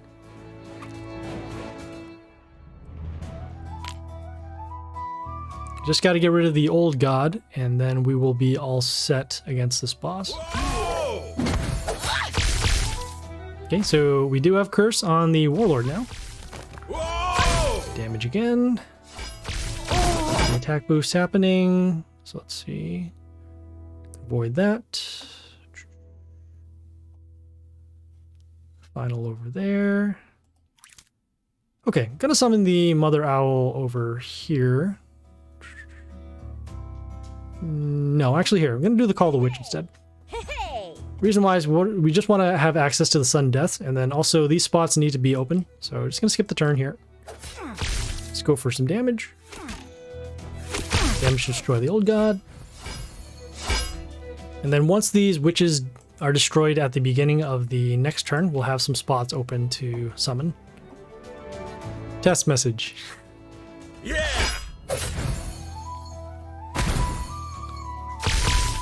Okay, so we have our poison again.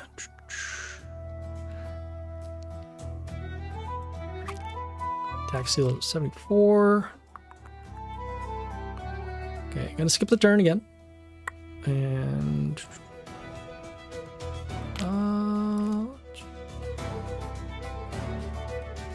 yeah, gonna summon the Mother Owl. We can still get attack boost to our heroes whenever we summon, so that'll help out a little bit.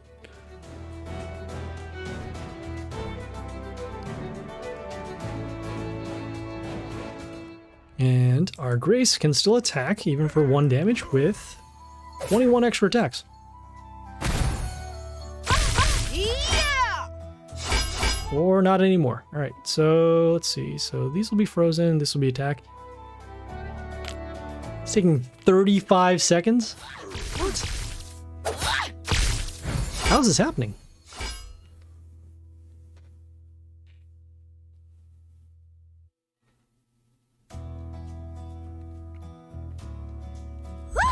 Okay, you know what, here, I'm gonna put, I have an idea.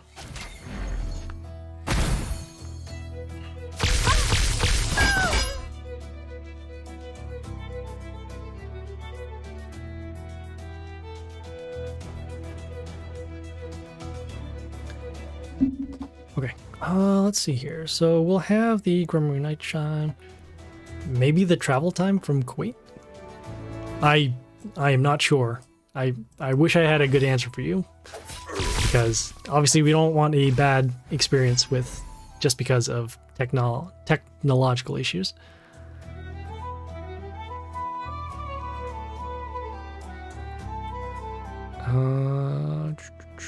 See where we at right now. Okay, so it looks like they are starting to develop a board. They have the Anak that's going to give poison to our heroes and then plus health to the enemies. We have the Mage that's also going to give them plus health.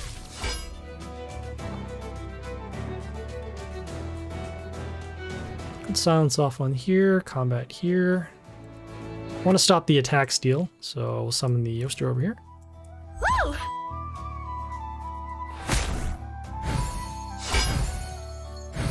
Okay, we don't have the Mother Owl anymore, so we can't give an attack boost to our heroes. What? What is going on? Hi guys. Hey, Key, thanks for the raid. Man, this is wild. Whoa! This is the first raid that we've had, so thank you very much.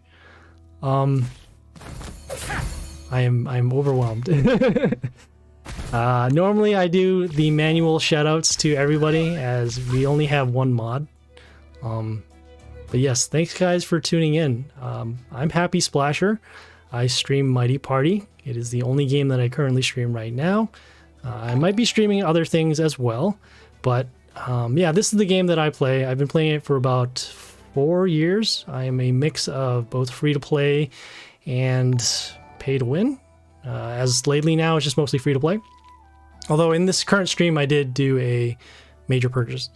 So I play Mighty Party. I do things like, well, in Mighty Party, it's a game where you summon heroes and attack. And, well, there's also some resource management and some other strategy. So that is what you do. And so, yeah. Yeah, I like these kind of games. This is similar to Hearthstone, where you kind of have a squad and you summon heroes to attack. Oh boy, I'm running low on health. Uh-oh. I'm going to summon this Groot over here to silence these heroes. So yeah, so I like this. I don't know. I try to be entertaining, but I also try to be informative as well. I like collectible card games, and as you can kind of see in my background, I like stuffed animals and a whole bunch of other random stuff.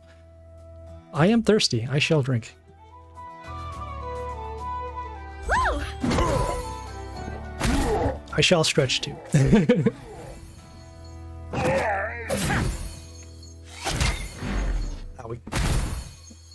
So yeah, so right now we're in the middle of this mode called Journey, and so it's basically a story mode where you need to defeat bosses in order to get rewards, and there is an actual story to this game. I'm not going to get to too many details into it because it seems like the story changes every month. But yeah, so that is the game here. Just trying to catch up on some of the chat here. Mom is outside. Had to raid and dash, but I gotta go. Okay, Key, thanks for the raid.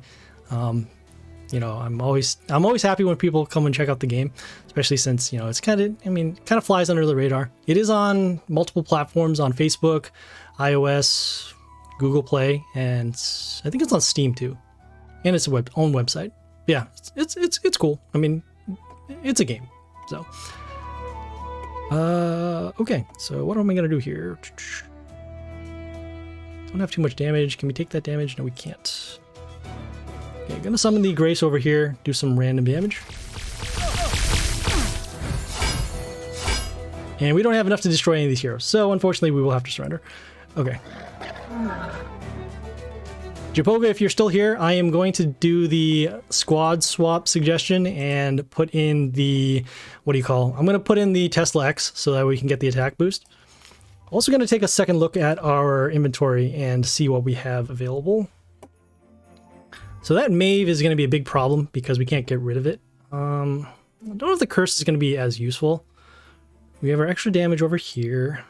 Okay, so currently right now we are just looking at our squad, seeing what we can use as attackers. Don't have anything to get rid of the toxin, which reduces the attack of our heroes. We can do our own Mave, but that won't be enough. See, our Tesla X gives 16, so yeah, okay, yeah, we'll put it in. Just gotta find out what we're gonna take out. The curse doesn't seem as useful, although, let's see, if we use all three of them together, that would be fine. This, gonna keep this out. I'm gonna take out the Legion, because we're not getting a lot of attacks. Put in the building, and then follow it up with, let's see, how much damage does our Ghost deal? He deals 7 damage. So that's not gonna be enough. We have our own attack steal. Yeah, sure, we'll try this out. Okay, I'm gonna try this one more time, just because like I said, we tried to stick to the whole 3 battles only.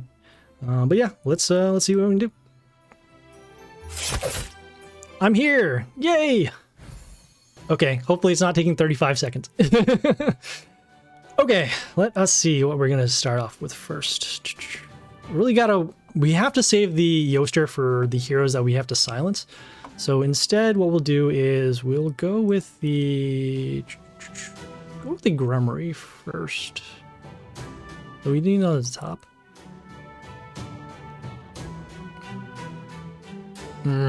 Actually, I'm gonna go with the Mother Owl instead.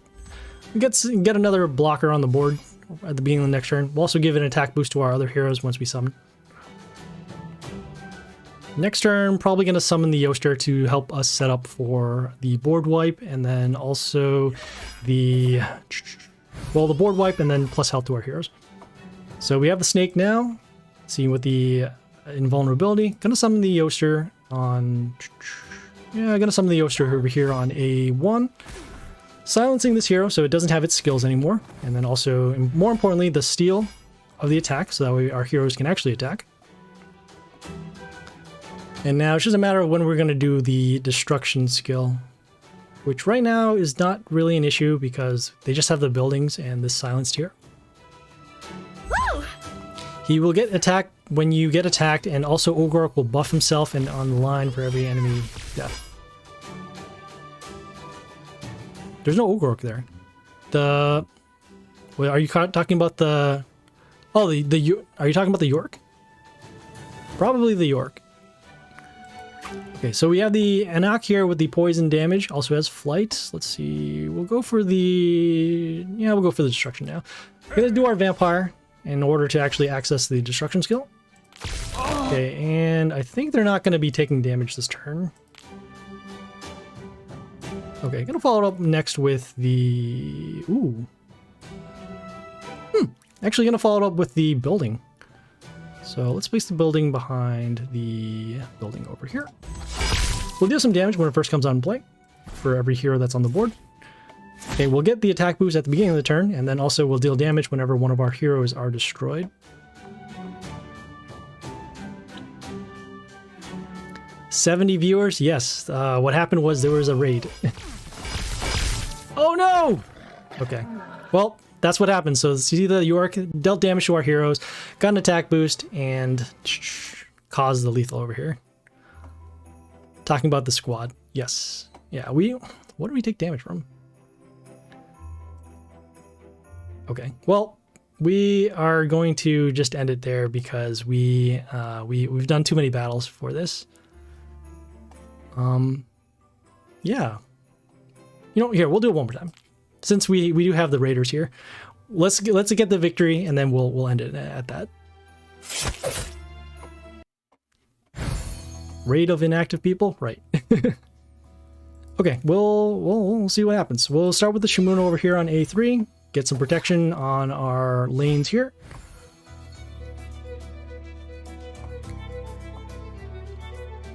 Well, I'm cool. I mean, if one person's here, if a million people are here, we do it for the people. So, here's to the game.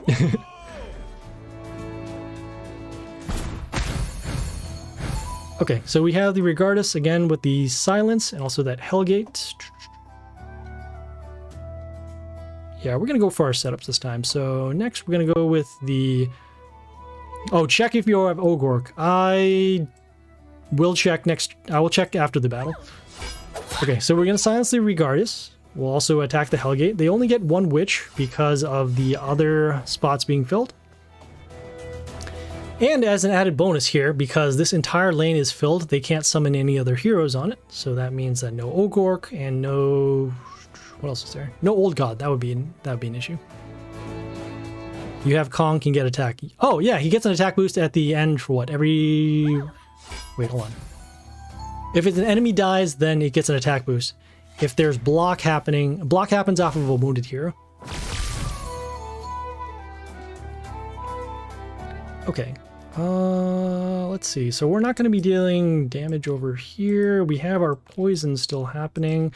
Gonna do our vampire summon, wipe out this board. Okay, we'll take some damage because we destroyed other heroes, and this building here deals damage whenever one of our heroes are destroyed. Gonna follow it up next with... Oh boy. I gotta remember how this goes. So the York can deal enough damage to actually destroy this, but we will summon our building so that at least then we can protect our lanes.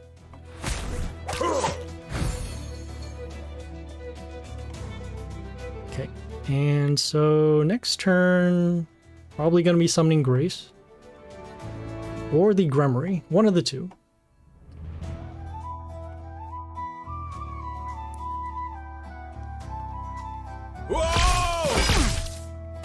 Okay, so at least we could tank the damage off of the York. Alright, so in this case, I'm going to summon the... Let's see, is this one silence? This is silence. So in this case, we'll summon the Groot over here on D3. It'll silence the York so that it can get rid of the Reborn, and so we can just destroy the York here. Kong gets attacked when the enemy attacks for each attack. Oh, are you talking about Kong the Monkey King? Yes. I do have Kong. Yeah, that's right. You can put him in the D row. Yeah, and then once the attackers happen on the other lanes, we can then get the attack boost from there. Okay, we have, let's see. So we'll still have the attack steal happening. Combat over there. That's 74. So because we won't be able to destroy this turn, what we can do, however, is we can curse it. And we'll also place our flight hero over here on lane D.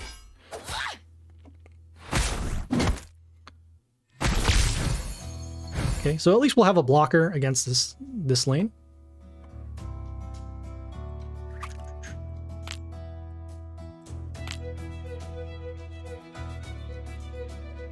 And so we actually have to get rid of this snake so that we don't get the attack steal. And then once the snake is gone, we can go for the race for damage. Okay, so our Yoster is now destroyed. Got combat over there.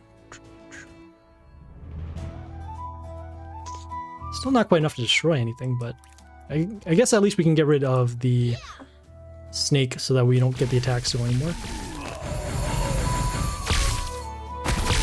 Okay, we still have some curses happening now. We got the attack boost given to the Grummery Nightchild because of the attack boost given by the Grace. Still have to deal with this Deep Maw. Just that he has the large attack boost and the evasion. Also have these death runes that we need to take care of because of the snake being destroyed.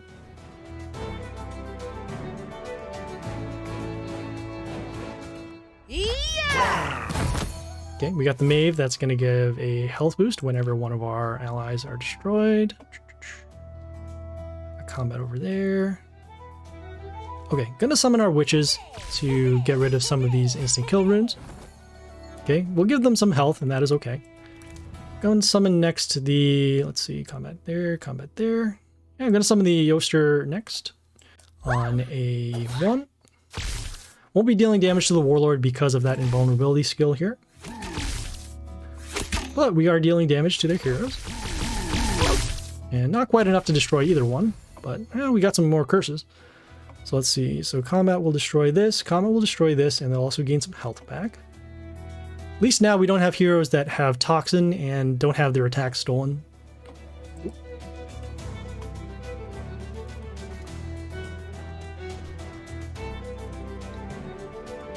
Whoa!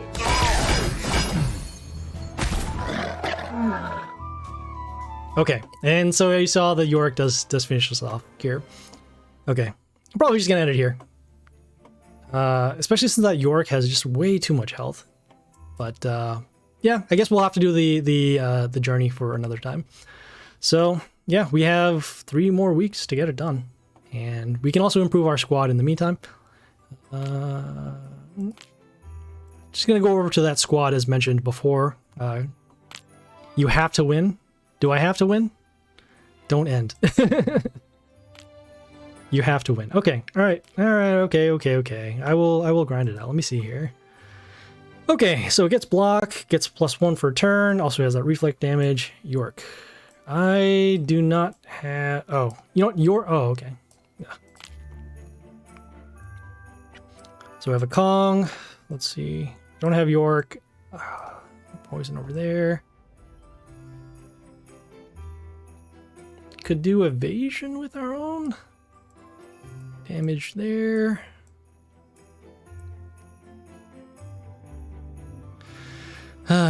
Boy. Some other owl, maybe not helping. I'll take that out. And then...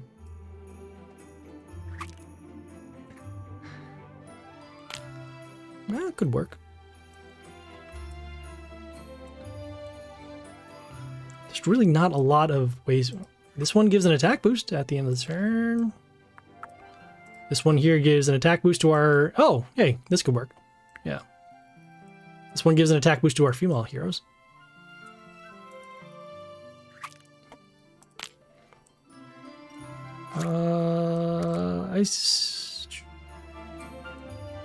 You have Mave and Kong. Maven Kong. What will that do? So this is the Mave. We have plus health. Regeneration triggers to melee allies. Give blessings to herself. Okay, that could work. Alright, what if I take out this building? I put in the Mave. Okay, and then let's see what the Kong will do. The Kong will give... what is it? It gives an attack boost to itself. Here we go. Attack boost return, and also reflects equal to its own attack. Okay, yeah, let us put in it for... I really want to keep it in this Titania. Maybe even Titania. Okay, here. I'll put in the Kong here. Okay, just organizing this a little bit. So we have our ranged heroes, we have our melee heroes. Okay, let's do it.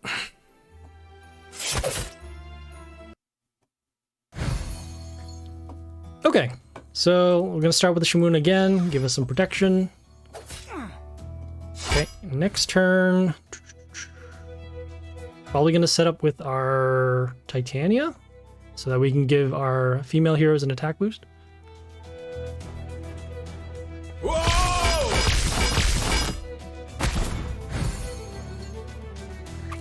That York. Okay. So let's see, block over there. Gonna switch it up. Gonna do the let's see.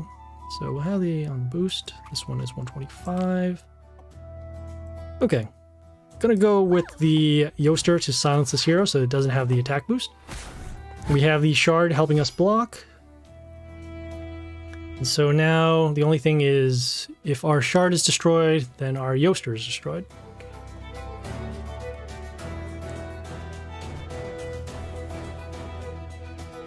Whoa! Okay, we have the Regardus getting rid of the shards. We have combat over there. Okay, gonna continue. I'm gonna place the Titania in front of the Yoster over here. So it has evasion. It will also give plus attack to our female heroes. Okay, and we're not worrying about this lane right now. We don't mind having our shards being destroyed because they do come back once the Shumuna attacks. So now it's just a matter of boosting our heroes and protecting our board. Once we get our lanes to a certain amount of health, we can actually avoid the instant kill altogether. Okay, so once again, we have the Snake the Lizard Prince. So attack steal will happen this turn. I'm gonna summon the Mave over here on... yeah, I'm gonna summon the Mave over here on B1. We'll destroy the zombie, get some health back. Okay, we'll have the attack steal happen, which is okay. Oh, wait, oh wow, the attack steal only happens on non-nature heroes. So in this case, our Mave can still attack. So that also means that the Kong can also still attack as well. This could work out. Woo!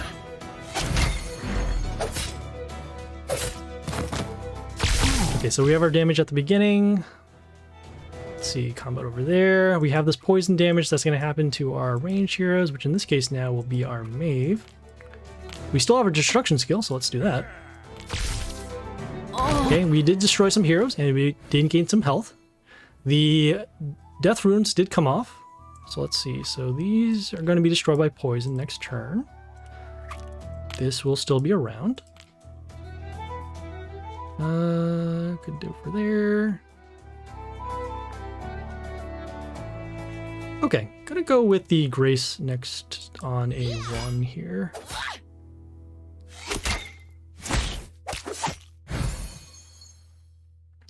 The issue now is that their York, so their York came out on like turn 2, so it shouldn't come around for at least another turn or so, because you can only summon a hero, what, like every 4 turns? So if we can guard these heroes, make sure they get enough health, we can avoid taking the damage to our Warlord. Woo! Ha! So let's see, we'll have our random damage again. We'll have the Shamuna getting the shard. We'll have damage over here. Gonna summon the Yoster to deal damage to the Matriarch. Okay, destroy that. Gain some more health boost once again. So now the only lane to be concerned about is, well, mostly lane B and then a little bit of lane D here.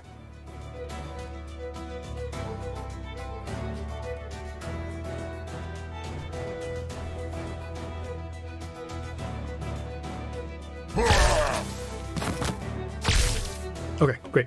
So you have the, let's see, still not with the 7 extra attacks, but we can at least block this hero for now.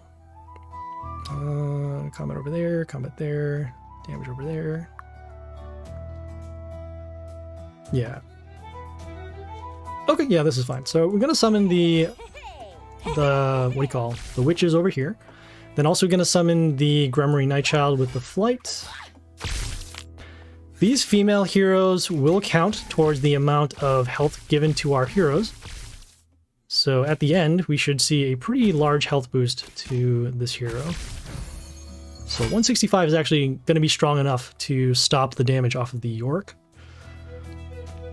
As you can see, we didn't deal damage over to the Warlord, but that is fine. We're still trying to set up our board so that way we can get around some of these other stronger heroes.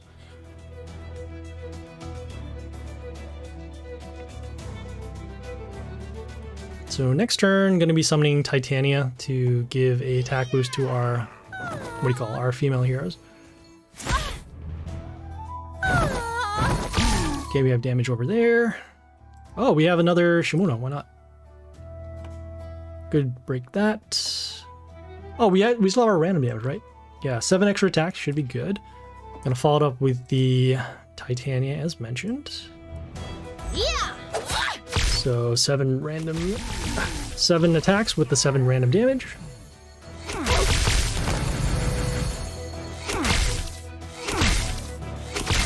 The attack is going down because it's still affected by toxin. Okay. And now we have 3 lanes guarded. I think we might have this.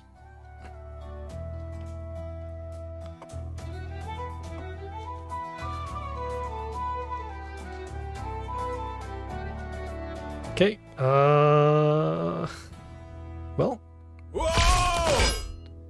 Okay, well, with the evasion, we can actually stop the damage, so that's good. Let's see, combat will destroy this, the reborn will happen, we'll get 87. Oh no.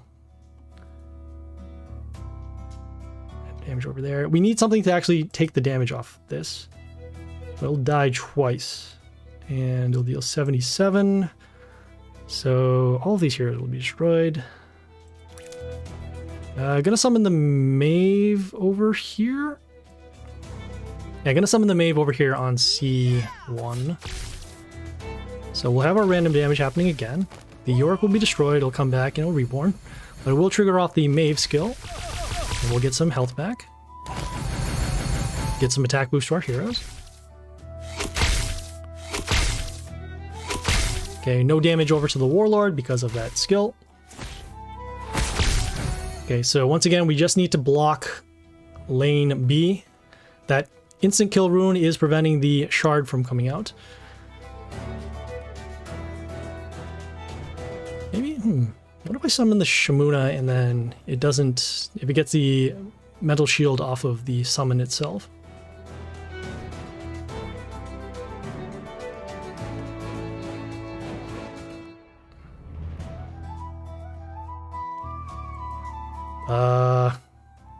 What?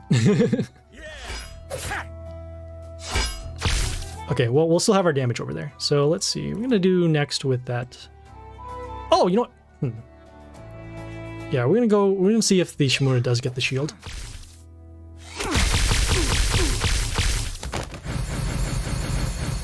Okay, so we have the attack boost.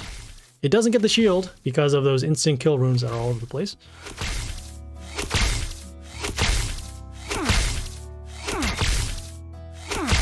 No, she will die. Okay.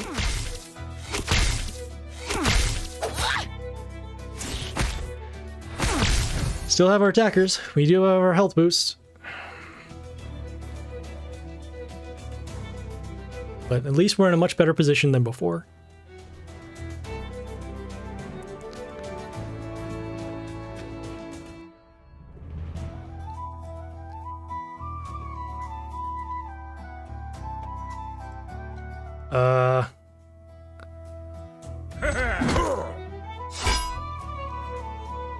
Okay, where am I going to use 50 gems? Let me know. Let's see. So we have combat over there, combat there. Oh, I'm just going to get rid of this. There we go. I'm going to summon actually the Kong to get rid of our death rune. And I'll actually be right back because I gotta head to the bathroom. Hold up.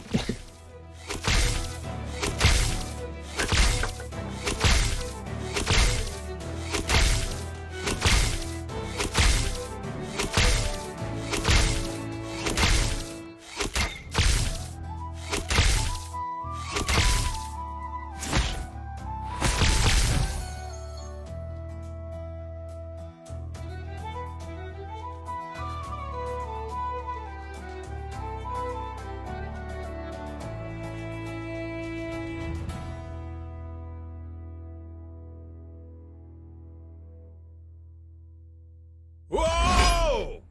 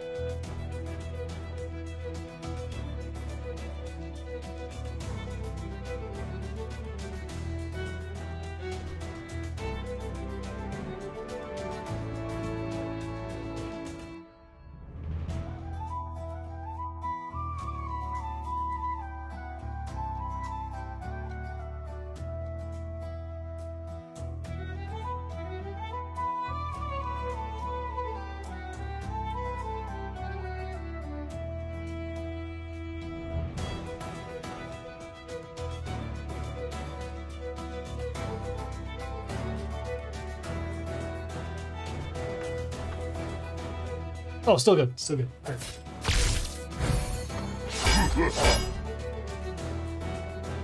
I drank a lot of water there, man.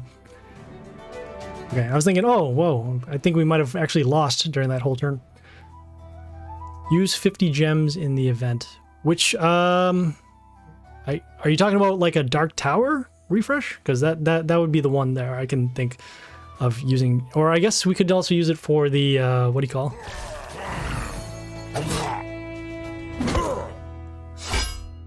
Gremory in C2. Let me just check the field here. So we have evasion still happening, so our instant kill is not going to go off here. Got combat over there. Damage over there. How much curse do we have on them? We have nothing. No curse. But yeah, let's go for the curse. All right.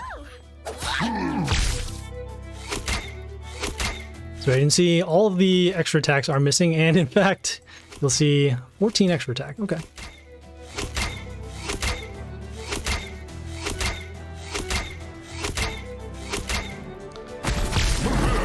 Okay, we have the curse happening.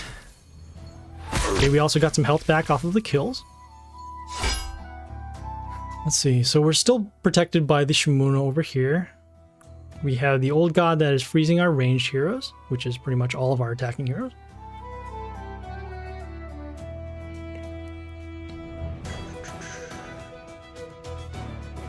So we're not going to be able to defeat the old god because we have too little attack relative to the amount of health that it has. Their heroes are going to be getting a health boost off the old god. So I guess the only thing we can do, yeah, I guess you're right. We're going to be using curses in order to get this through. Okay, so they have the Mage getting some health back. We'll do some damage at the beginning. And they are cursed for 29. That's not too bad. Okay, let's see. So we'll get another shard again. We have those instant kill runes that are in our way. No. At this point, we do want to get rid of some heroes that we can... So we're not going to be summoning Masaurs for sure. Although, maybe we can do over here. How much health is this getting? This is 103. This is 53. Yeah, no, for sure we need to actually do this way. Yeah, alright, so we'll get rid of our instant kill rune. Okay, some curses are happening. Some health boosts are also happening as well.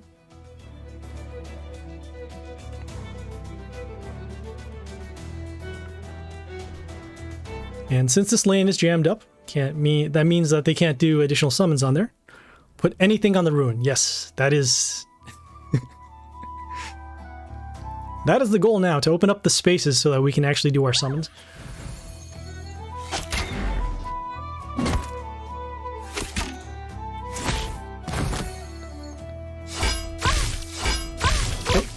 Some damage over there. Gonna continue with the Yoster to give us a double health boost to our heroes. Also silencing the Deep Maw, so we can actually attack it with our Grace. And actually do some random damage.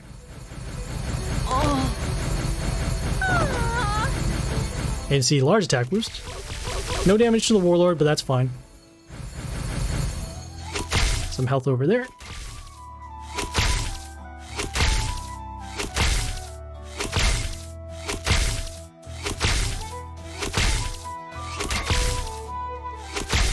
Felix, you're gonna make me go to the bathroom again.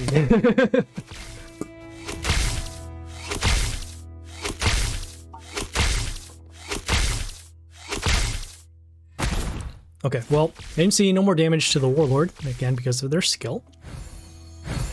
But, at least for now, we have their board wiped. We do have some health coming back with the Mave, and we also have protection with our Shimona. With the double health coverage, we can actually stop the poison happening on our hero. So poison here, but then we're getting a health boost for every female that's on our side. Whoa! Okay, so no more extra shards now from the silence given by the Regardus. How much curse does he have? He has 29, because we've only been attacking, what, like twice? We'll get rid of the Titania next.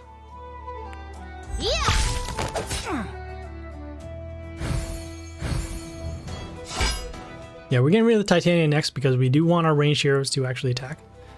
As our melee heroes can't attack right now, even though they are, our ranged heroes are going to be frozen by the old god. We do have our attacker with our, we have our attacker with our Grimoire, and we will have, we have probably 21 or close to more than that with the extra attacks for damage. 28 extra attacks, so it is possible.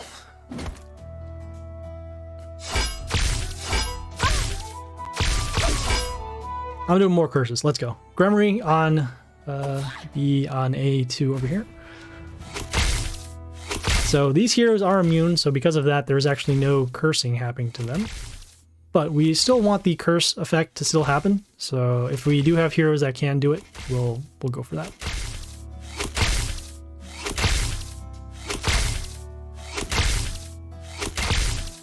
So this is the other thing too, because they have a vulnerability, it doesn't stop the attacks from happening, so that's why we have to cycle through all of these attacks.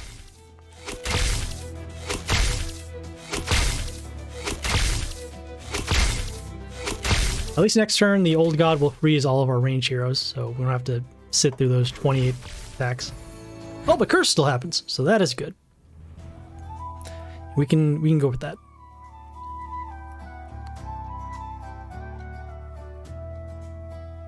Whoa!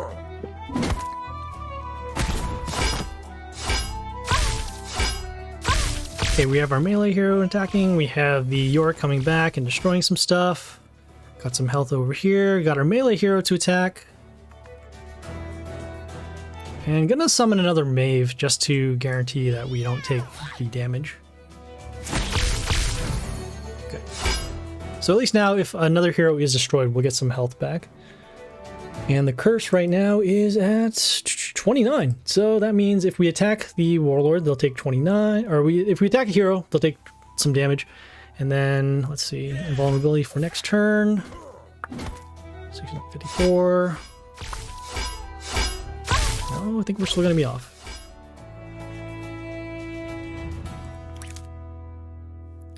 72. Yeah, we're gonna try it. All right, so we'll do the sudden death scenario now. Oh, this is it. Hey, cool. All right, we got the curses. We'll have our combat reach blocked. Finally. All right. It is done.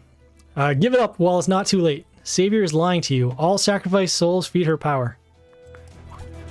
Aren't you lying? I am tired. I'll go to the maelstrom anyways. I won't interfere. I'll just say goodbye to my sister.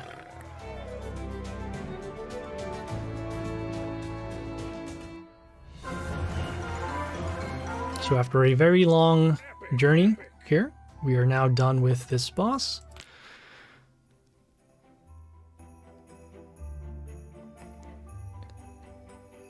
This lizard man will no longer interfere with the ritual. The maelstrom has been reversed. Now the dreamer has lost her power. Finally, some good news. Wait, where's Azrael? Don't worry, he isn't dangerous anymore. He did his job. Let's go. Dreamer awaits. So yeah, this is the maelstrom that they were talking about in the story. We're not going to be doing the premium trophies because we want to keep this account free to play. And we're also going to skip the in-game ad here just by clicking through. Okay, so we are, well, we're just gonna end it here because that battle took way longer than it did. So we'll have this boss for the next time. So just a quick recap, if we can, quick recap of today's stream. I will collect those rewards. What do I? Okay, collect. Yes, got it. Okay, so just a quick recap of today's stream. So we started the world event, which is the Year of the Fire Demon. We got up to chapter 3, had to do a lot of spending in terms of the gems, and we also got some okay to bad RNG. We got a lot of Regardus, which is not what we want. We want the Villano and the heroes with it. We also did a lot of Dark Tower, did some Divine Arena, just a little bit of hopping around. It looks like apparently that the legendary chest for the Divine Arena does count for chapter 3, even though it says it doesn't do it. But I mean, it's still cool to do. And then also we did some Journey. Ooh, looks like we have a reborn one here. Hey, it's Regardus again. And the trophies too. Yeah, the trophies the trophies in the Journey, they stay around for the entire time up until the timer expires. So in this case, we get some epics. That's cool.